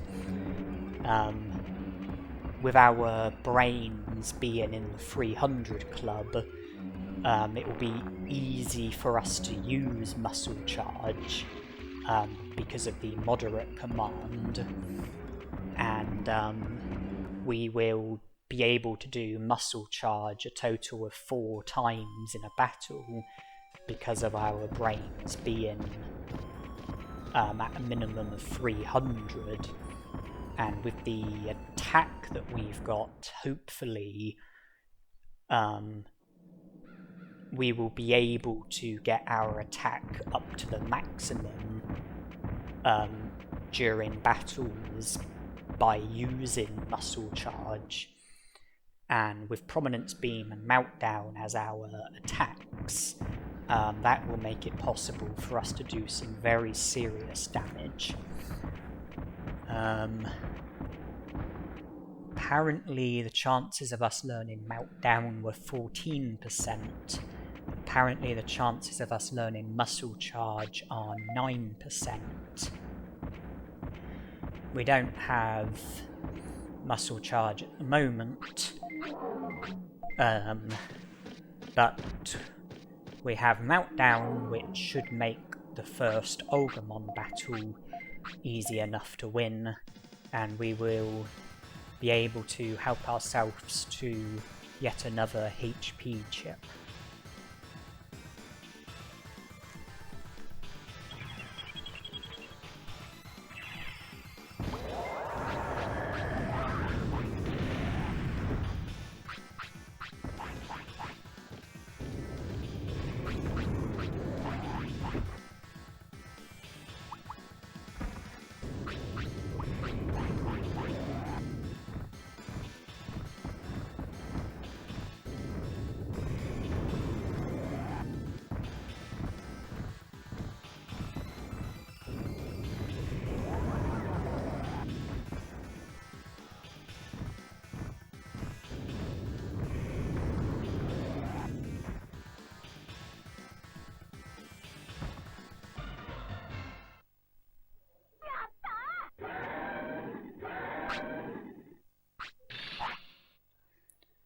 Okay, well, no small recoveries got dropped, but that really doesn't matter.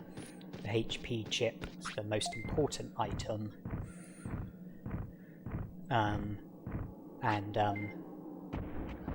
Now that we've won the first Agumon battle, we will have access to the Ogre Fortress, where we will be able to have the second Agumon battle.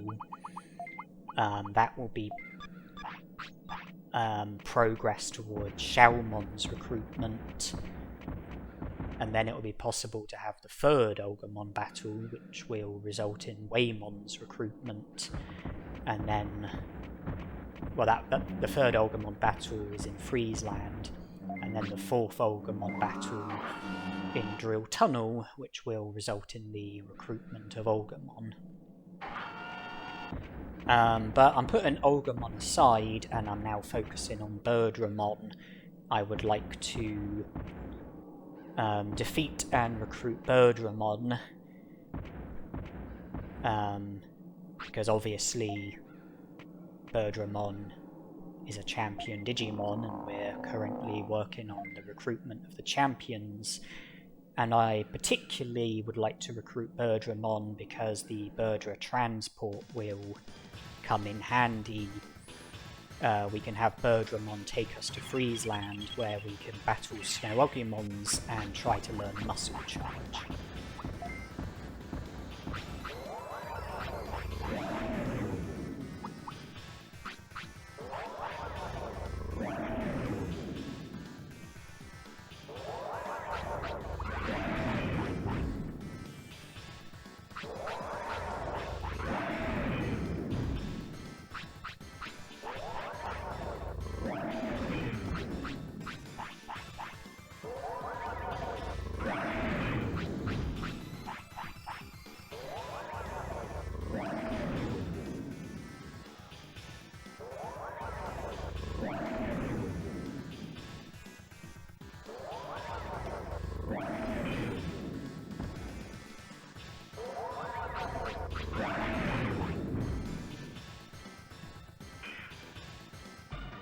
I used Meltdown for the Agumon battle because we were up against multiple targets, and Meltdown works better when you're up against multiple targets.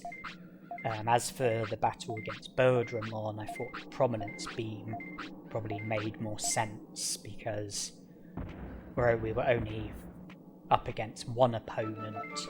Prominence Beam is faster than Meltdown, it costs less MP, and it's a bit more powerful. So when there's only one opponent, Prominence Beam is probably the better choice of technique. Meltdown is probably the better choice of technique when there's multiple targets. I mean, I've said the benefits of Prominence Beam: it's a bit stronger, it's faster, it costs less MP. The advantages of Meltdown: it strikes multiple targets instead of just one target, it's harder to interrupt, and it has a decent rate of causing paralysis. Whereas Prominence Beam has a poor chance of causing flattening. So Meltdown has a better statistical probability of causing status harm.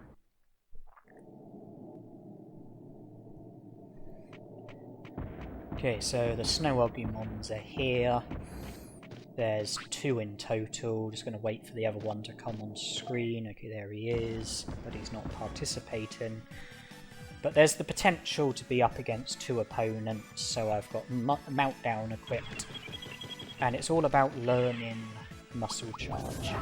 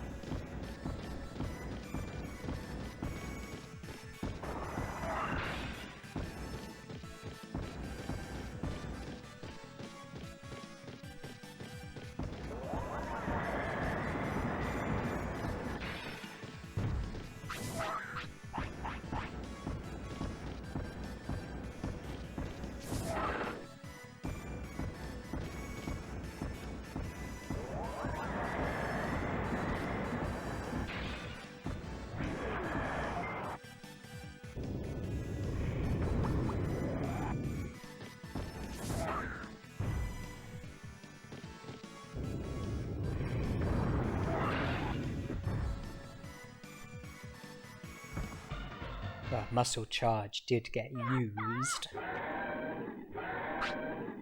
Didn't learn anything, though. Well, the chances are only 9%, which is roughly 1 in 11. Just Greymon has Fire as his first nature, Battle as his second nature. That does mean that it will be harder for Greymon to learn battle techniques than for Greymon to learn fire techniques. And obviously Muscle Charge is a battle technique.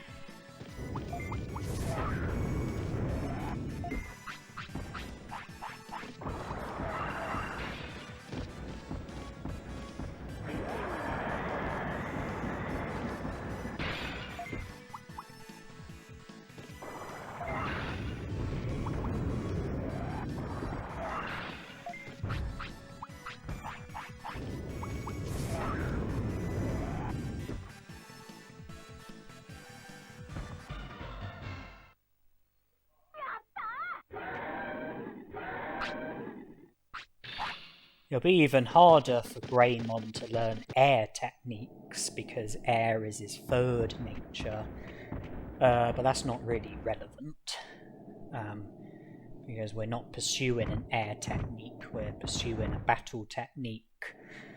Muscle Charge is the technique that we are pursuing. Meltdown, Prominence Beam, Muscle Charge.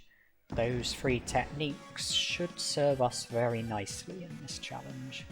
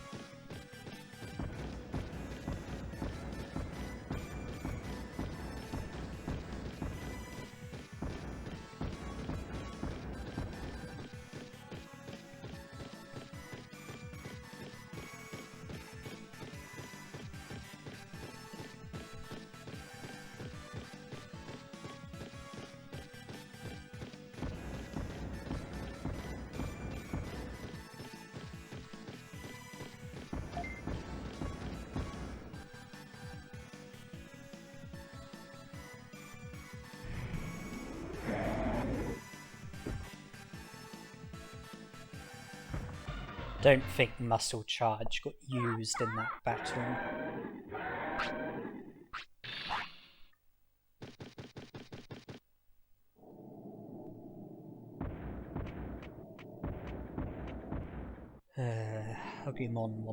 Greymon wants to eat. I'm mindful of that. Mindful of the restaurant.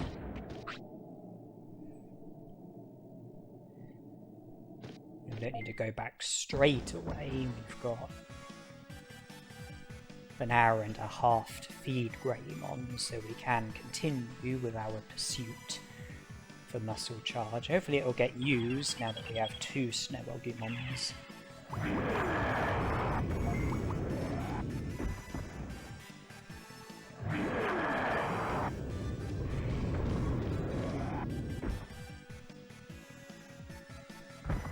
Okay, it was the only technique that did get used. But we didn't learn it. Well, the techniques that they use, Muscle Charge is the only one that Greymon is capable of learning. He can't learn or use Sonic Jab. He can't learn or use Ice Needle or Winter Blast. Muscle Charge is the only technique that we can learn and use, so there's no risk of any technique interfering.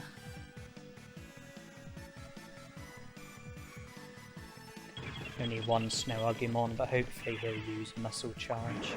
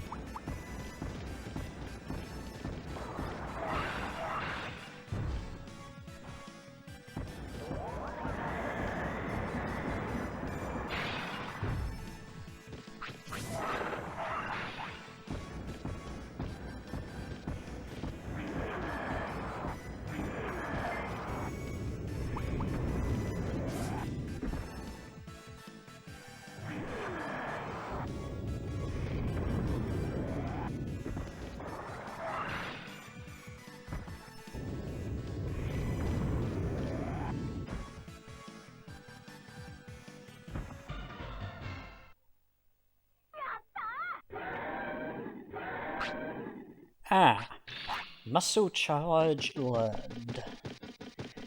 And I think that does it for techniques that I plan to learn with Greymon as my Digimon.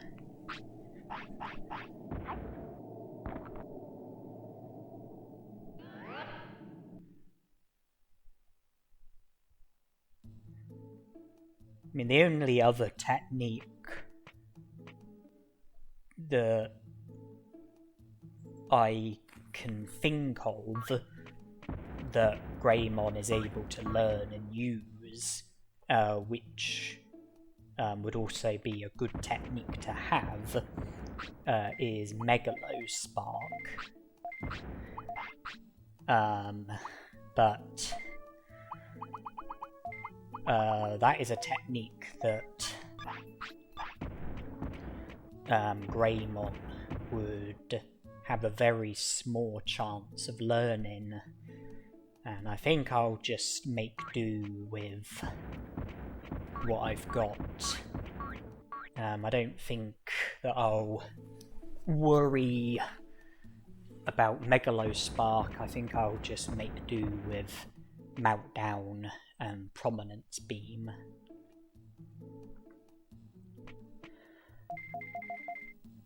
Anyways, I believe we're up to 36 prosperity points.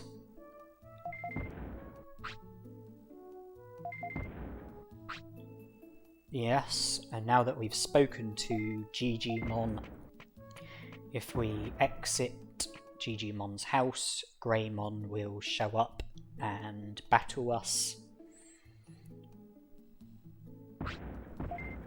And I feel that now is as good a time as any to battle Greymon. Now that we've got Muscle Charge, we should be able to do some very serious damage. So, let's see what happens.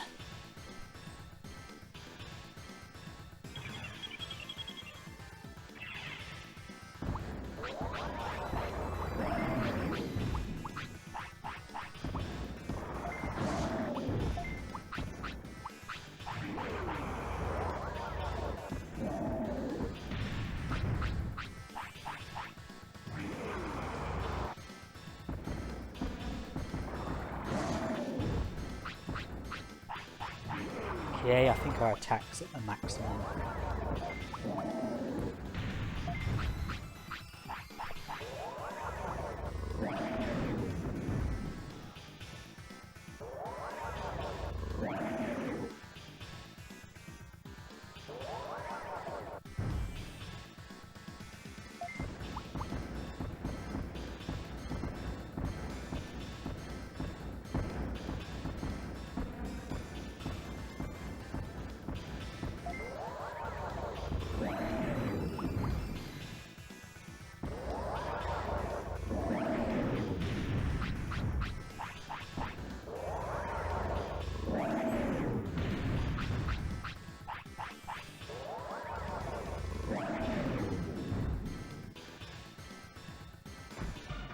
Yeah, I only took 3 muscle charges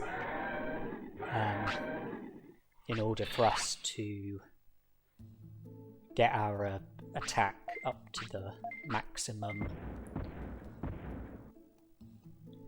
So we now have 38 prosperity points. We have an attack chip, which will boost our attack by 50. And with Greymon recruited, we can now recruit Centarumon. So if we head to Beetleland, we will get challenged by Ninjamon along the way. We can recruit him, he's a champion, put us up to 40 prosperity points, help ourselves to the quick chip that he drops, and then we can continue with our journey in, go to Beetleland, recruit Centarumon, bring ourselves up to 42 prosperity points.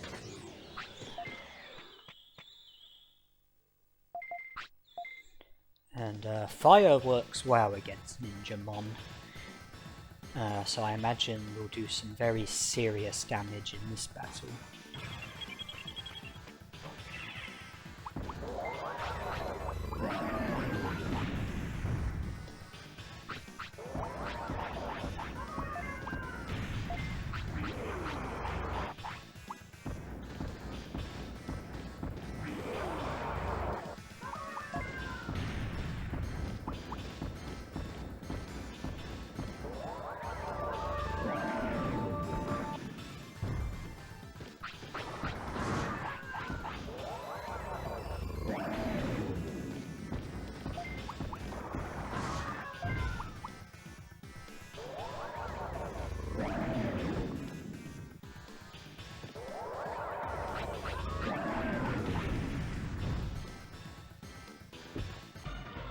Well, that time I only did muscle charge twice.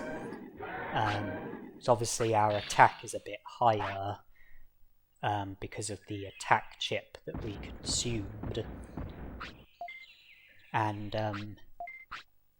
because of that, after doing just 2 muscle charges, our attack was either at the maximum or virtually at the maximum.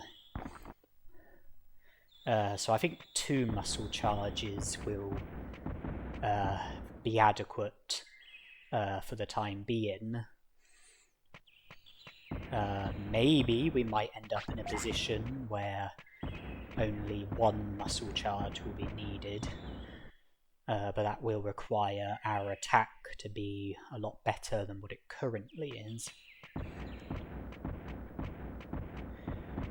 We were lucky enough to find a happy mushroom, not lucky enough to find a Dulux mushroom. Digimushroom, don't care about you. Not lucky enough to find a blue apple. But we will be lucky enough to find a certain sea dragon who will respond to the sound of a flute.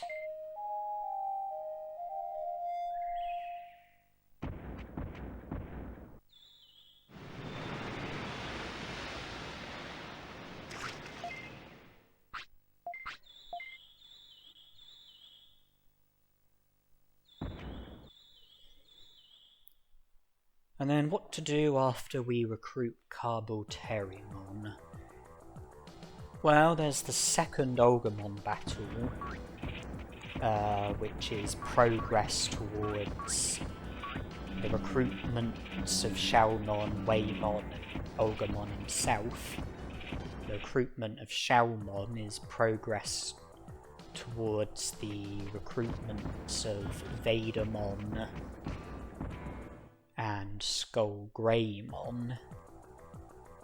I think you might also have to recruit Greymon in order to be able to recruit ShogunGekomon, but that's not a problem because we've recruited Greymon. And then Waymon is progress towards the recruitments of Andromon, Guromon, Metalmumamon, Numamon, and it's also Nanimon, because one of the Nanimon locations is in the factorial town.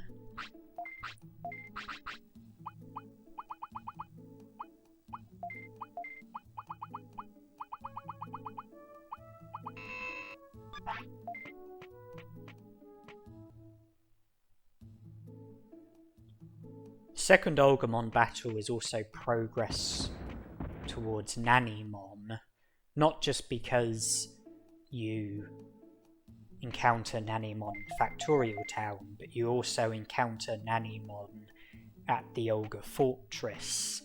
Nanimon becomes available at the Ogre Fortress after the third Agumon battle, when you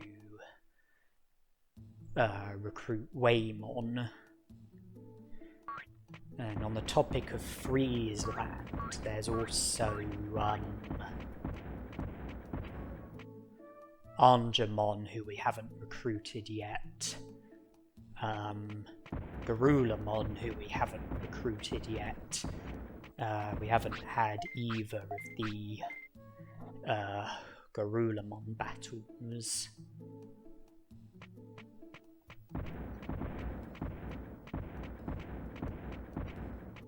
Then there's the Misty Trees. We haven't recruited Kokatorimon yet.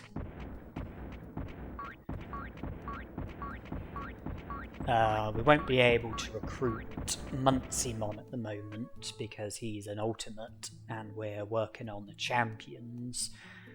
For that very reason, we won't currently be able to recruit Betamon or ShogunGekomon or Andromon or Guromon or Metalmumamon.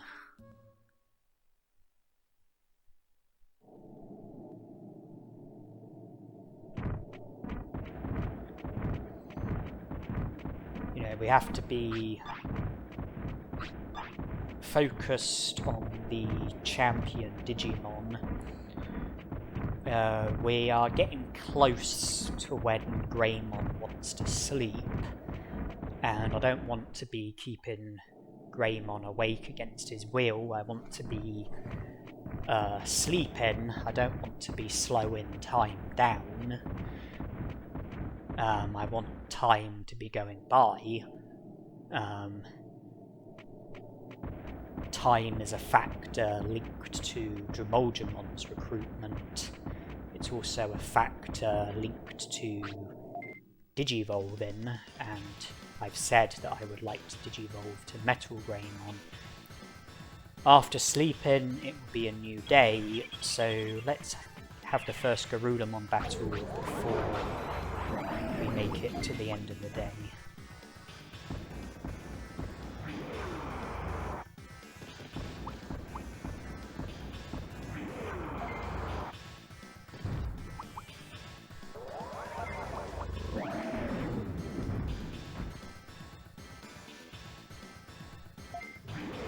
When I say attack, interpret that as use Prominence Beam.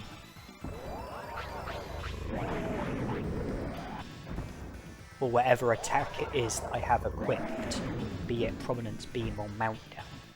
When I say attack, do not interpret that as use Muscle Charge. When I say moderate, interpret that as use Muscle Charge.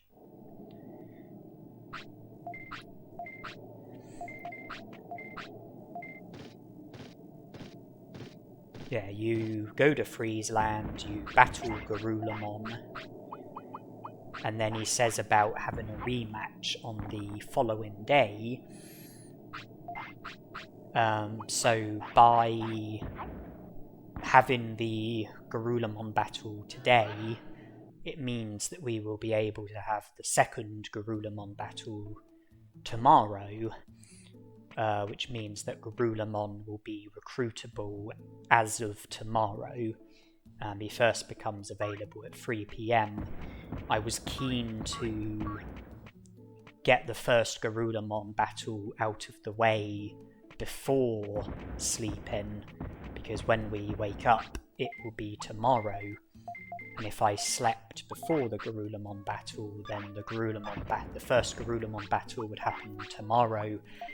And then the recruitment of Garurumon wouldn't become possible until the day after. So I was mindful of Garurumon because I was mindful of time, mindful of Greymon being close to wanting to sleep. And when Greymon does sleep, he wakes up at 4 AM, which is the first hour in which Kokotorimon becomes available. Something to be mindful of. Kokotorimon is first available at 4 AM, last available at 6 AM.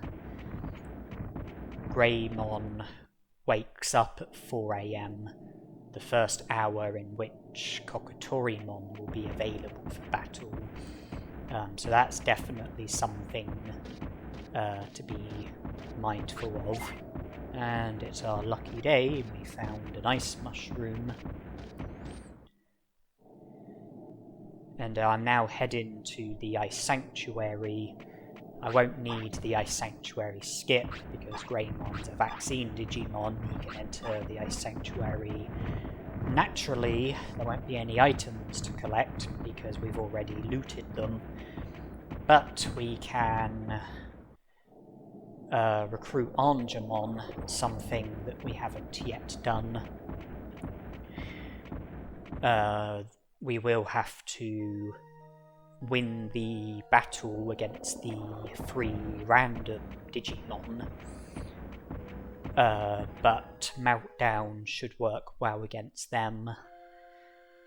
And then we can recruit Angemon, bring ourselves up to 44 prosperity points, and then we will be just 1 prosperity point away from being able to gain access to Leomon's ancestor's cave and recruit Leomon. And recruiting Leomon causes Nanimon to feature at Leomon's ancestor's cave, so the recruitment of Leomon will be progress towards another Nanimon encounter.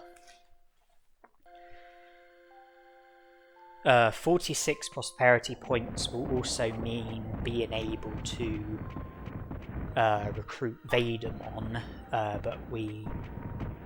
because you need 45 prosperity points and Shoumon recruited in order to be able to recruit Betamon, but we won't be able to recruit Betamon yet because he's an ultimate.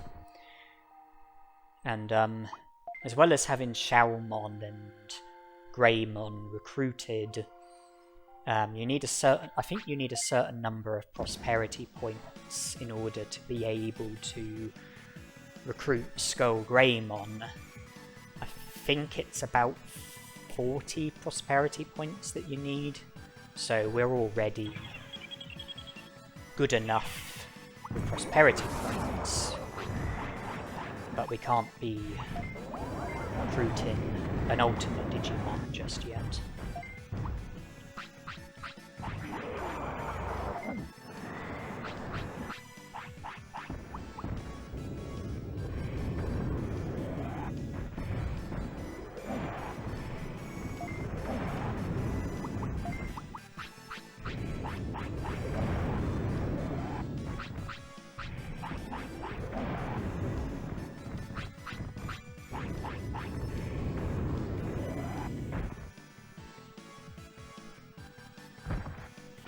Alright, Greymon is now at our mercy,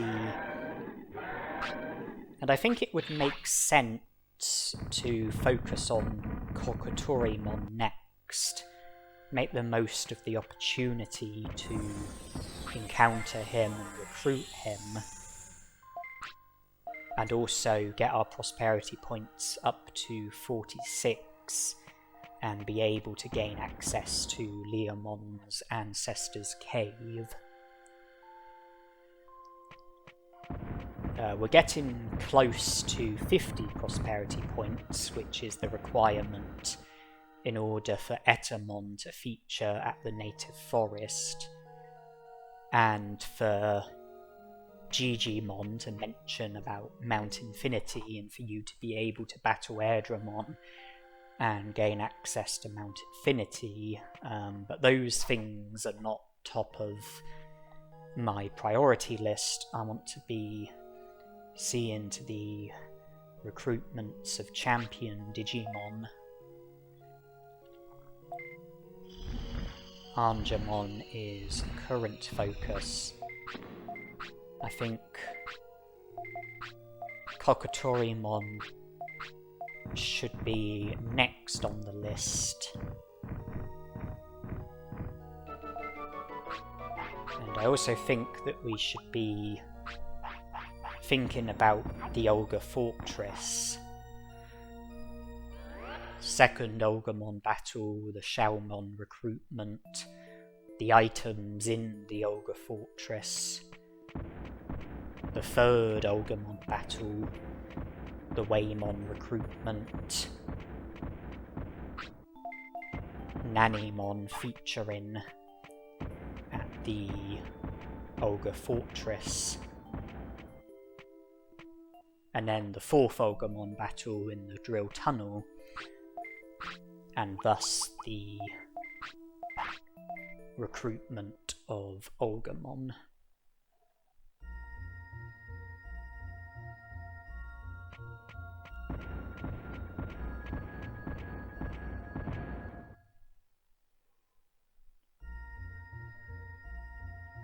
And from 3 o'clock onwards, we will be able to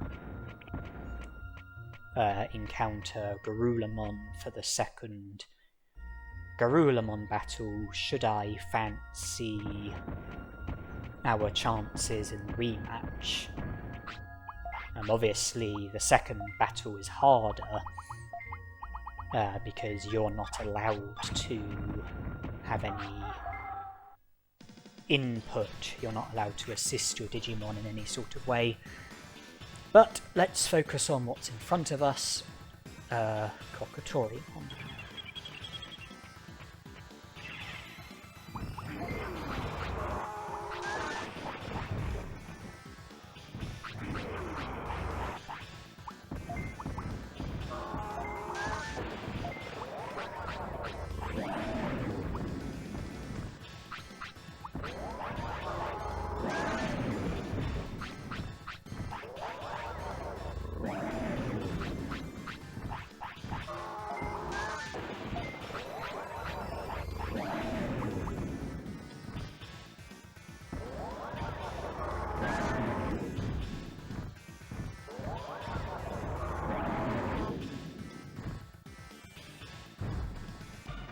I've just gone back onto the Digivolution guide because I want to be avoiding ShogunGekomon.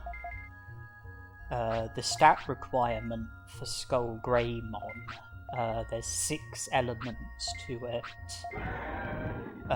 4000 HP, 6000 MP, 400 attack, 400 defense, 200 speed, and 500 brains.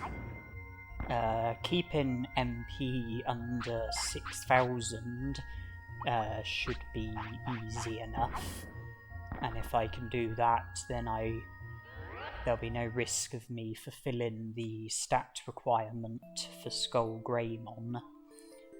The care mistake requirement is a minimum of 10. I'm not currently fulfilling that, and I'm aiming to keep my care mistakes down. So I should be able to avoid the care mistake requirement for ShogunGekomon easily enough.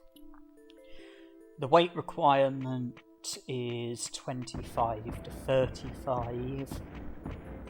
By the time we get to the stage where I've had Greymon for a minimum of 6 days, I imagine that my weight will be quite a bit higher than 35, and in which case I won't be fulfilling the weight requirement for ShogunGekomon. And then the bonus condition, there's 2 elements. One of them is to have had a minimum of 40 battles. The other is for you to have a minimum of 45 techniques. I'm not currently fulfilling the bonus condition for ShogunGekomon, and I'm definitely not going to be getting 45 techniques under my belt. I don't know how many battles I've currently had, or how many battles I'm going to have. I suppose it's plausible that the number of battles that I get into could end up reaching and exceeding 40, and in which case I would be fulfilling the bonus condition for ShogunGekomon. But if I simply keep MP under 6000 and keep my care mistakes under 10, there'll be no risk of me digivolving to ShogunGekomon. And I just want to go back onto the Digivolution guide for Agumon. When I had Agumon as my Digimon, my weight was between 25 and 35. My care mistakes, I think, was at 0.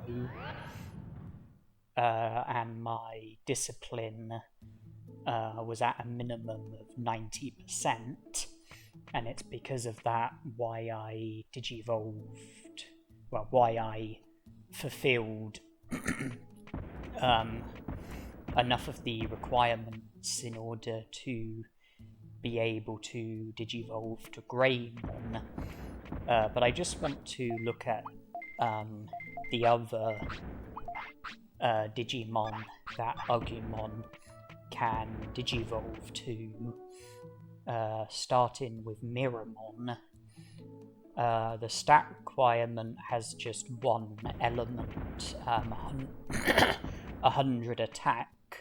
I was fulfilling the stat requirement for Miramon. Care mistake requirement, minimum of 5, I wasn't fulfilling that. Weight requirement, 15 to 25, I wasn't fulfilling that.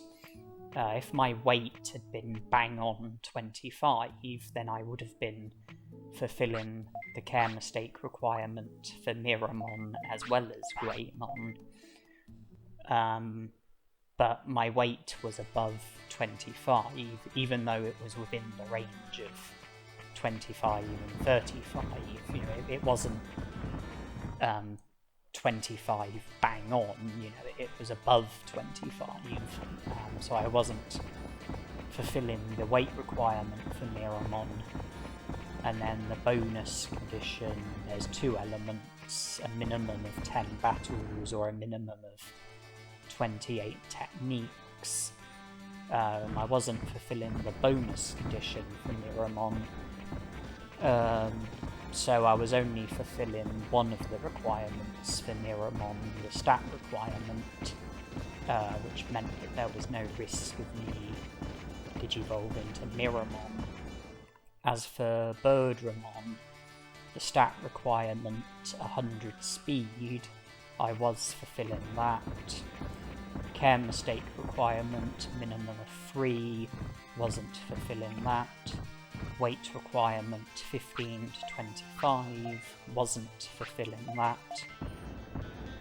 Bonus condition, 2 elements, either a minimum of 35 techniques, or Biyomon as your partner Digimon, wasn't fulfilling that.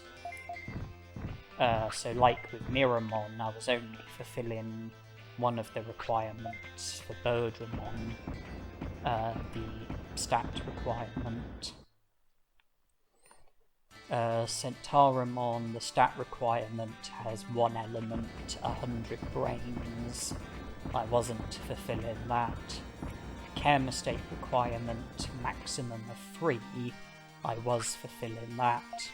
Weight requirement, 25 to 35. I was fulfilling that. And then bonus condition has 2 elements, either discipline at a minimum of 60% or a minimum of 28 techniques. I was fulfilling the bonus condition because of the discipline. Therefore, I was fulfilling 3 of the requirements for Centarumon, the care mistakes, weight, and bonus condition, which meant that digivolving to Centarumon would have been possible, and I'll comment more on that shortly. Monochromon, the stat requirement has 3 elements, 1000 HP, 100 defense, and 100 brains. I wasn't fulfilling that. I think my HP was above 1000 at the time of digivolving, but defense and brains were under 100. Care mistake requirement, maximum of 3, I was fulfilling that. Weight requirement, 35 to 45, I wasn't fulfilling that. Had my weight been bang on 35, then I would have been fulfilling the weight requirement for Monochromon as well as Greymon, but my weight was under 35. Yeah, my weight was within the range for Greymon, which is 25 to 35, but my exact weight was above 25 and below 35, so I wasn't fulfilling the weight requirement for Monochromon. And then the bonus condition has 2 elements, a maximum of 5 battles or a minimum of 35 techniques.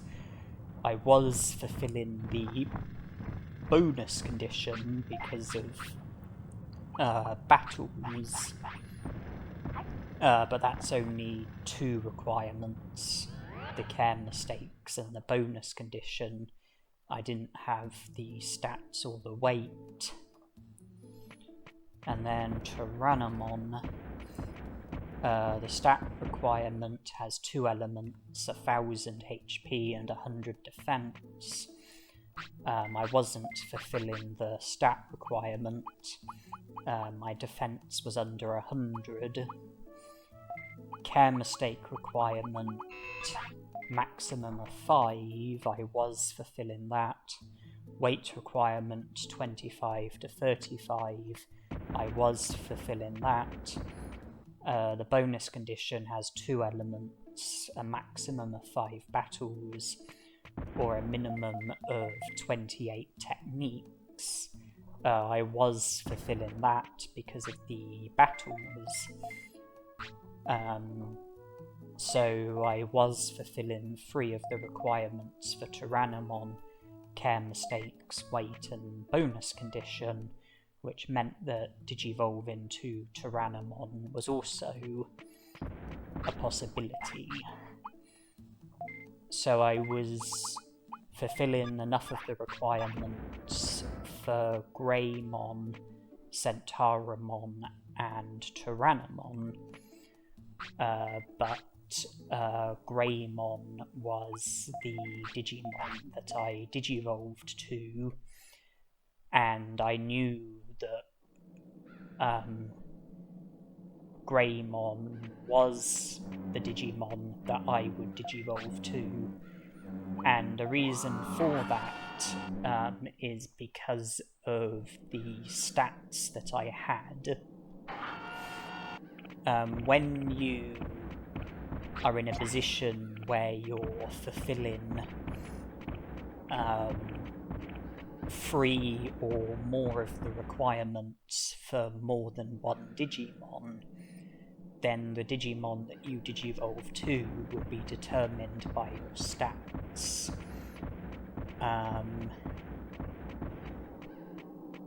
Each Digimon has what I call a relevant stat. There will be stats that will be linked to the Digimon's stat requirement. For example, with Centarumon, the only relevant stat is brains, because the stat requirement for Centarumon is only linked to brains, which means that brains is the only relevant stat for Centarumon. With Tyrannomon, the relevant stats are HP, defense and brains. With Greymon, the relevant stats are attack, defense, speed and brains. And what the game does is it adds up all of the relevant stats and then divides by the number of relevant stats that there are, and then you end up with what I call the relevant stat average, and the Digimon that scores best with the relevant stat average is the Digimon that you will Digivolve to. I'll talk more about that after the battle.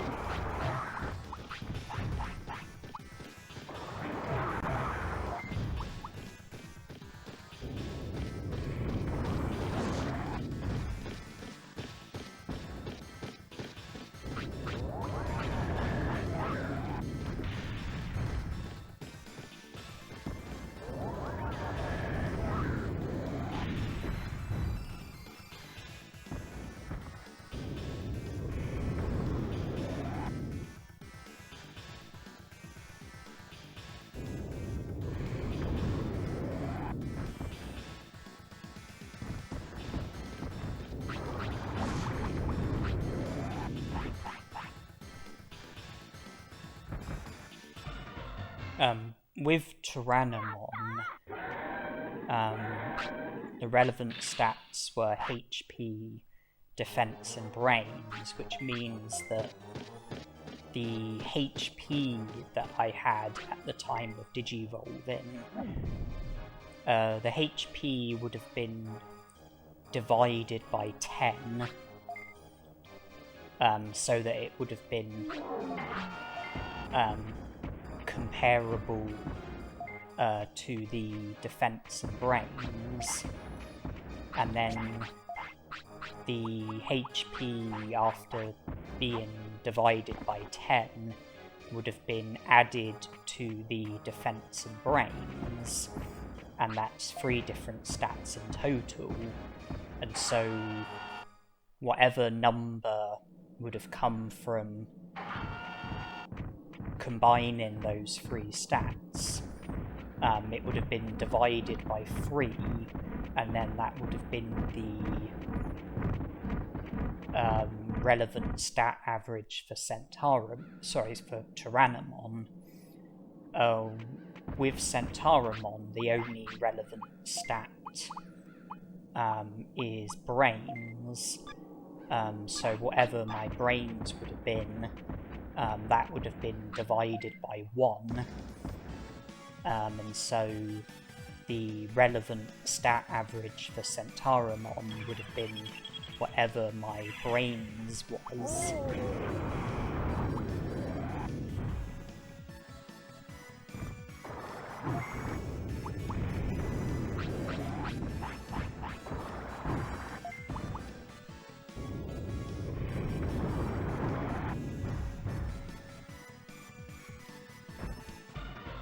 And then as for Greymon, the relevant stats were attack, defense, speed, and brains.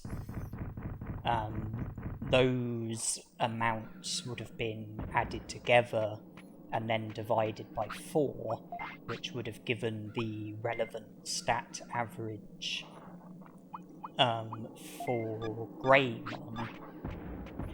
And this means that when it comes to the relevant stats, there were crossovers.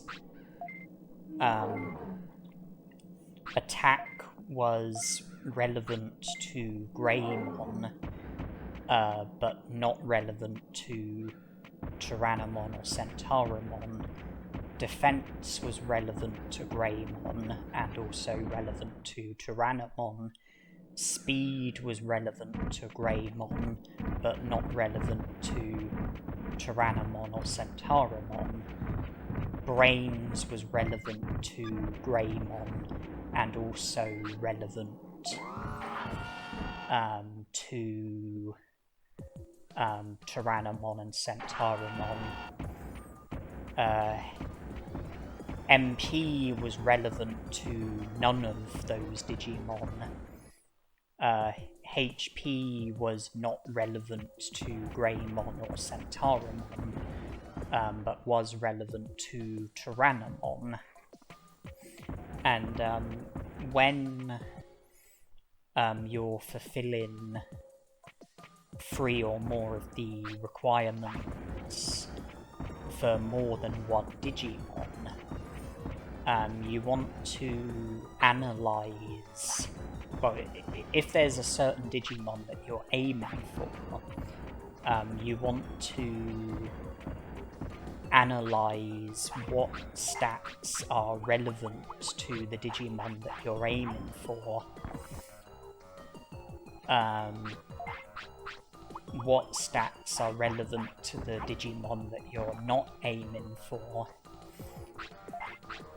If there are any stats that are relevant to the Digimon that you're aiming for and the Digimon that you're not aiming for, and the stats that are relevant to the Digimon that you're aiming for but not relevant for the Digimon that you're not aiming for, you want those stats to be higher.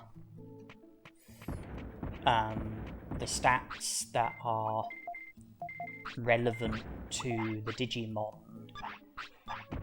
that you are aiming for, and also relevant to the Digimon that you're not aiming for, you want those stats to be less good, and the stats that are relevant to the Digimon that you're not aiming for, and not relevant to the Digimon that you are aiming for, you want those stats to be even lower. With Greymon, attack and speed were relevant to him, and not relevant to Tyrannomon or Centarumon, and my attack and speed were massively superior to the rest of my stats. I did this because I wanted my attack and speed to be pretty good, and also because I wanted to digivolve to Greymon, and by having my attack and speed so vastly superior, it meant that Greymon's relevant stat average was better than the relevant stat average for Centarumon and Tyrannomon.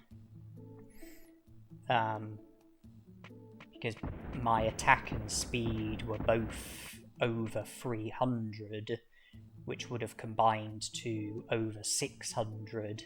When you add the defense and brains, maybe it brought it up to about 700 or so. Divide that by 4.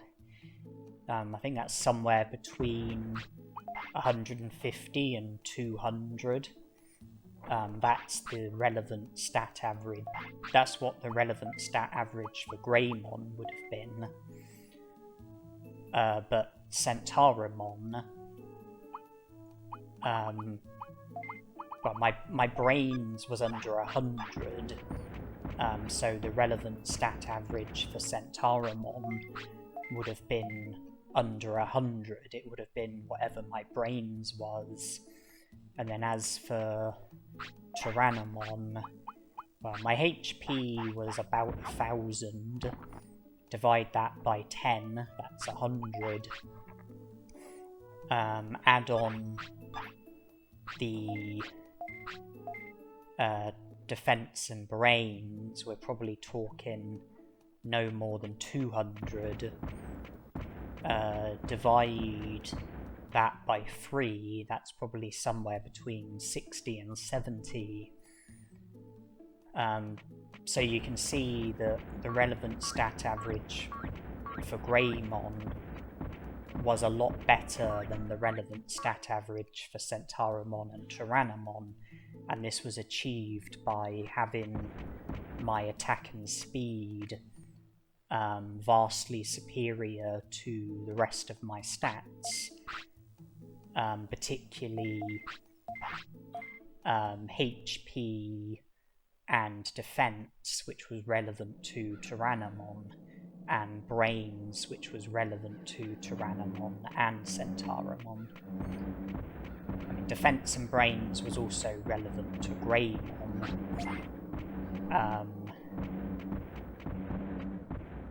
But I got more of an advantage from working on attack and speed. Stats that were relevant to Greymon, but not relevant to Centarumon or Tyrannomon.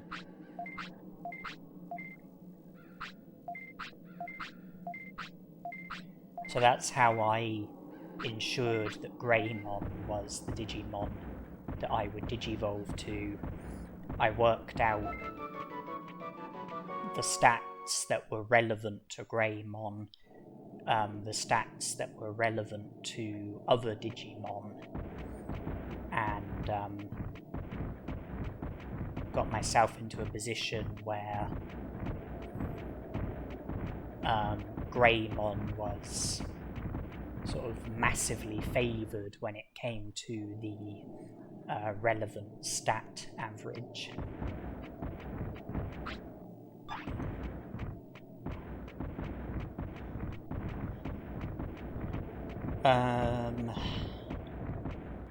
So bringing our focus back,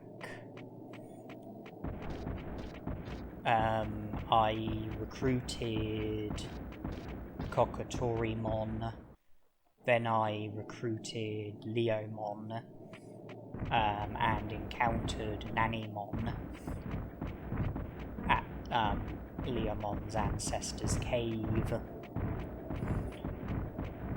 I had the second Agumon battle, recruited Xiaomon,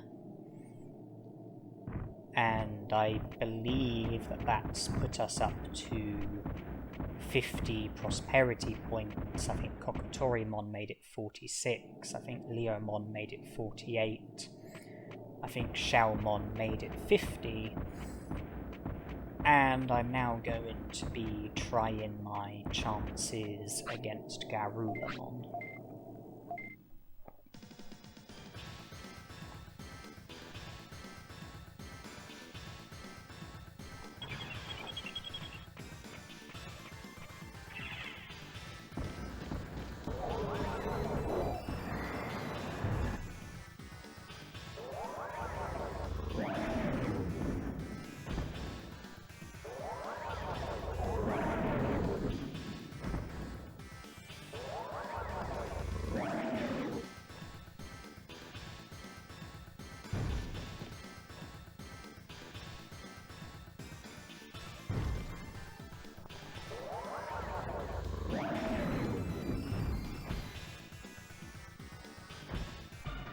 And I can't say I have too many complaints with how that battle turned out.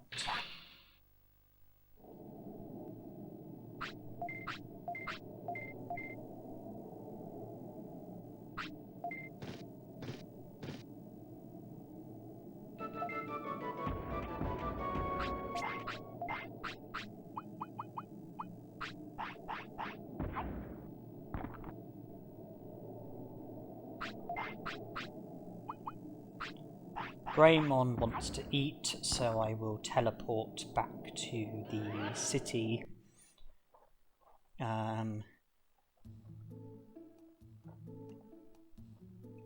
For the restaurant, and we will get greeted by Garulamon. So we are going to encounter him pretty much immediately after recruiting him.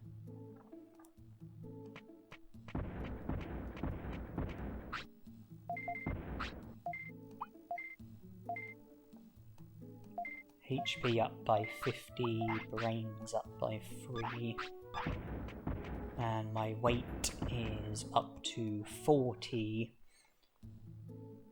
above the range for ShogunGekomon. The range for ShogunGekomon is 25 to 35, but we are a long way adrift of the range for Metal Greymon. 60 to 70, But our weight is going up. We are getting closer. We are heading in the right direction. And I checked Xiaomon's notice board. There was the article about Myotismon, article number 6. Now that we've read that article, Myotismon will be missing if we go back to Greylord's mansion.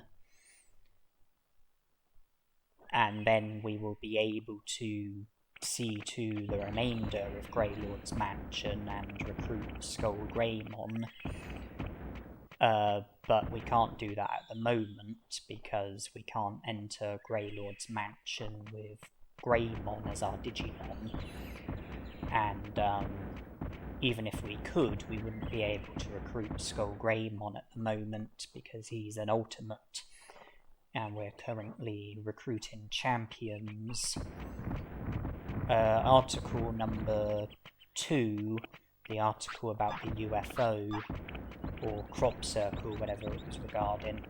Now that we've read that article, by going back to the where the crop circle was here in Mount Panorama, we're going to see that there's a second crop circle, and then if we return to Xiaomon's notice board, there will be another article, article number 8. If we read that and come back again, Betamon will show up, and will then join the city. So I've made progress towards Betamon's recruitment, and well, I'm in a position where I could now recruit Betamon, but obviously I have to put that aside for the time being, because like with Skullgreymon, Betamon is an ultimate Digimon, so we can't recruit him until we move on to the recruitments of the ultimate Digimon. Greymon is very close to wanting to sleep. When he wakes up, it will be day 25. Okay, Greymon has given us the sleep bubble. That's why I've come to the drill tunnel. If I sleep, wake up on day 25, and then I will be able to recruit Drimogemon.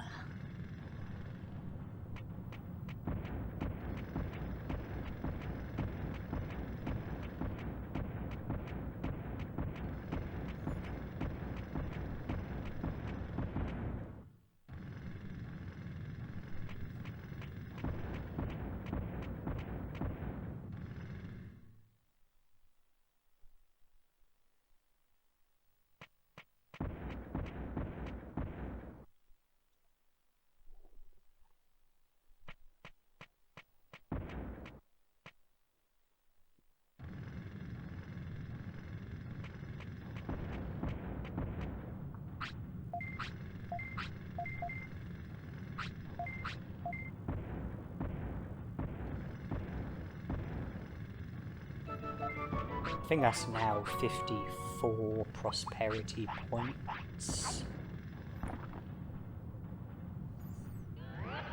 And I still haven't recruited Waymon yet.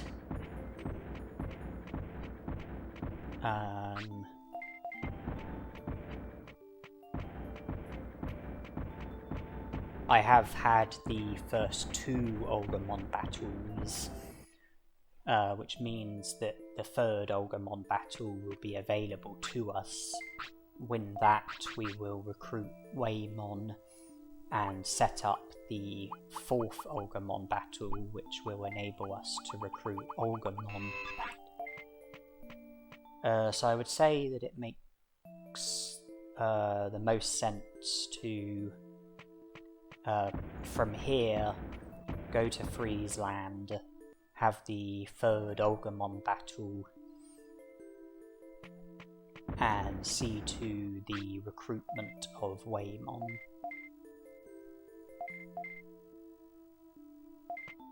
Okay, Anjamon's hints.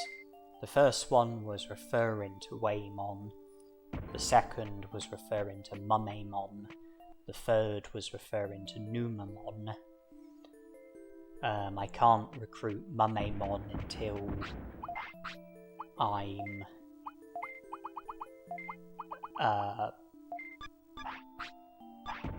recruiting Ultimate Digimon. Numamon, he's a champion, but I have to recruit Waymon before I can recruit Numamon, because Numamon is at the Factorial Town, which you have to recruit Waymon in order to be able to access.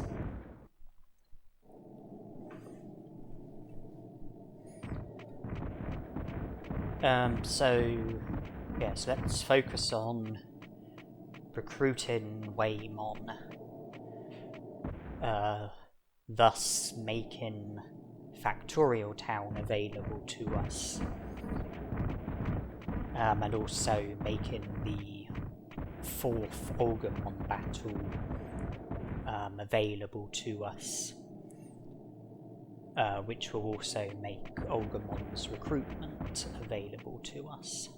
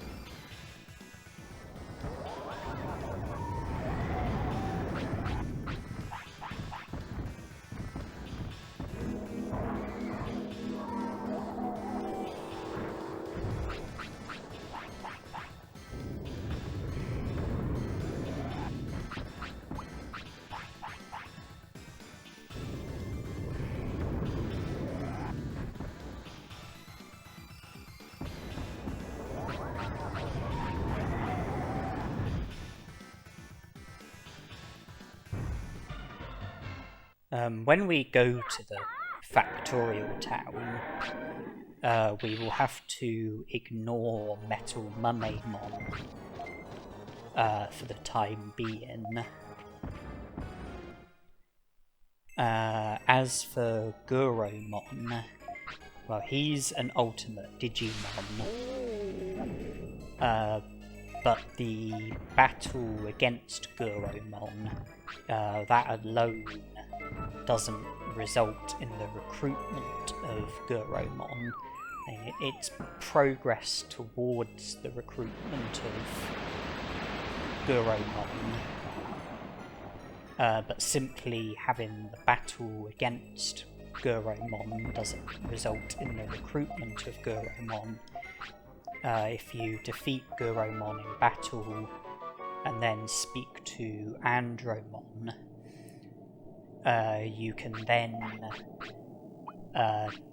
defeat Numamon in battle, resulting in the recruitment of Numamon.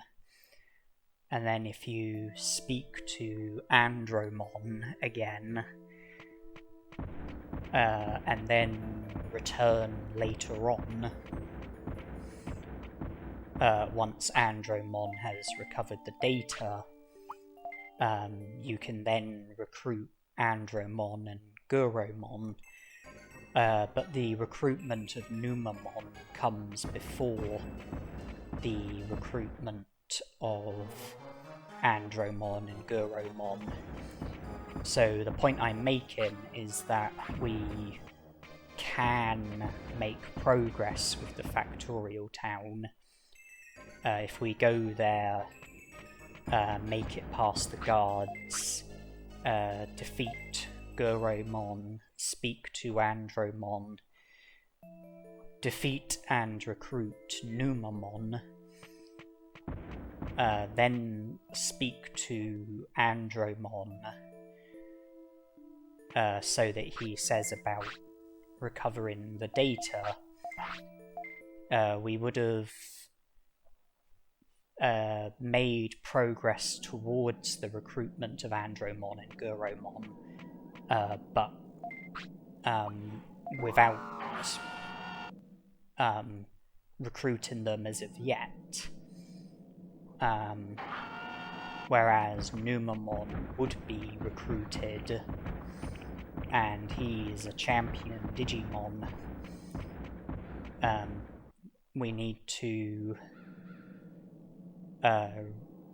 recruit him while we are recruiting the champions. We need to recruit him before we move on to the ultimates. So we can go to Factorial Town and see to the recruitment of Numamon without recruiting any ultimates.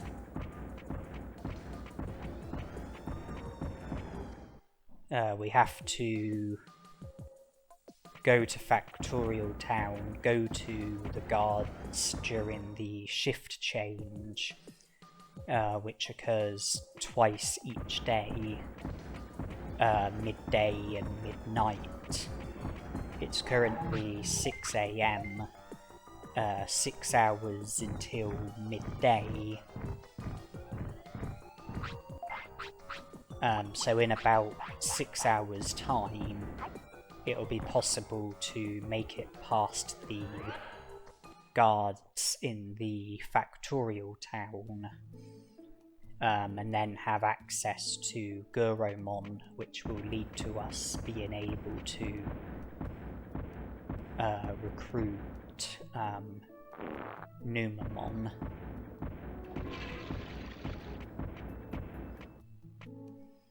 Now that we've recruited Waymon, I was able to encounter Nanimon at the Olga Fortress, which has been our third Nanimon encounter. We encountered him at the Dino region after recruiting Tyrannomon. We encountered him in the Drill Tunnel after recruiting Leomon. And then the Olga Fortress after recruiting Waymon. That's 3 of the 5 locations, leaving Factorial Town and Toy Town.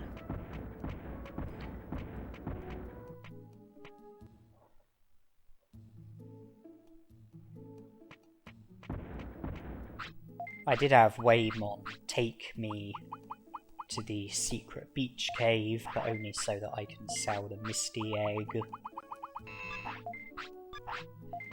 I acknowledged article number 8 on Shelmon's notice board so that Betamon will be ready when we are.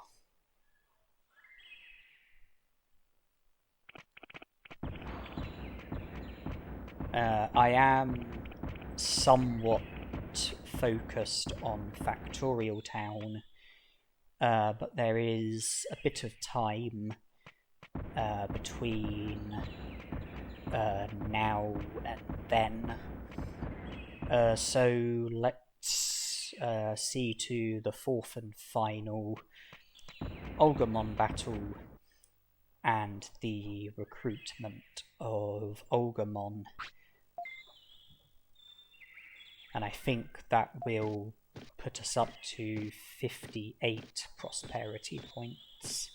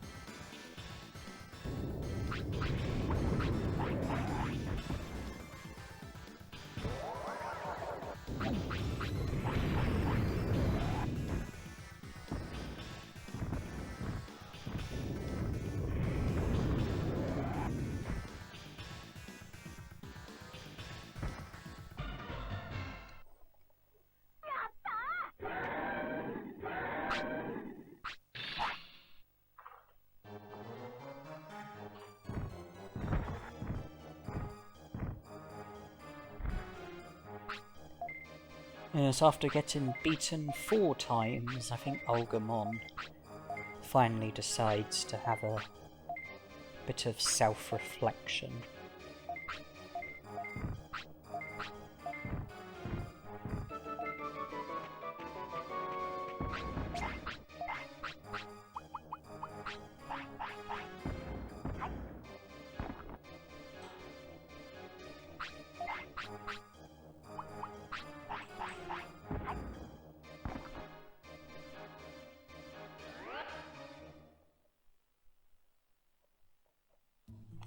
Yeah, so we're about to reach 8 AM,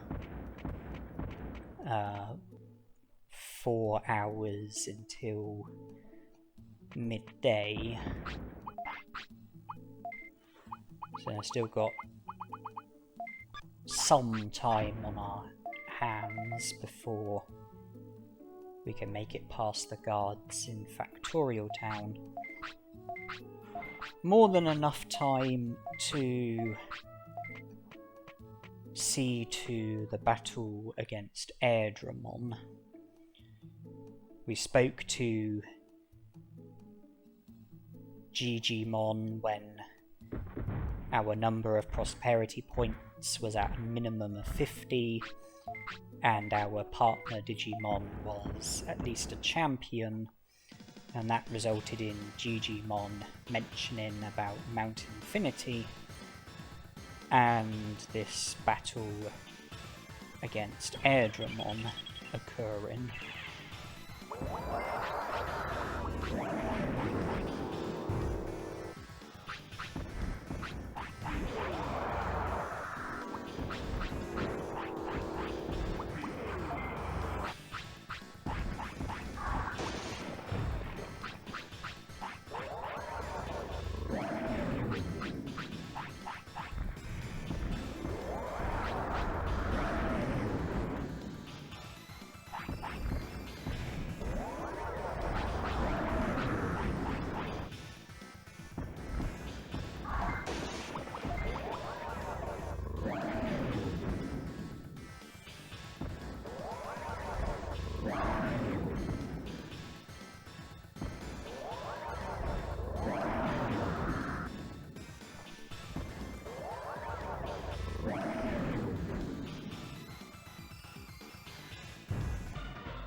we now have access to Mount Infinity, and Drimogemon does eventually join the city, but his recruitment doesn't become official until after you defeat Machinedramon.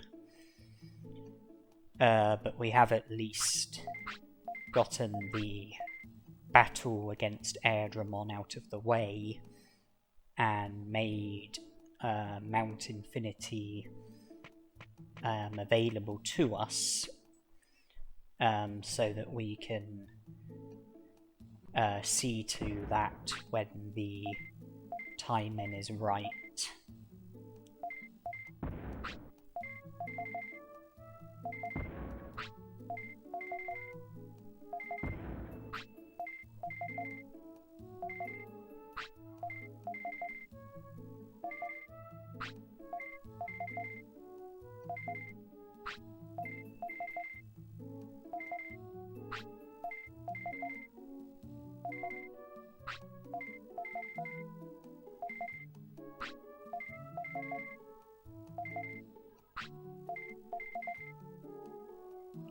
"58 prosperity points, as I thought."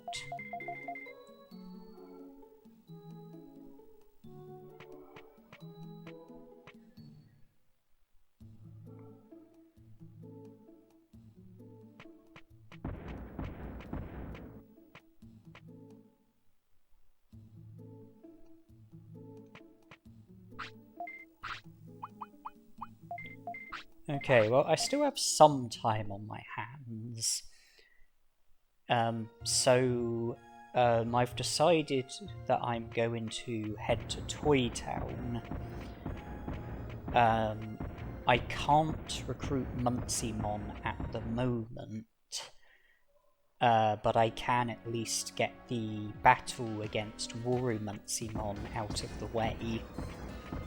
Simply defeating Mojyamon doesn't result in Mojyamon joining the city. Defeating Mojyamon results in him giving you a gear, and if you take that gear to Tinmon, that will lead to the recruitment of Mojyamon. But we can at least see to the battle against Mojyamon without recruiting Mojyamon. Yeah, we can at least get the battle against Mojyamon out of the way if we just defeat him and get presented with the gear, and then we can leave Toy Town. Can I avoid the Tankmon?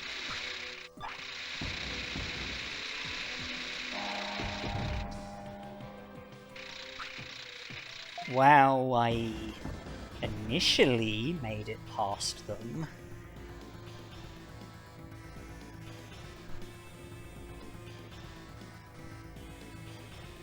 But I can't really call this a success.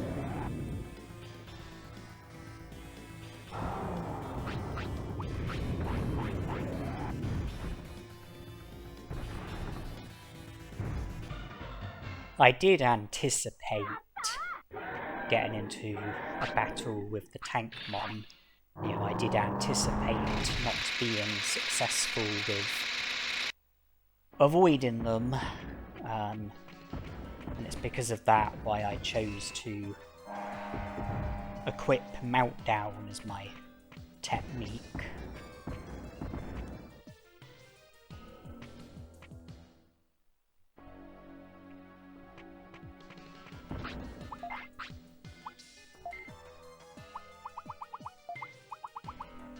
But now I'm focused on Mojyamon, and I think that Prominence Beam will serve me better than Meltdown.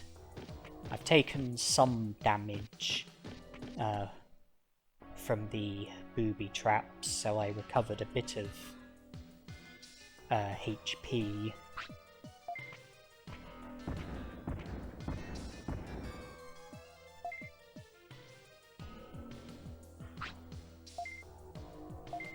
I wanted to recover HP ahead of the battle, and I managed to make it into here without any further booby traps.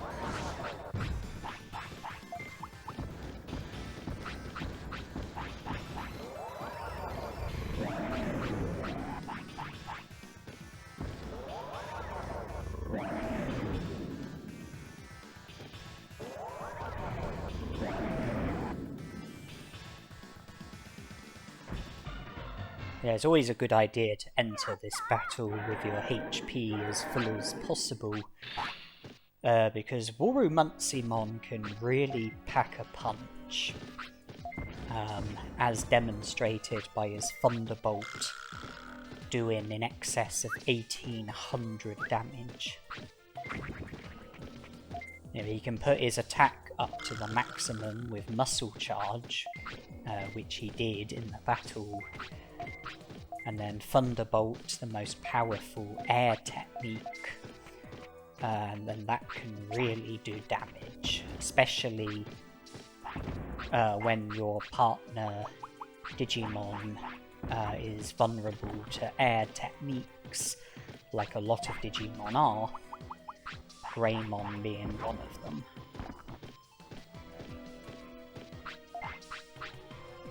Okay, well, we've defeated Worumon, we've been presented with the gear, so Muncimon will be ready when we are. We can't recruit him at the moment, but we've at least gotten the battle against Worumon out of the way. We've made as much progress as we are able to make at the moment.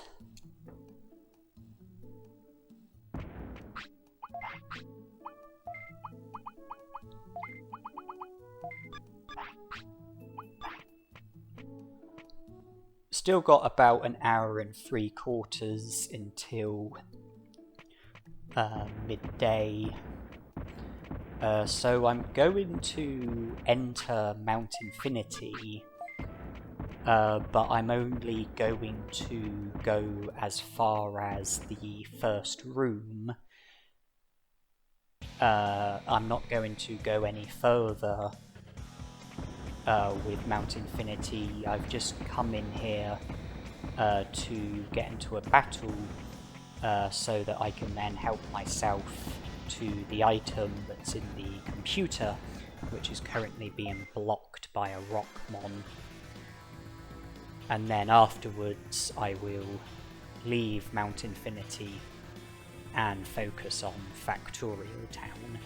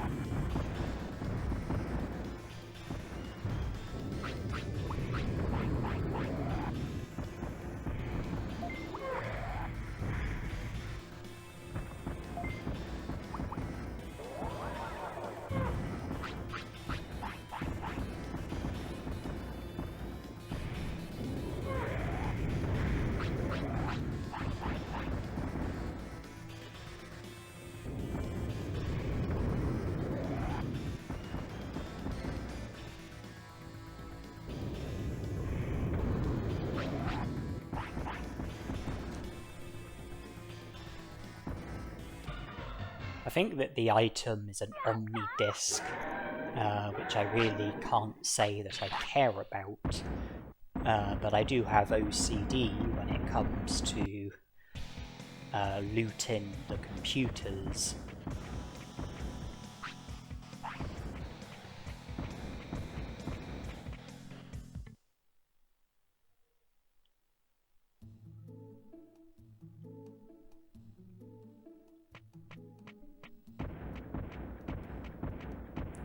Yeah, I had a bit of time on my hands, so I thought I might as well see to the item, which I think requires getting into a battle because of the Rockmon who's blocking the way.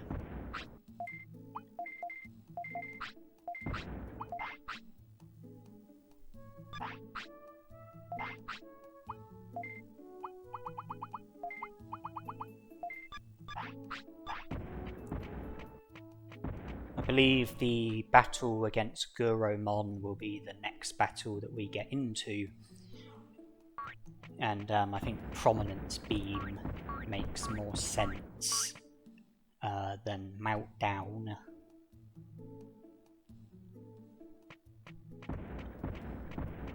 Yeah, midday is a bit over half an hour away, so timing is pretty convenient.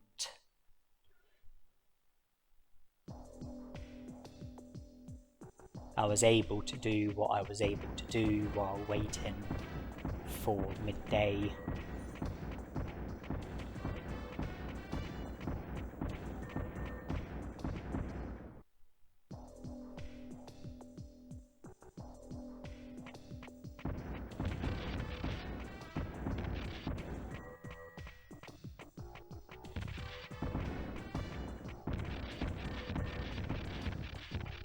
You don't have to enter the room with the guards bang on midday.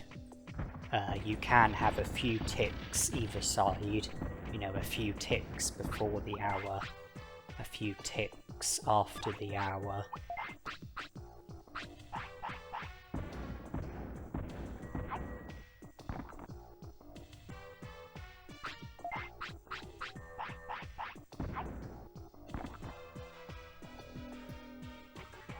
That should be fine. Yes, it is. Yeah, I thought I would past the last few moments by giving Greymon a couple of small recoveries.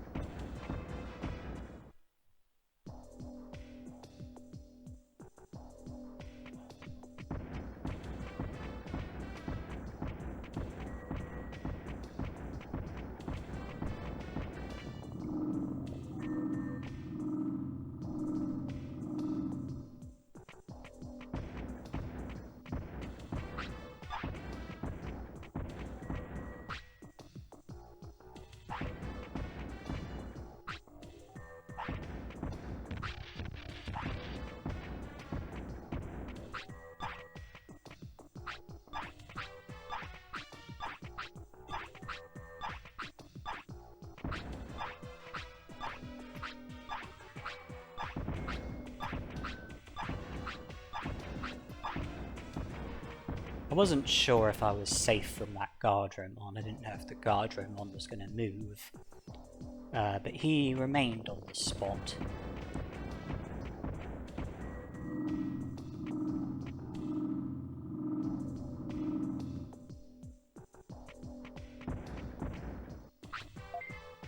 And did it not occur to me to give the item chips to Greymon before having the battle against Guromon?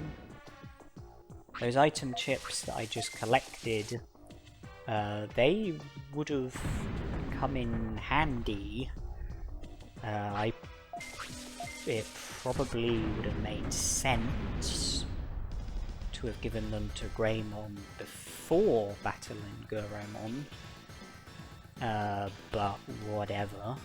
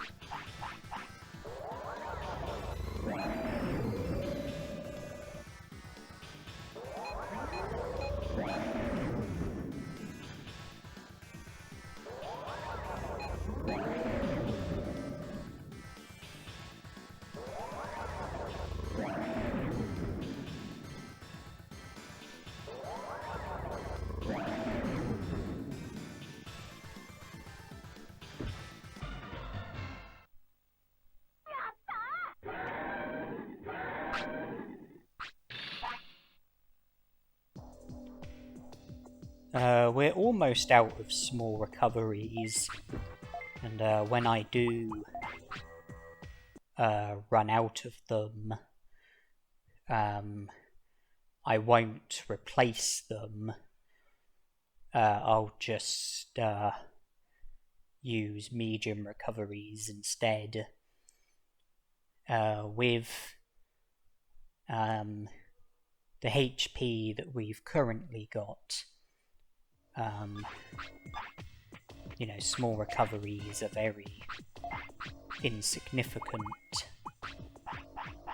We can just make do with the medium recoveries.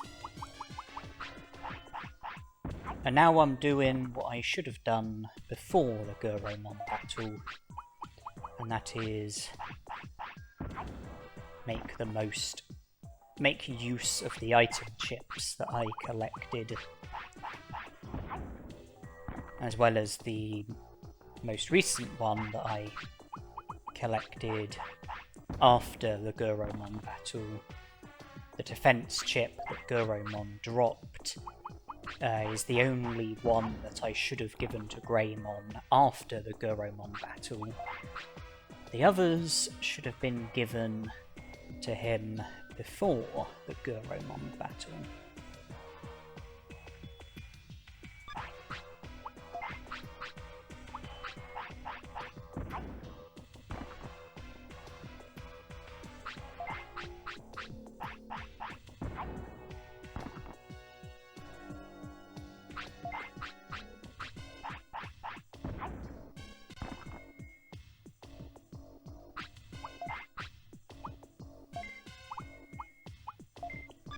We're not going to need Muscle Charge in order to make things easier against Numamon.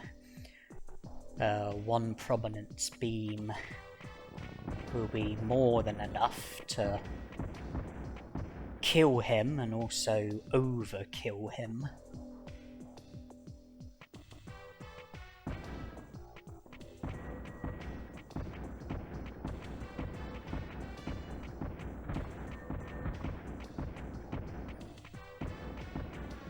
Pretty straightforward. Now that we've defeated Guromon, we speak to Andromon.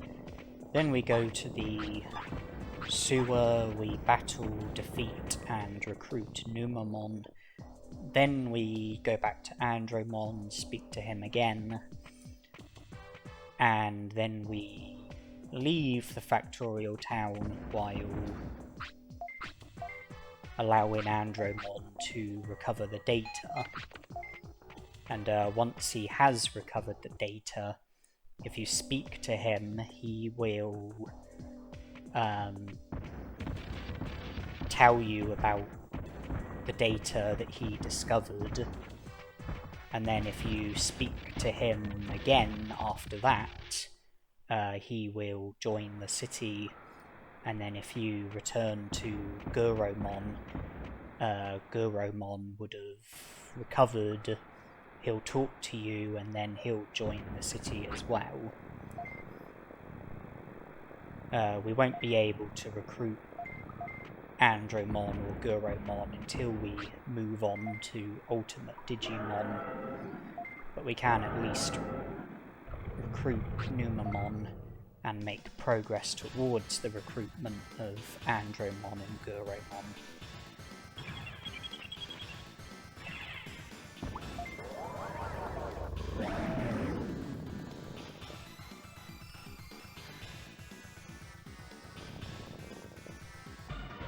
There's Metal Mumemon as well, but he's separate.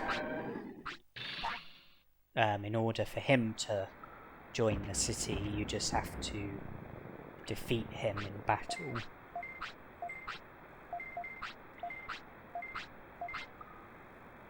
The sewer that we are in is one of the locations where you encounter Nanimon. And one bit of good news is that you can encounter Nanimon without needing to recruit Andromon or Guromon first. Which is very good for this challenge, because Nanimon's a champion Digimon, whereas Andromon and Guromon are ultimates. So I'm pleased to say that we can have the Nanimon encounter in the sewer without needing to recruit Andromon or Guromon first. When we come back and speak to Andromon after he's recovered the data, if he informs us of the data and then we choose to not speak to Andromon again there and then, and we go to the sewer, Nanimon will be there, and we can see to the Nanimon encounter.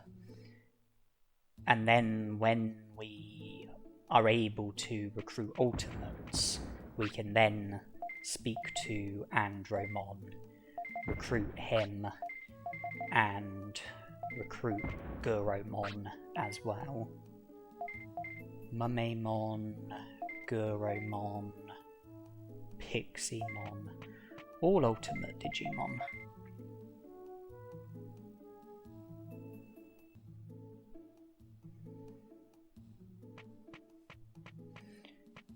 I don't know if you have to have Andromon inform you of the data in order for Nanimon to show up.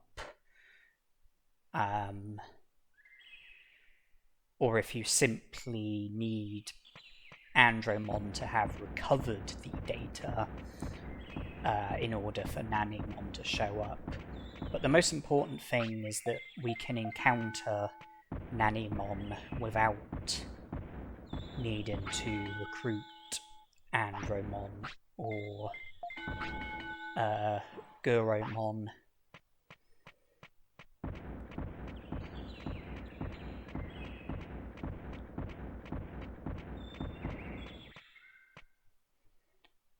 I don't know if you have to give Andromon a specific amount of time in order for him to recover the data. But I'm going to give him a bit of time, and I'm going to spend this time training brains, getting brains up to 500, and giving us the enabled technique command. And then if we go back to Factorial Town, hopefully Andromon will present us with the information about the data, and then we can have the 4th Nanimon encounter without any other recruitments occurring.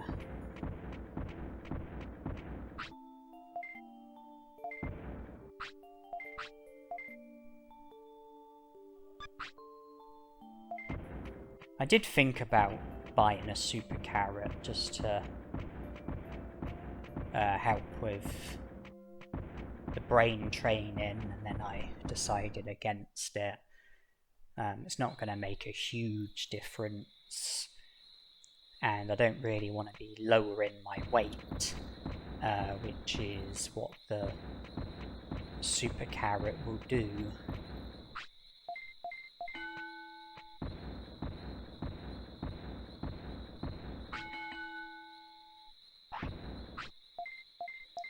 We only need to train 5 more times in order to get the enabled technique.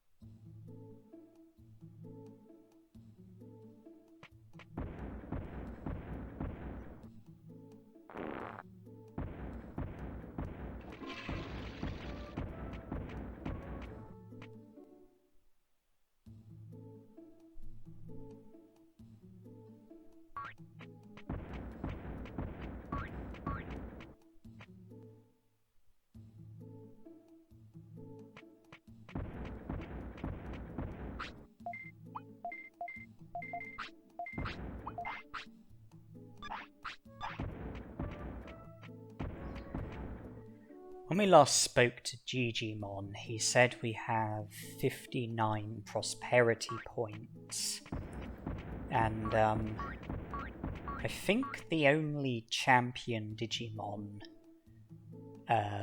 who are still pending recruitment are Nanimon, Airdramon, and Devimon. I think we've recruited every other champion Digimon.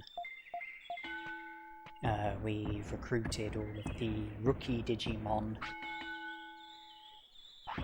and I think that will only leave the ultimate Digimon.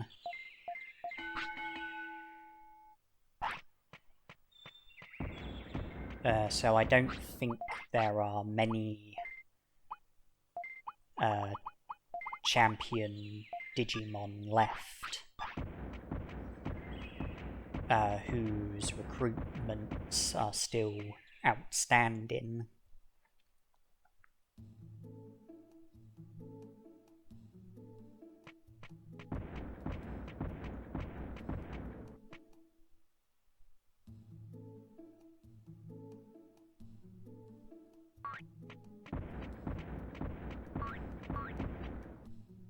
Now that we have the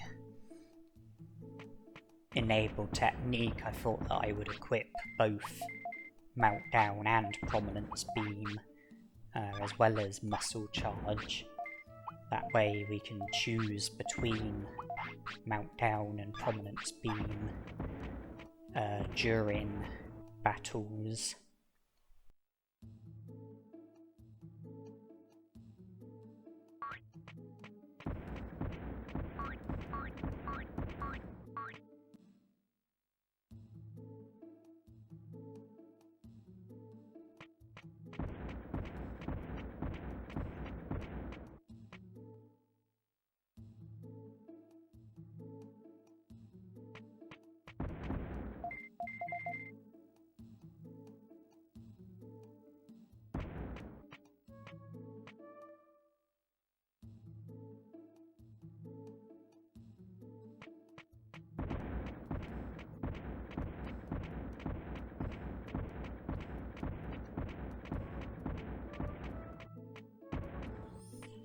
If it wasn't already obvious that this commentary that you're listening to is post-commentary, then now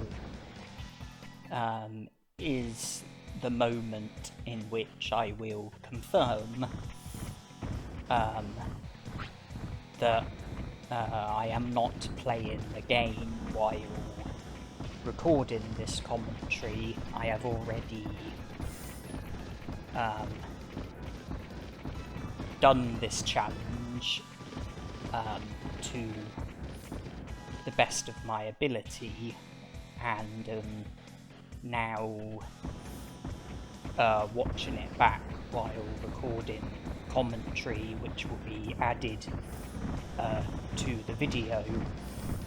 And if you're wondering why I've come to Mount Infinity, it's because I wanted to get the battle against Devimon out of the way, battle and defeat Devimon, leaving just Machinedramon and the ultimate Digimon in Mount Infinity, and then bring my focus onto Nanimon. I knew that I would be able to encounter Nanimon in Factorial Town without recruiting any ultimates, making it 4 out of 5 recruitments, but that did leave the issue of Toy Town.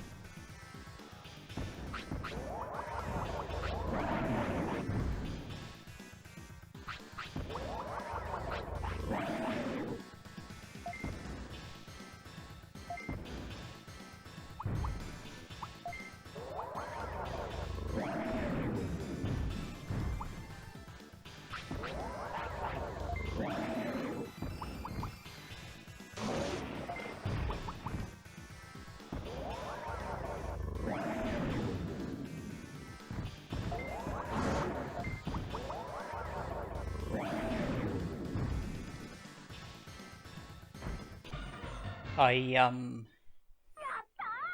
was under the assumption that in order to be able to encounter Nanimon in Toy Town, you have to recruit Muncymon first.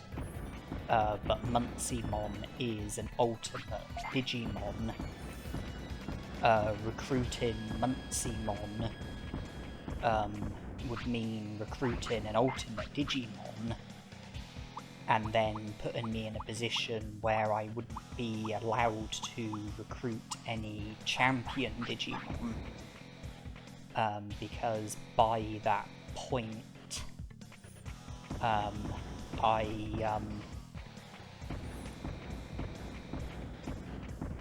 would, you know, be recruiting an ultimate Digimon, which would mean the end of being able to recruit champion Digimon. And I'm not returning to the city just yet. I also want to loot the rest of the items that are available to me in Mount Infinity. So the recruitment of Muncymon would have to come after I recruit every champion Digimon that I'm able to recruit. And recruiting Muncymon before Nanimon would mean not being allowed to recruit Nanimon.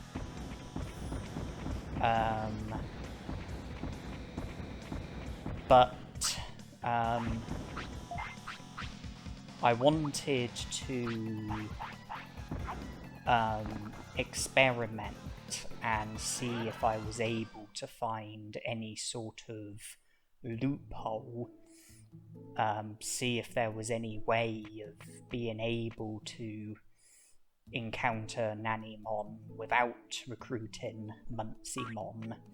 You know, see if I could find some sort of glitch, search for videos of glitches for this game on YouTube, see if I could find anything which might make it possible to somehow encounter Nanimon without recruiting Muncymon first. So at this moment, I was heavily focused on Nanimon. I knew that I could encounter him in Factorial Town, but what was troubling me was Toy Town. And if it's not possible to encounter Nanimon in Toy Town without recruiting Muncymon first, then the recruitment of Muncymon would have to come after defeating Mojyamon, because defeating Mojyamon is what results in the official recruitments of Drimogemon and Devimon, as well as Metal Greymon, and that would mark the moment in which I would finish with the champions and move on to the ultimates, because Drimogemon and Devimon would get recruited, Metal Greymon would also get recruited, who would be the first ultimate that I recruit, and then I would have to only recruit ultimates there onwards.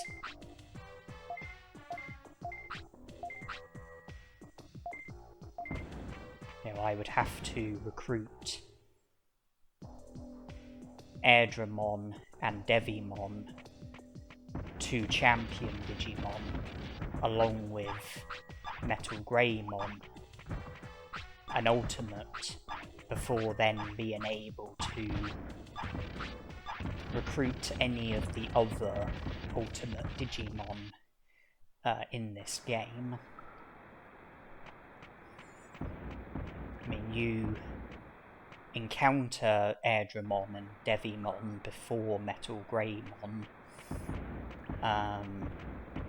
and when Digimon tells you about the Digimon that have joined the city, he mentions I think he mentions Drimogemon and Devimon before he mentions Metal Greymon. I don't know if that means that Drimogemon and Devimon technically join the city before Metal Greymon, or if they join simultaneously. But there isn't really any way around it.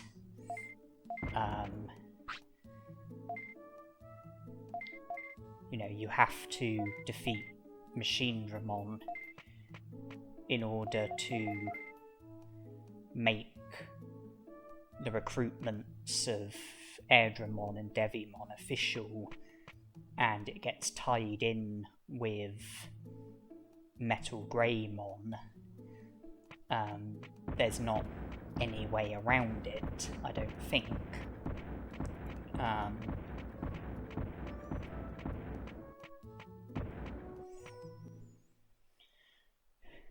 So yeah, that's how that is. And after saving, I did go to Toy Town and experiment, and I regret to say that I was not successful with finding any way of encountering Nanimon in Toy Town without recruiting Muncymon first.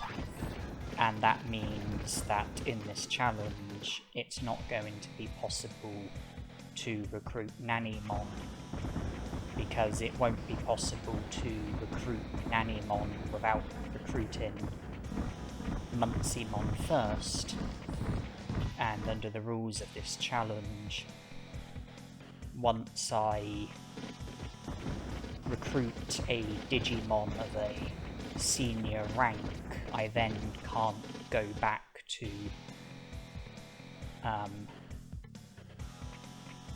recruiting Digimon of an inferior rank. You know, I recruited all 9 rookies before I moved on to champions. I've recruited every... I haven't recruited any ultimates at the moment, and I've recruited every champion apart from Drimogemon, Devimon, and Nanimon. The recruitments of Drimogemon and Devimon will be tied in with the recruitment of Metal Greymon. That's when I will, you know, move on to the ultimates, and Nanimon's going to get left behind. I didn't find any way of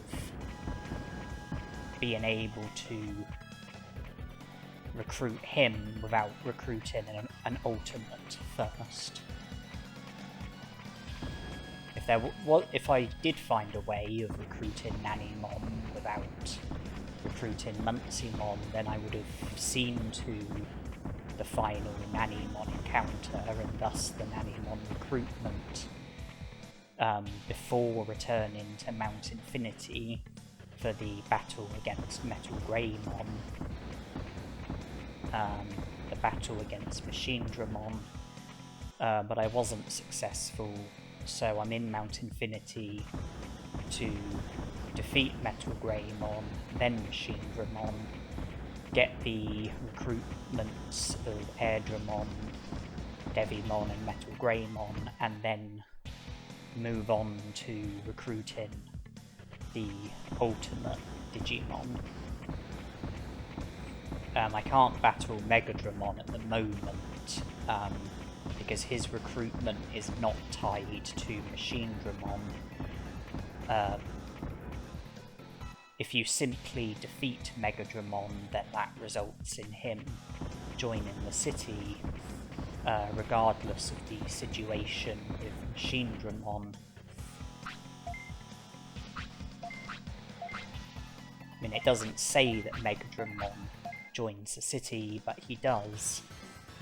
And so the battle against Megadramon can't happen until I'm recruiting Ultimate Digimon.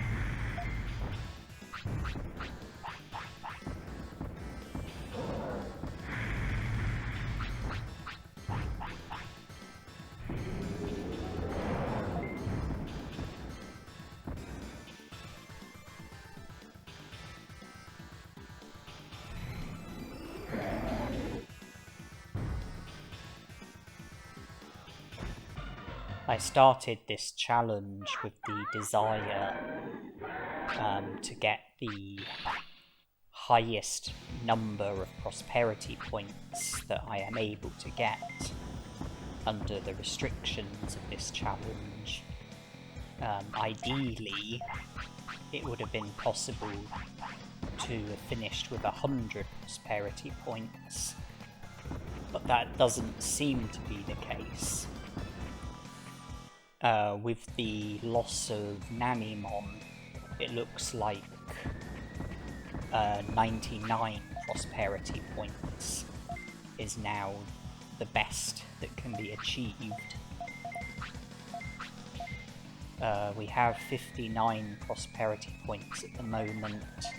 Airdramon will make it 61, Devimon will make it 63, Metal Greymon will make it 66. So accounting for Nanimon, I suppose that means that there's another 33 prosperity points up for grabs, which I guess means 11 Ultimate Digimon. If I'm able to recruit those Digimon, then that should mean 99 prosperity points.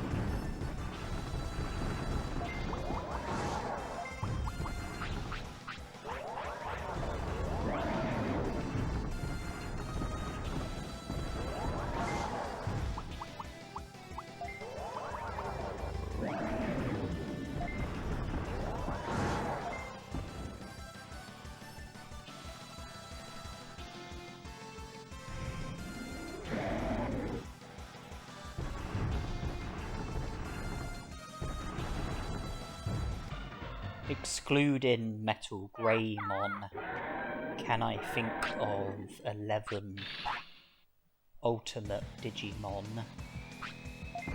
Starting with Mount Infinity, there's going to be Megadramon and Digitarmamon. Factorial Town, there's going to be Andromon, Guromon, Metal Mumamon. Moving away from Factorial Town, there's going to be Mumamon, Piximon, Etamon, Vadamon, Skullgreymon, Muncymon.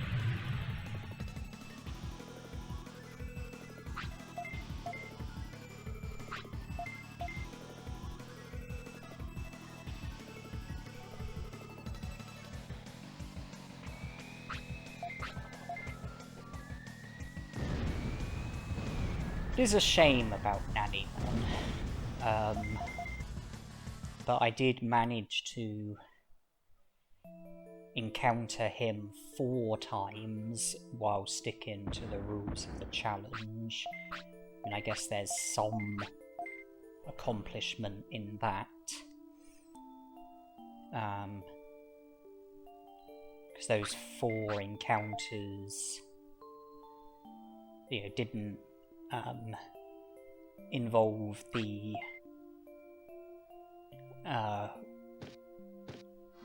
recruitment of any senior ranking Digimon. But I haven't been able to get all 5 encounters, and therefore haven't been able to recruit Nanimon. So we've been told about Shinramon. We're up to 66 prosperity points. Mumamon, Guromon, Piximon, and I was wrong. Digimon mentioned Metal Greymon before mentioning Agumon and Devimon. But I encountered Agumon and Devimon first. And I think it's most plausible that the recruitments happened simultaneously. But we have now recruited an ultimate Digimon. We've recruited Metal Greymon. So now we are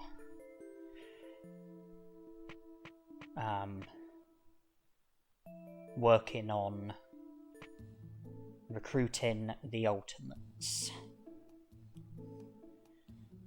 Rookies are in the past, and I recruited all of them. Champions are in the past, and I recruited all but one of them. Ultimate Digimon are the present and the future.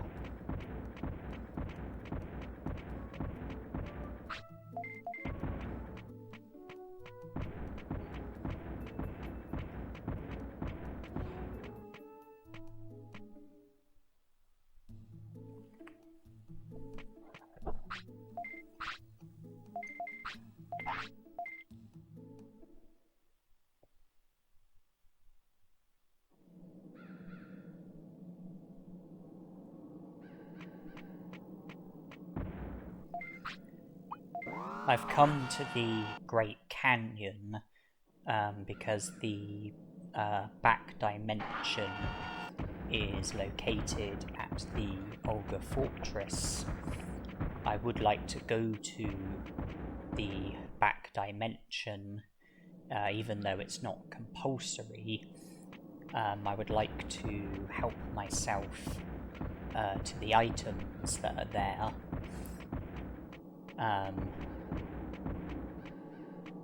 The ray gun, which can be sold, plus one of each item chip, which can be given to my Digimon. And I would also like to defeat Machinedramon, because I would like to be presented with a chain melon from Digimon.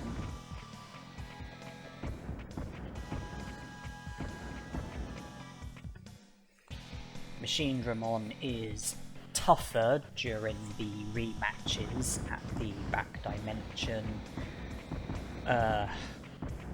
but with the stats and techniques that we've got, we will be able to get our attack up to the maximum with muscle charge, and we should be able to defeat Machinedramon without too much trouble. And these item chips that we are collecting, by giving them to our Digimon, it will make our stats better, and therefore will mean that the remaining battles we need to get into will be a bit easier as a result of the item chips and the effects of those item chips.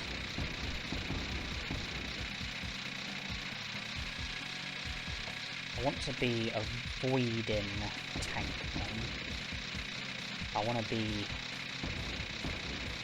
getting what's in the computer, but I don't want to be getting challenged by Tankmon. Okay, I've got the item. Tankmon is right next to me.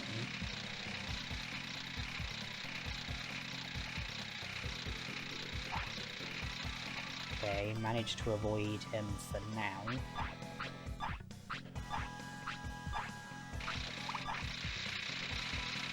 Still avoiding him. Okay, still avoiding him.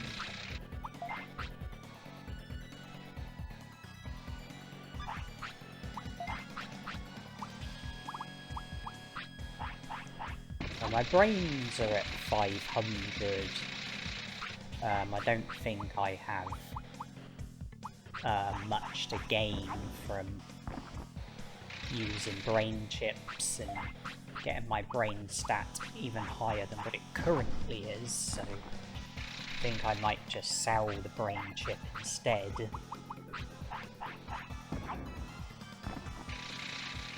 For there to be any benefit, I would have to get my brains up to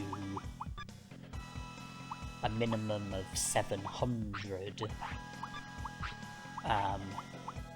which would result in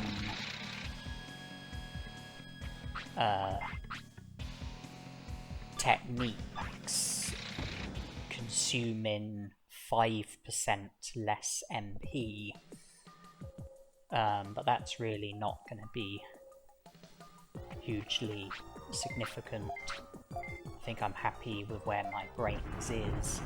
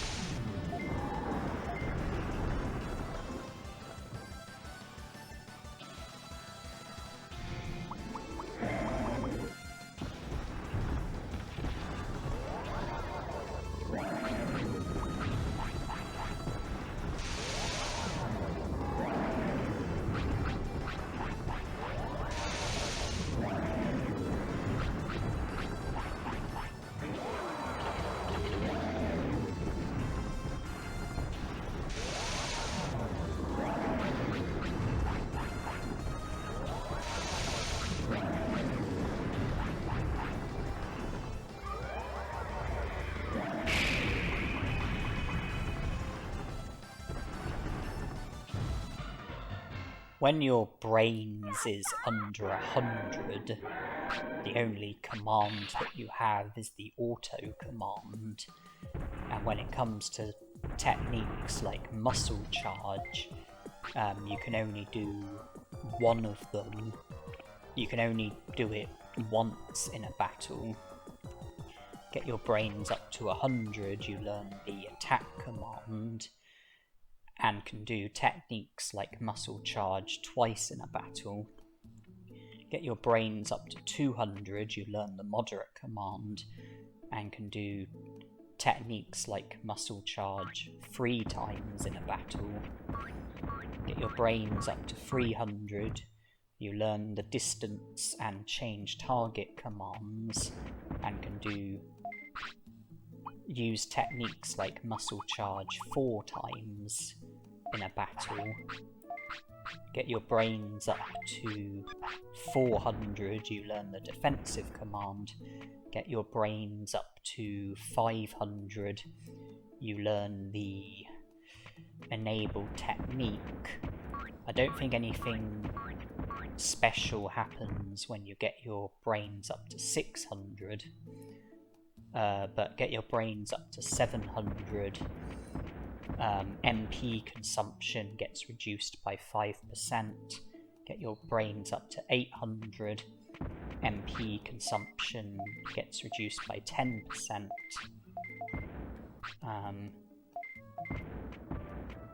Get your brains up to 900, MP consumption gets reduced by 15%. Get your brains up to 999, MP consumption gets reduced by 20%. I think that's right. Personally, I don't think it's that significant. I kind of feel like it would have been more worthwhile if say, the reduction in MP consumption started at 600 brains, and if the consumption went down by 10% each time, so 600 brains equals 10% reduction, 700 brains equals 20% reduction, 800 brains equals 30% reduction, 900 brains equals 40% reduction, and then 999 brains means 50% reduction. I think that would have been more worthwhile.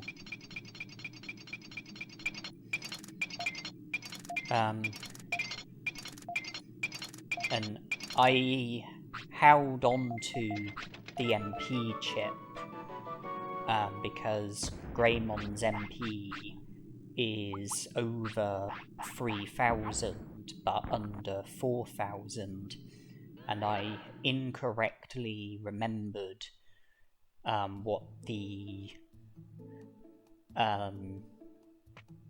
how much MP you needed as part of the stat requirement for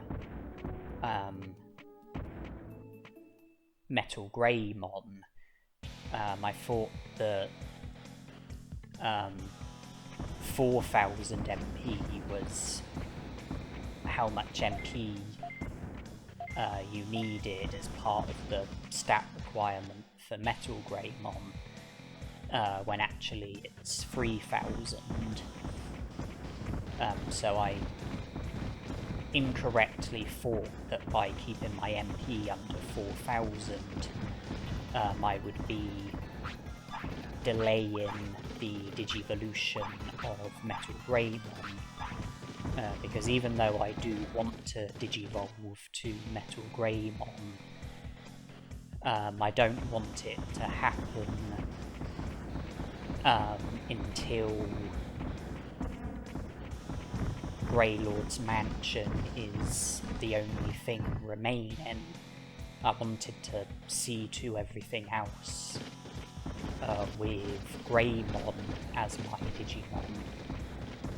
So I wanted to put the Digivolution on hold, and I wanted to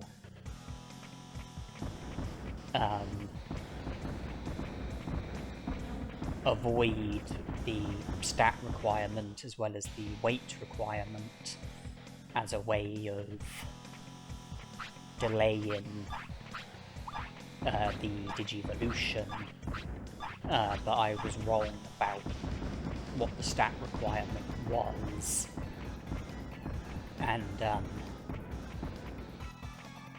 obviously having the stat requirement in the bag along with the care mistakes and bonus condition would mean Digivolve into Metal Greymon, even if I wasn't fulfilling the weight requirement, which at the moment I'm not. It is getting closer though.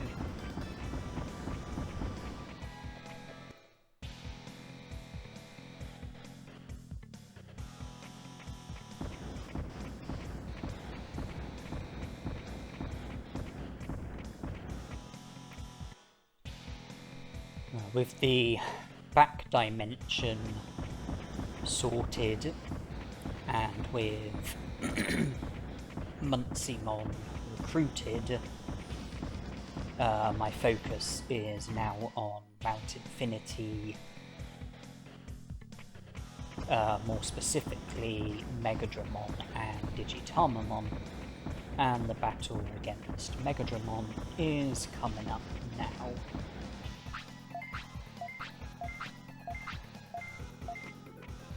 It would be if I'd picked the right option. Let's try that again. Okay. Now the battle is ahead of us.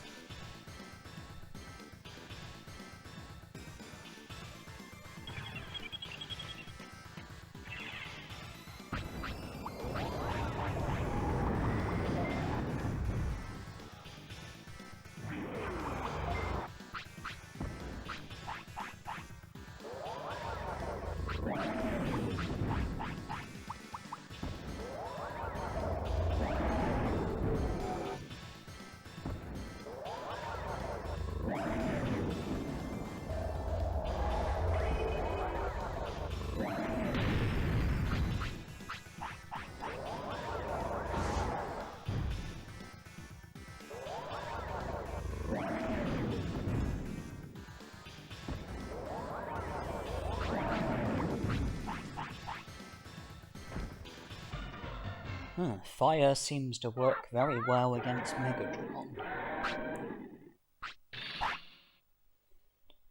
Well, he does have ice as a nature, so maybe that explains the... Maybe that explains it.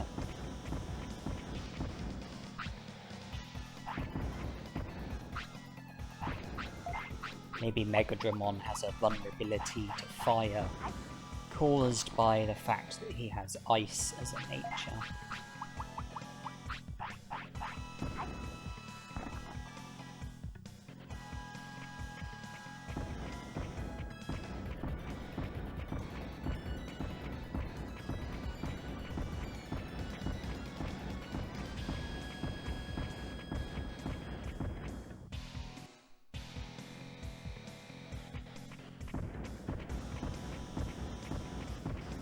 I probably won't need the chain melon, you know, I probably won't need to increase my lifespan by a day, but that's not the only benefit the chain melon has. I mean, it greatly reduces tiredness, it greatly increases happiness, it's a food item, so it's something to give to your Digimon when your Digimon wants to eat. So, you know, I'm pleased that we do at least have a chain melon on us.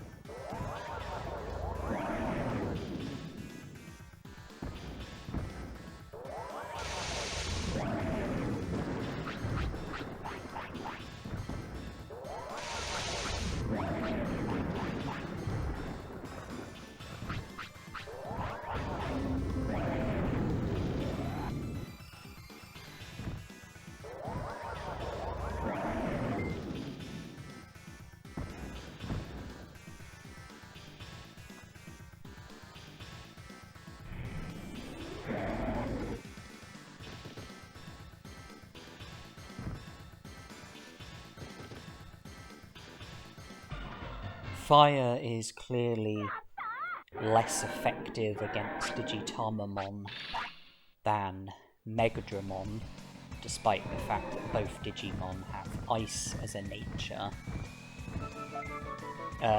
Although Digitamamon also has fire as a nature, which probably negates things. And Digitamamon probably has better stats, which would include better defense and would result in attacks doing less damage to him.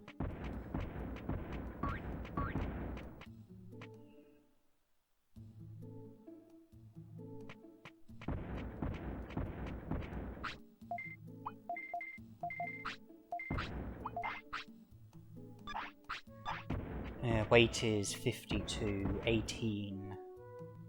Wait, hold on. The weight requirement is 60 to 70. Okay, so 8 adrift of...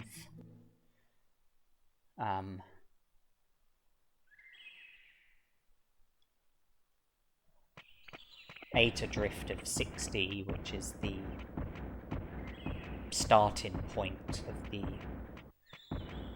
weight requirement for Metal Greymon. 18 adrift of the limit.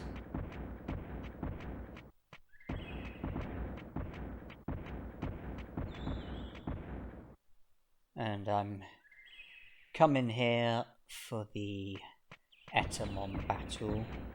Check for a Dulux mushroom, no joy. If I remember rightly, fire works very well against Etamon.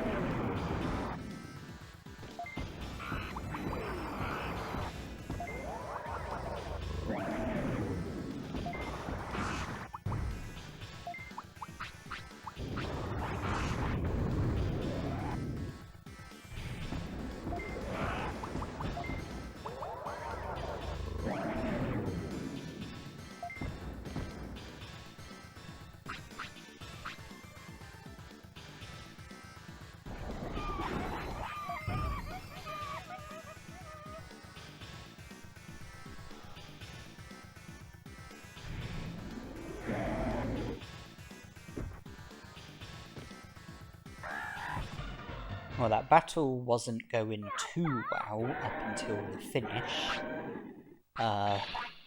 but an immensely powerful finish resulted in the defeat of Etamon. And I'm not entirely sure why Etamon seems to be so vulnerable to fire. I was under the impression that none of his natures are... the fire alarm is going off.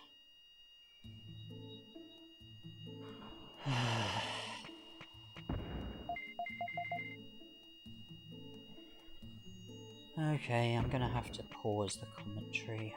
Right, we're back, and hopefully there'll be no further interruptions.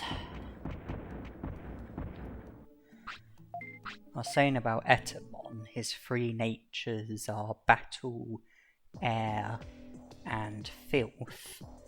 And I don't think any of those natures are vulnerable to fire. Which does make me wonder why fire works so well against him in the battle.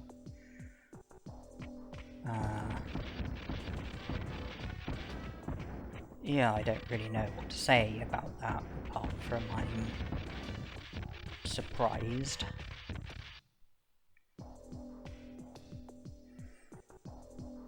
Now, we've come to Factorial Town for Andromon and Guromon, but before that I would like to grind for Metal Mumamon. Just repeatedly enter, leave, re-enter, re-leave, re-enter, and just keep doing it until Metal Mumamon shows up.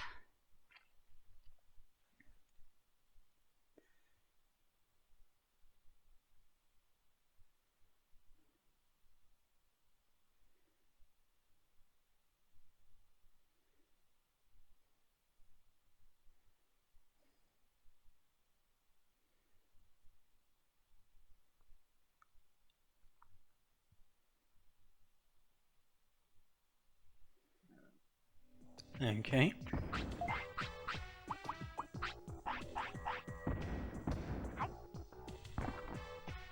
And I don't need to use a protective floppy against Metal Mumamon because none of the techniques that he uses can cause status harm. Metal Splinter, Pulse Laser, or Range Beam, none of them are able to inflict any status harm.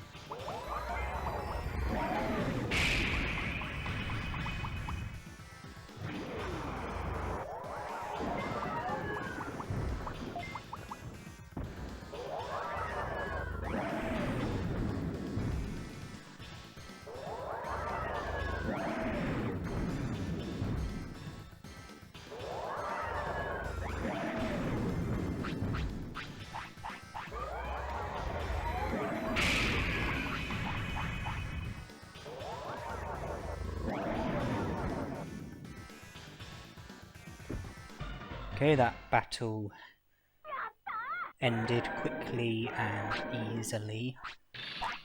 Now we can move on to Andromon and Guromon.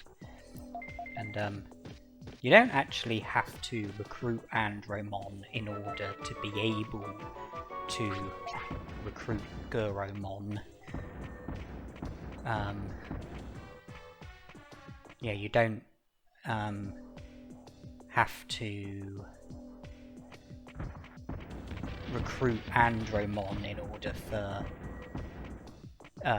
Guromon to have recovered and for you to be able to recruit Guromon. Yeah, you can recruit Guromon without recruiting Andromon. But I think it makes the most sense to just recruit Andromon in passing. And I get to an unlimited battle. Recruit Andromon in passing, go to Guromon, recruit him, and then teleport back to the city.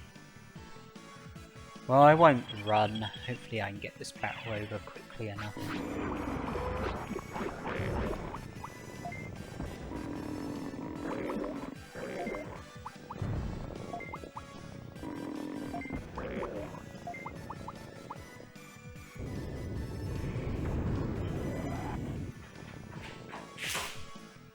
Just a little bit come to the lounge, please.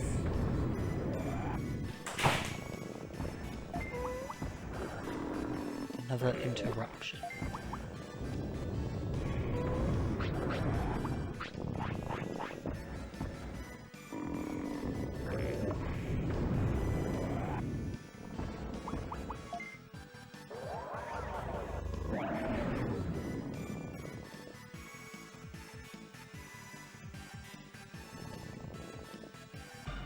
So that's 2 interruptions that we've had in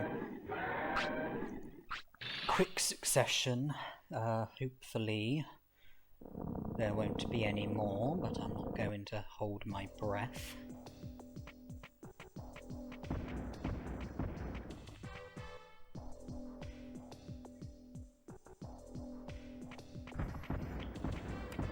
I said that there were 11 ultimates to recruit after Metal Greymon. We've recruited Megadramon, Digitamamon, Munceymon, Etamon, Metal Mumemon, Andromon. About to recruit Guromon. That leaves Vadamon, Mumemon, Pixiemon, and Skullgreymon.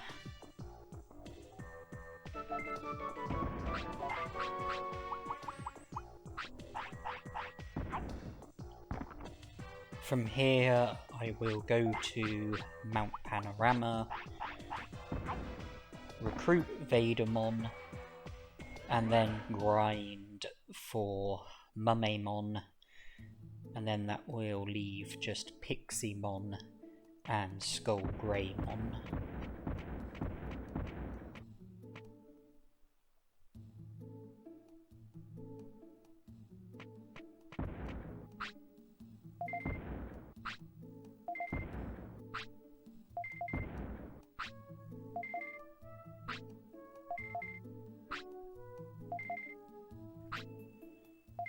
$87 prosperity points. Mumemon, Pixiemon, Vadamon.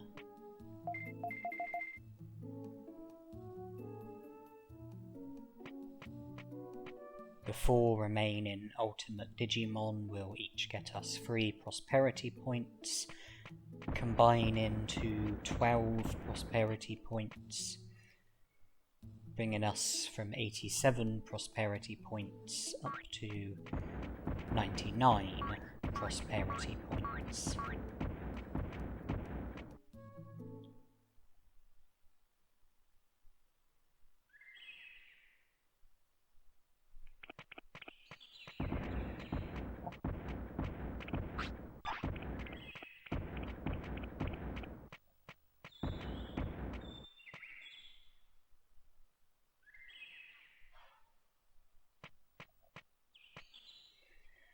And Greymon's appetite has kicked in. I think I'll make the most of the restaurant.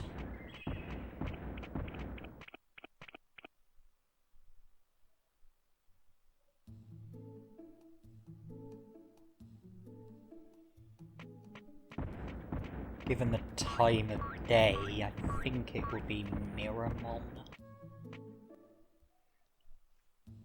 Unless by chance it's Digitamamon. Yuramon it is.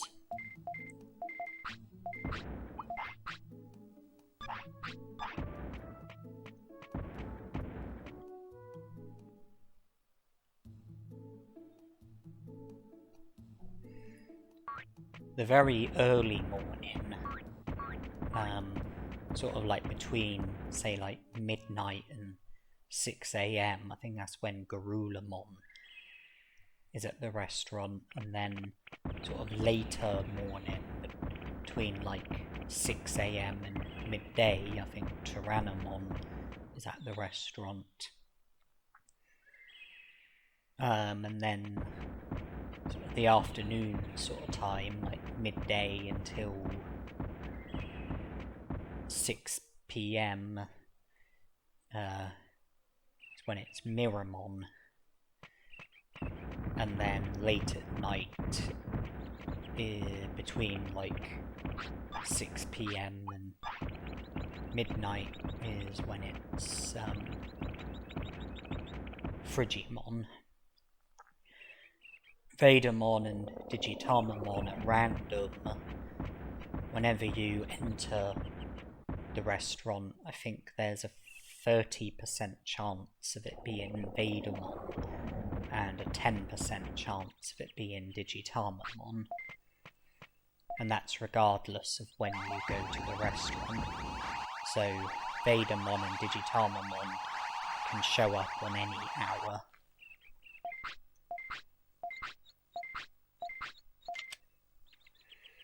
They can show up on any hour, they can show up on every hour.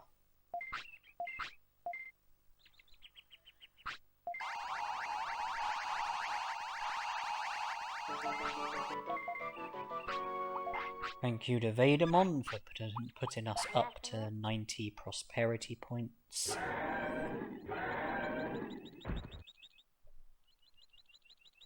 And I will have much gratitude if we don't have too much trouble with getting Mojyamon to show up.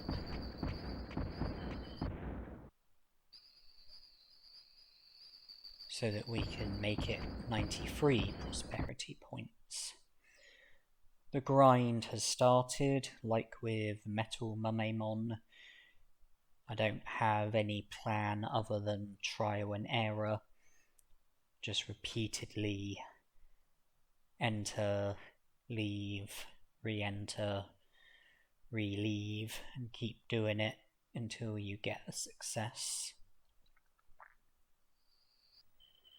And this was the moment in which I realised that I must have made a mistake with the stat requirement for Metal Greymon. I knew I couldn't be digivolved into Skull Greymon. I knew that I wouldn't have the care mistakes or the weight. It could only be Metal Greymon. It is Metal Greymon. I knew that I didn't have the weight, but did have the care mistakes and the bonus condition, and so the only other thing that I could have been fulfilling was the stat requirement. And I didn't want to digivolve there and then. I would have preferred to have seen to Mojyamon and Frigimon first, but I decided not to let it get to me. I mean, Metal Greymon is needed for Greylord's Mansion, and apart from Greylord's Mansion, the only other work ahead of us is Mojyamon and Frigimon. We still have Meltdown. We no longer have Muscle Charge. But our stats will be better as a result of the Digivolution. Mojyamon has shown up. And, you know, our attack is plenty high enough in order for us to be able to do a lot of damage with Meltdown.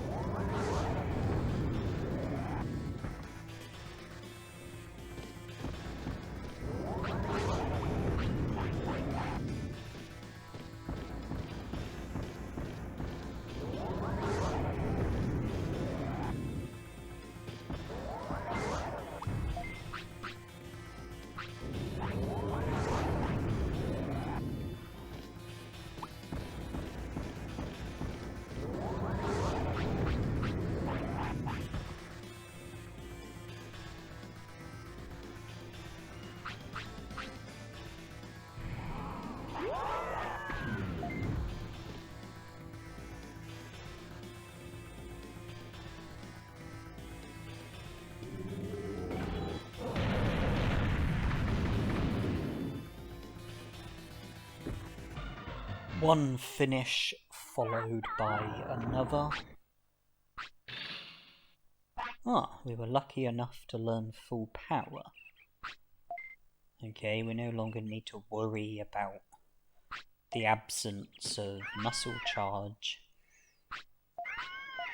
Full power will be plenty good enough for us to be able to get our attack up to the maximum during battles, and hopefully it'll also be possible to get our defense and speed up to the maximum as well.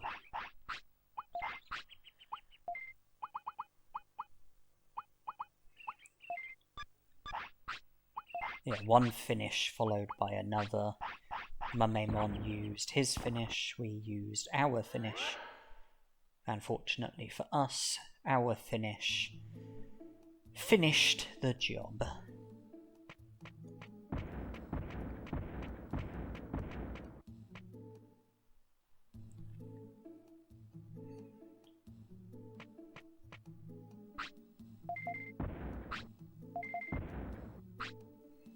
"93 prosperity points, Piximon, Skullgreymon, no other hints." If we head to the tropical jungle, grind for Piximon, and then once we're done with Piximon, we can then carry on and go to Greylord's mansion, see to the recruitment of Skullgreymon, thus wrapping up the challenge.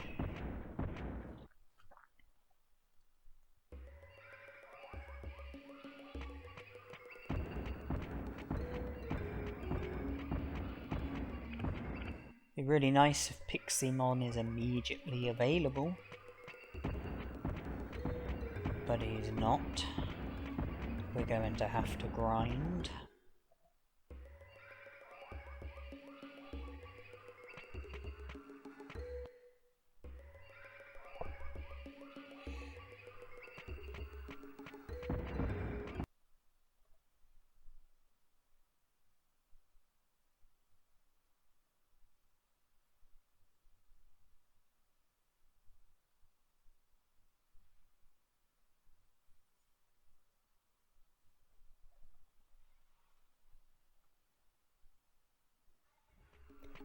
Piximon has shown up.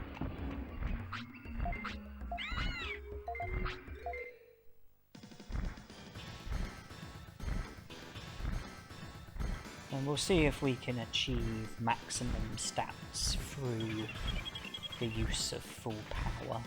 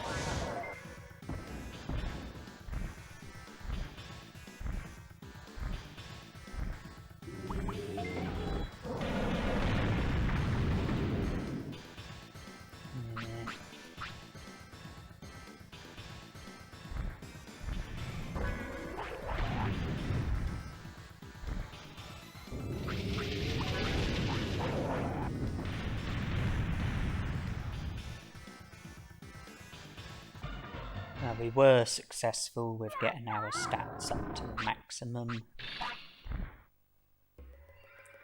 So it's worked out very well that we learned full power, because not only are we able to get our attack up to the maximum, which we were able to do with Muscle Charge, we're also able to get our defense and speed up to the maximum.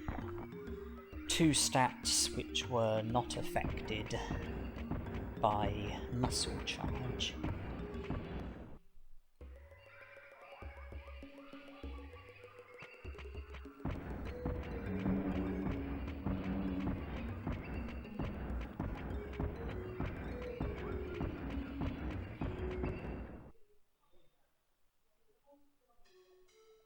So if we go to the room that Mojyamon was in when we last spoke to him, we will acknowledge that he's not there. Then if we go to the room that he was in when we first met him, and acknowledge that he's not there either, and then attempt to leave Greylord's mansion, Devimon will show up. We will have a cutscene with him.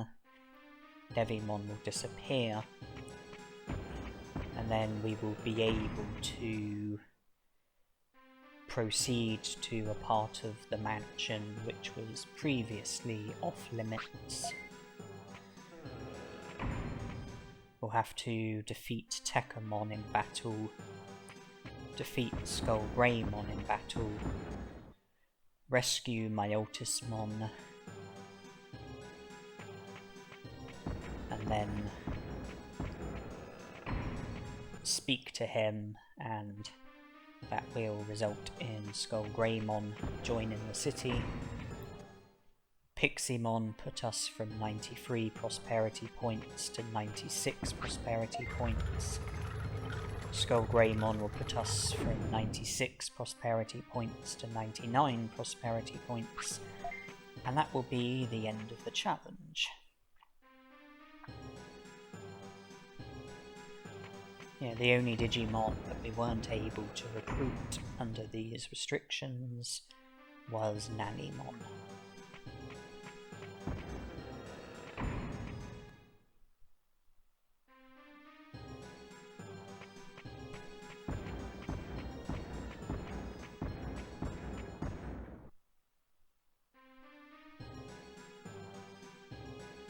Like with Meteormon in the Dino region, Leomon in the Gear Savannah, and Devimon in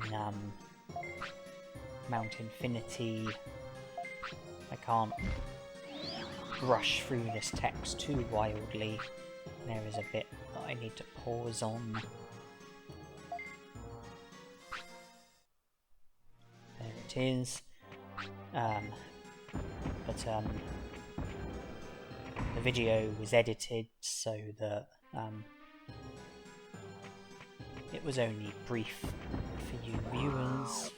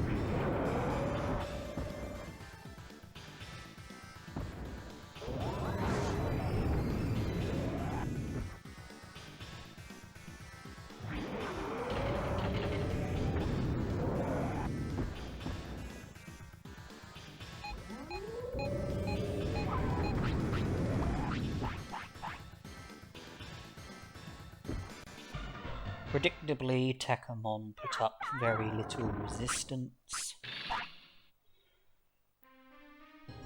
I suspect that Skullgreymon will put up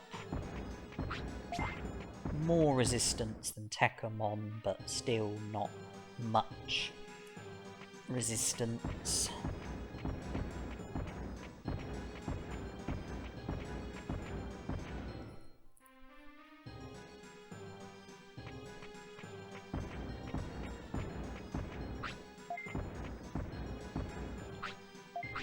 Almost there.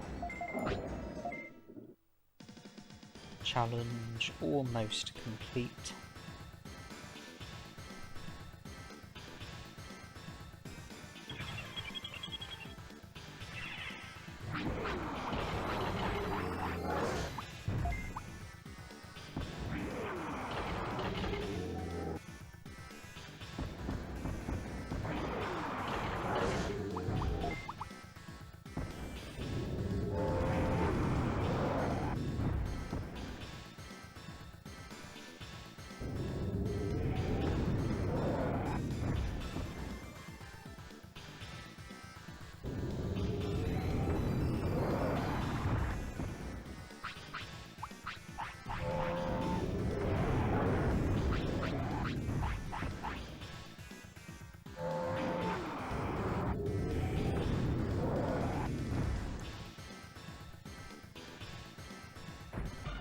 Very fitting that the final battle was between Greymon's two ultimate forms. I favoured Metal Greymon over Skull Greymon, and in that battle Metal Greymon had no difficulty getting the better of Skull Greymon.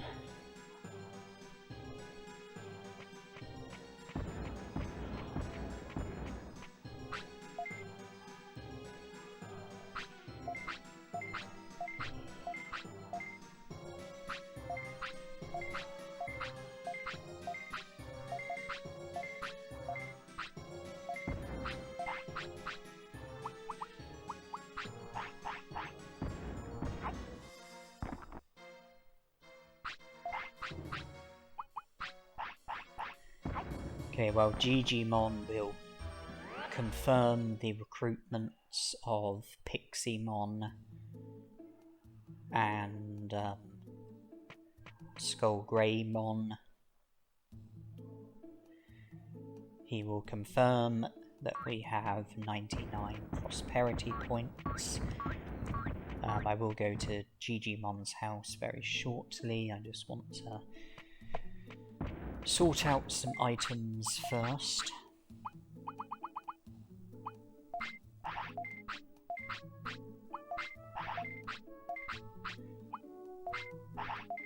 Had no need for the brain chip or the chain melon or the super defense disc.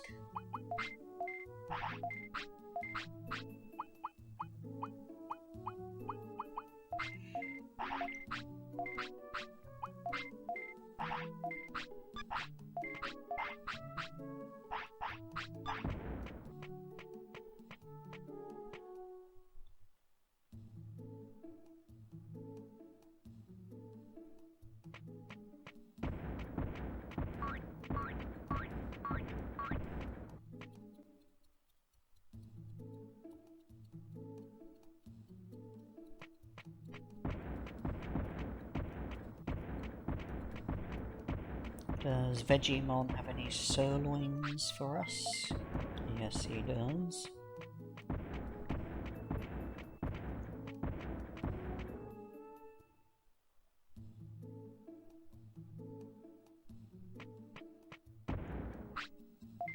Piximon's joined, Skull Greymon's joined. 99 prosperity points. Mojyamon has nothing to say. So, we are done with the challenge. We are at the end of the challenge. I would like to thank everyone for watching, and I hope that you enjoyed.